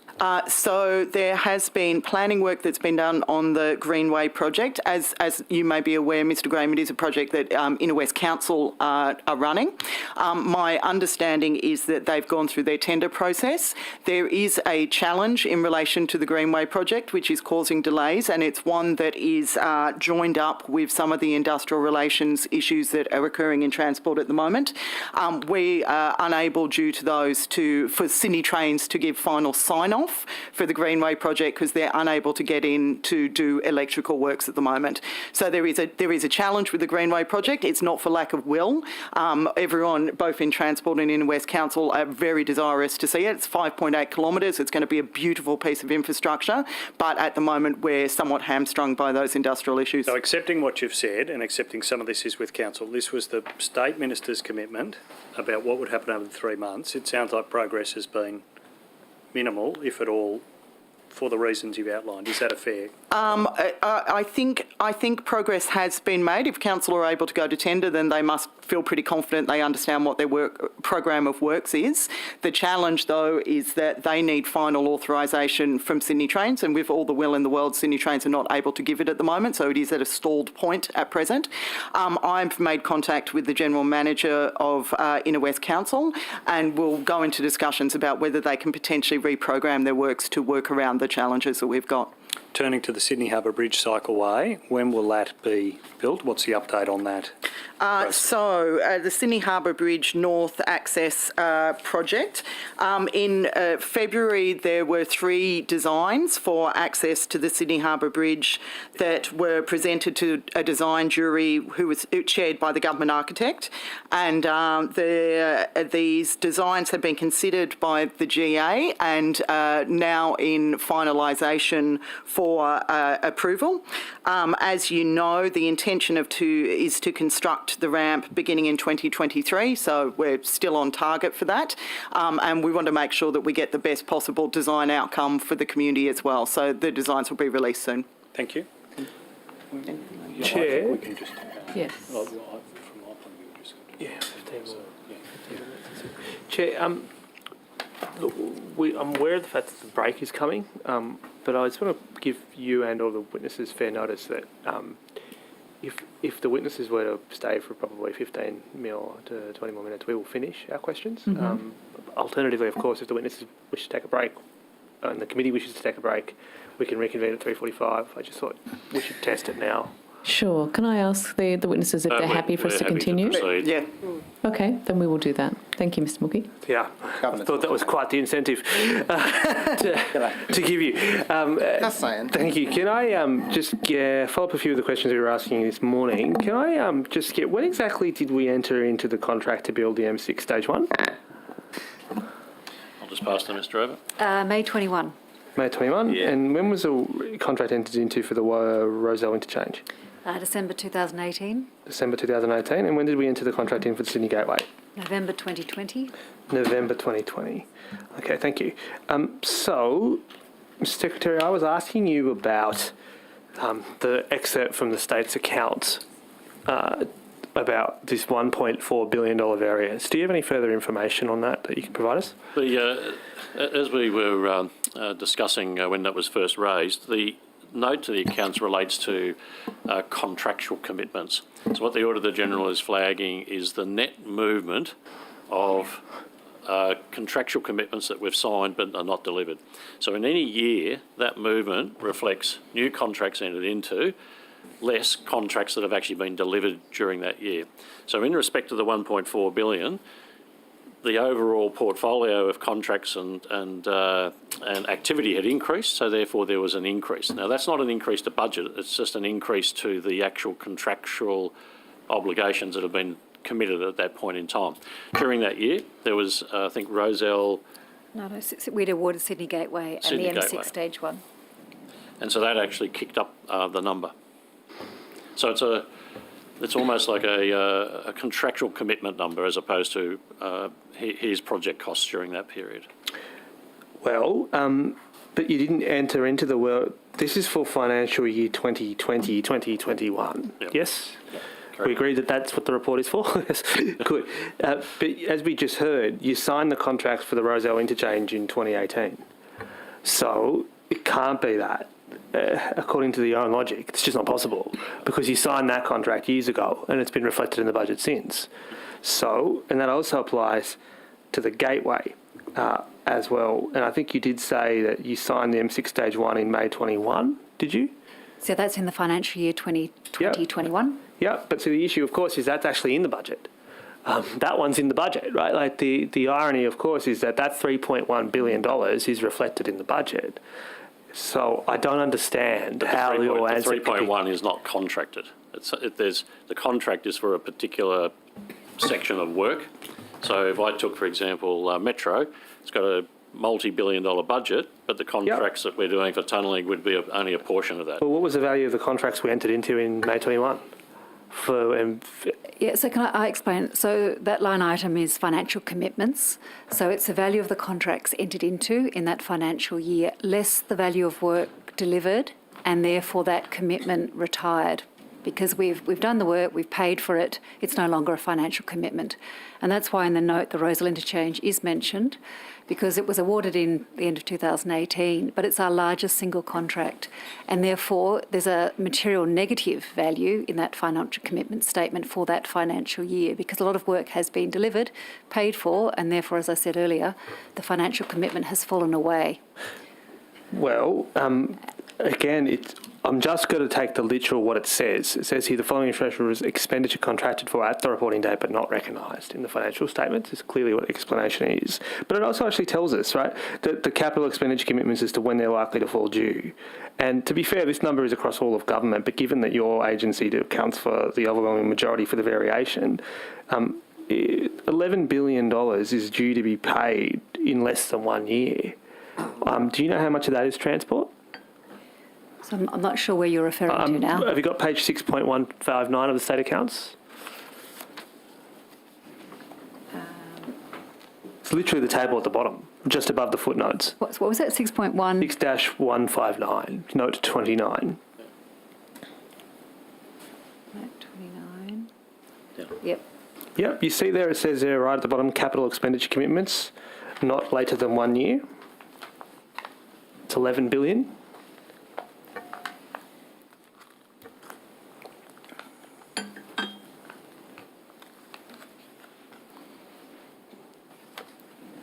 So our budget for the year is something like about 15 billion. Yep. So that number for a year does not look unreasonable. No, of course, and I'm not suggesting it does, right? But the issue is it's gone up by 2 bill in the years from 1920 to 2021. And I'll just be very clear here, that includes health, which is the other big spender here, not just exclusively, but we can infer that you're a pretty large spender given you account for half of the unrecognised financial expenditure. Do you know why that's gone up?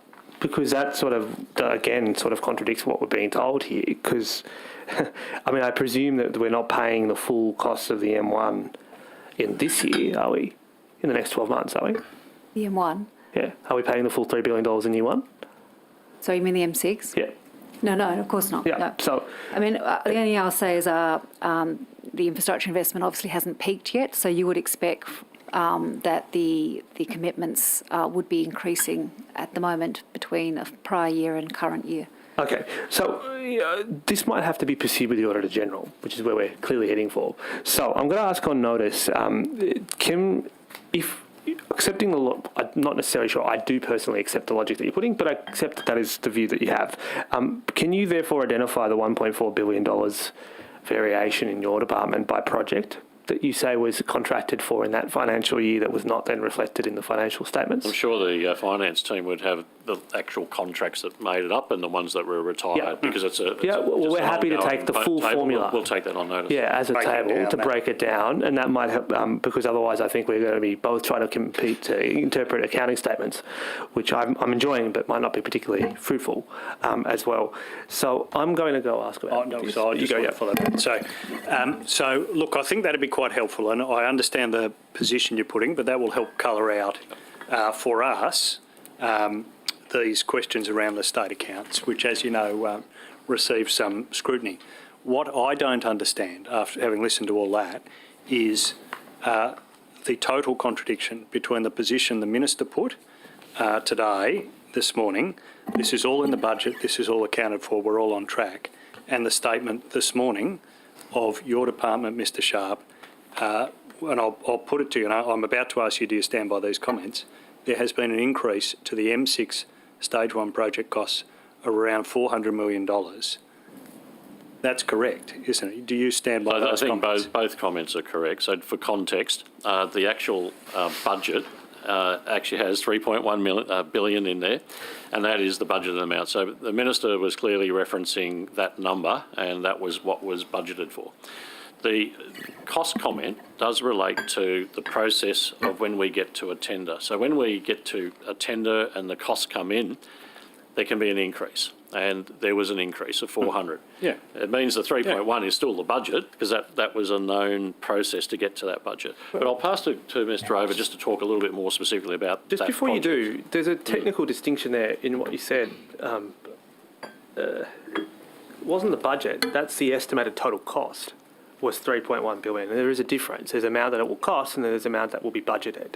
Yep. The budget papers say that it's going to cost us $3.1 billion, but estimated expenditure... What the Minister was referring to. Yeah, and to be fair, that's exactly the point I made to you the other day when we were talking in roads, that there's a contradiction between, you were pointing to the earlier 2.12, which and says... And the 2.7 that we were referencing at the time. Yeah, correct. Yeah. And that was the 2.7. Yeah. Actually, the government had only budgeted 2.7, but it knew at the time that the estimated total cost was 3.1. That's the inference that I drew once you read the two parts of the budget paper together. Yeah. I'll pass to Mr Over just to talk through the detail on that 400.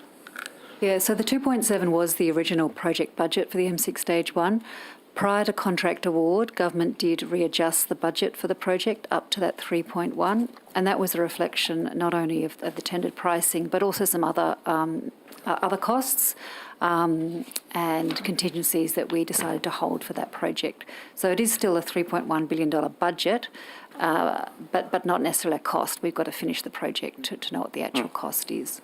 Yeah, I understand that distinction, but there's no question the M6 Stage 1 is up in its costs, $400 million. That's clear. Its budget has increased $400 million, its budget, not its cost. Yes, and contrary to the Minister's view that there are no problems here, and I accept, Mr Sharp, the Minister put the view the agency had put to him in the briefing, but my concern is he then went further.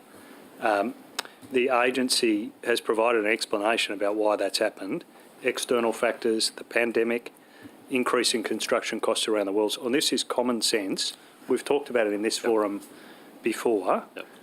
Those are the reasons why these costs have gone up. You agree with that? It is correct, and that's what we have said. The budget process, though, is forecasting 3.1, and so the papers that you're referencing have that number in there. The Minister was referring to that, and the funding for that ostensibly comes through that budget paper. Yep. So which other projects have had a similar escalation in cost? So the two or three that were referenced in that 1.4 billion that you were referring to, the Rozelle interchange? No. The only project that I'm aware of that's had a adjustment of budget post-investment decision is the M6 Stage 1. Okay, and sorry, post-investment decision, is it when the government decided to build it? Is that what we understand it to be? Or when it was announced in the budget? So the government did increase the project budget from the 2.7 up to the 3.1. Okay. That's the only project that I'm aware of that we've done it. All right, and yeah. Yep, sorry, I didn't want to cut you off, Mr. Trevor. No, that's... No, go ahead. Go ahead.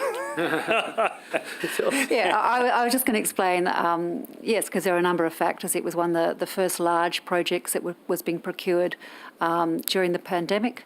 It was a material time between when the budget for the project was set and when the project was actually procured, and there were some changes in the market, and that's necessitated that $400 million position, and we took a conservative view in terms of what the project budget should be for that project, given all those externalities.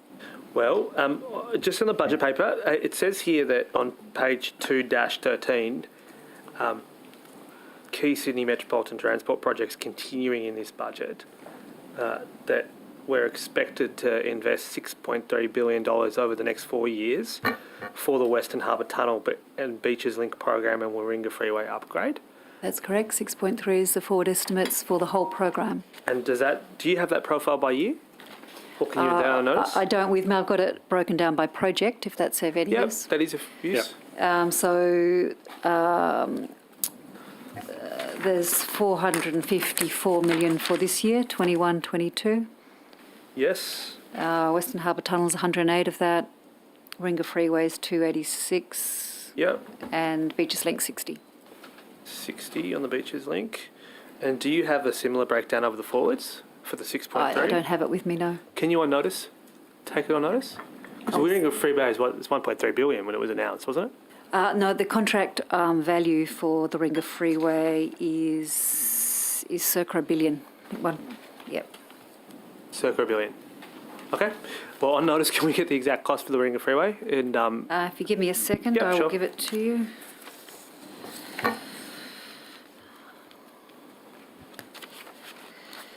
Copious notes.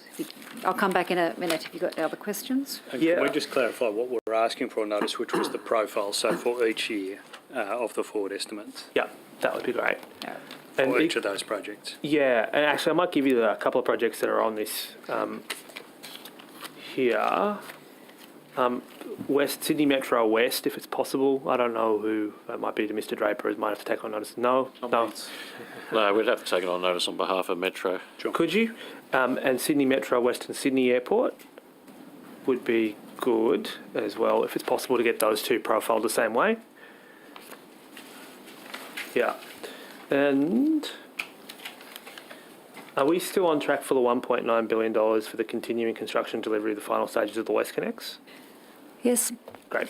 Okay. And what the allocation in this financial year, that is 21-22, for the Beaches Link, will that all be expended, the 60? Yes, we're obviously awaiting the planning approval. So that was the budget amount for this year. Okay. Yes, so will that all be expended? If the planning approval comes through. Subject to planning approval. Yeah, correct. Okay, yeah. Can we also, incidentally, just get the profiling figures over the forward estimates for the Northern Road upgrade and the M12 motorway?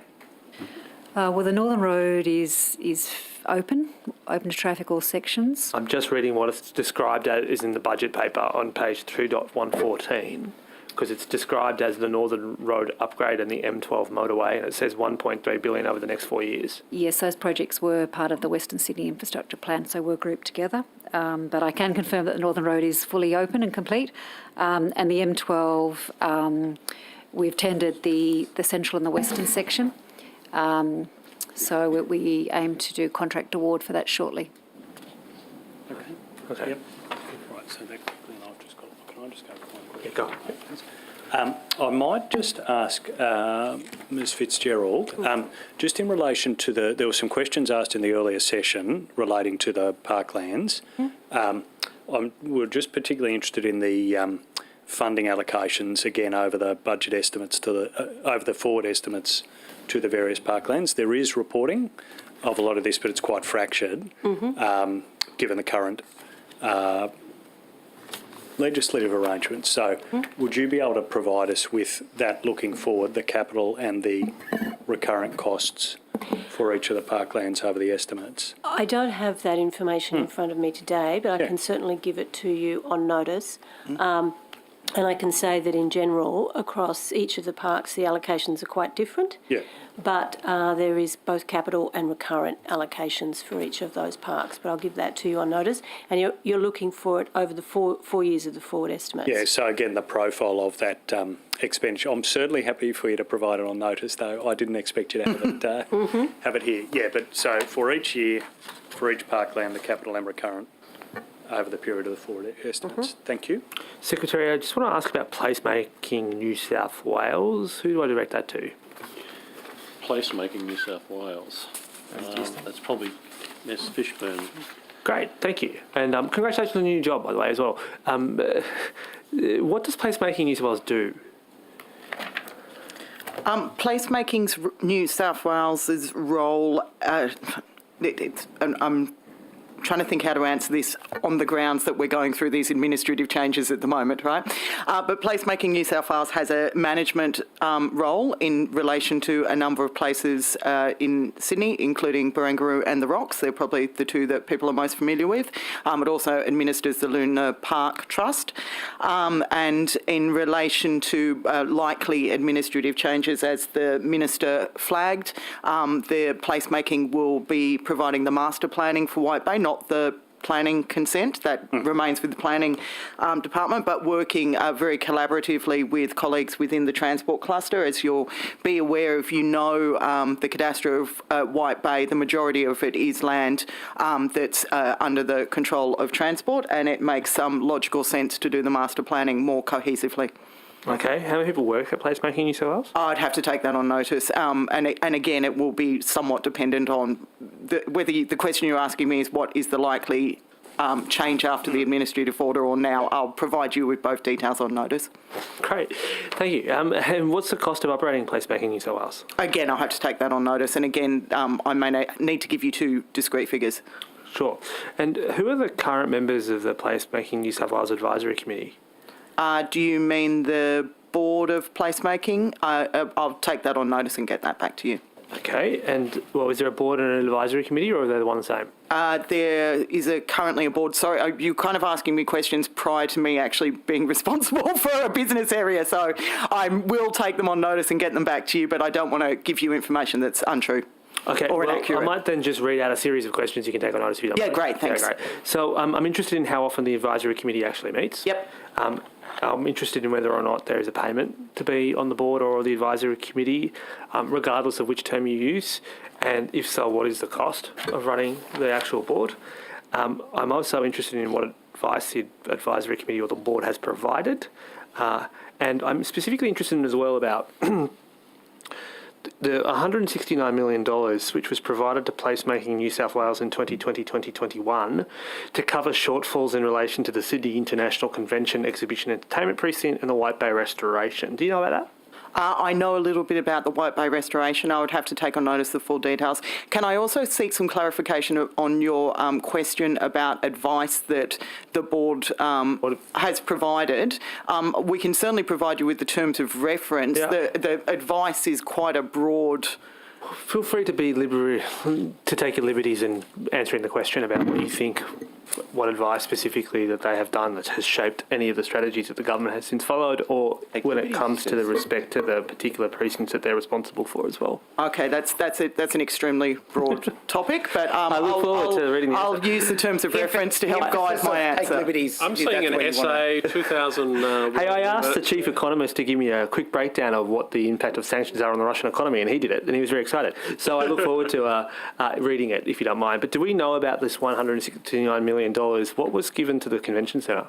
I'd literally have to take that on notice. I can speak to the White Bay from my previous role. The money was provided for remediation, immediate needed remediation works for White Bay, but I don't have information about the convention centre. The Infrastructure New South Wales' role in the convention centre is finished? Long gone, yeah. Long gone, okay.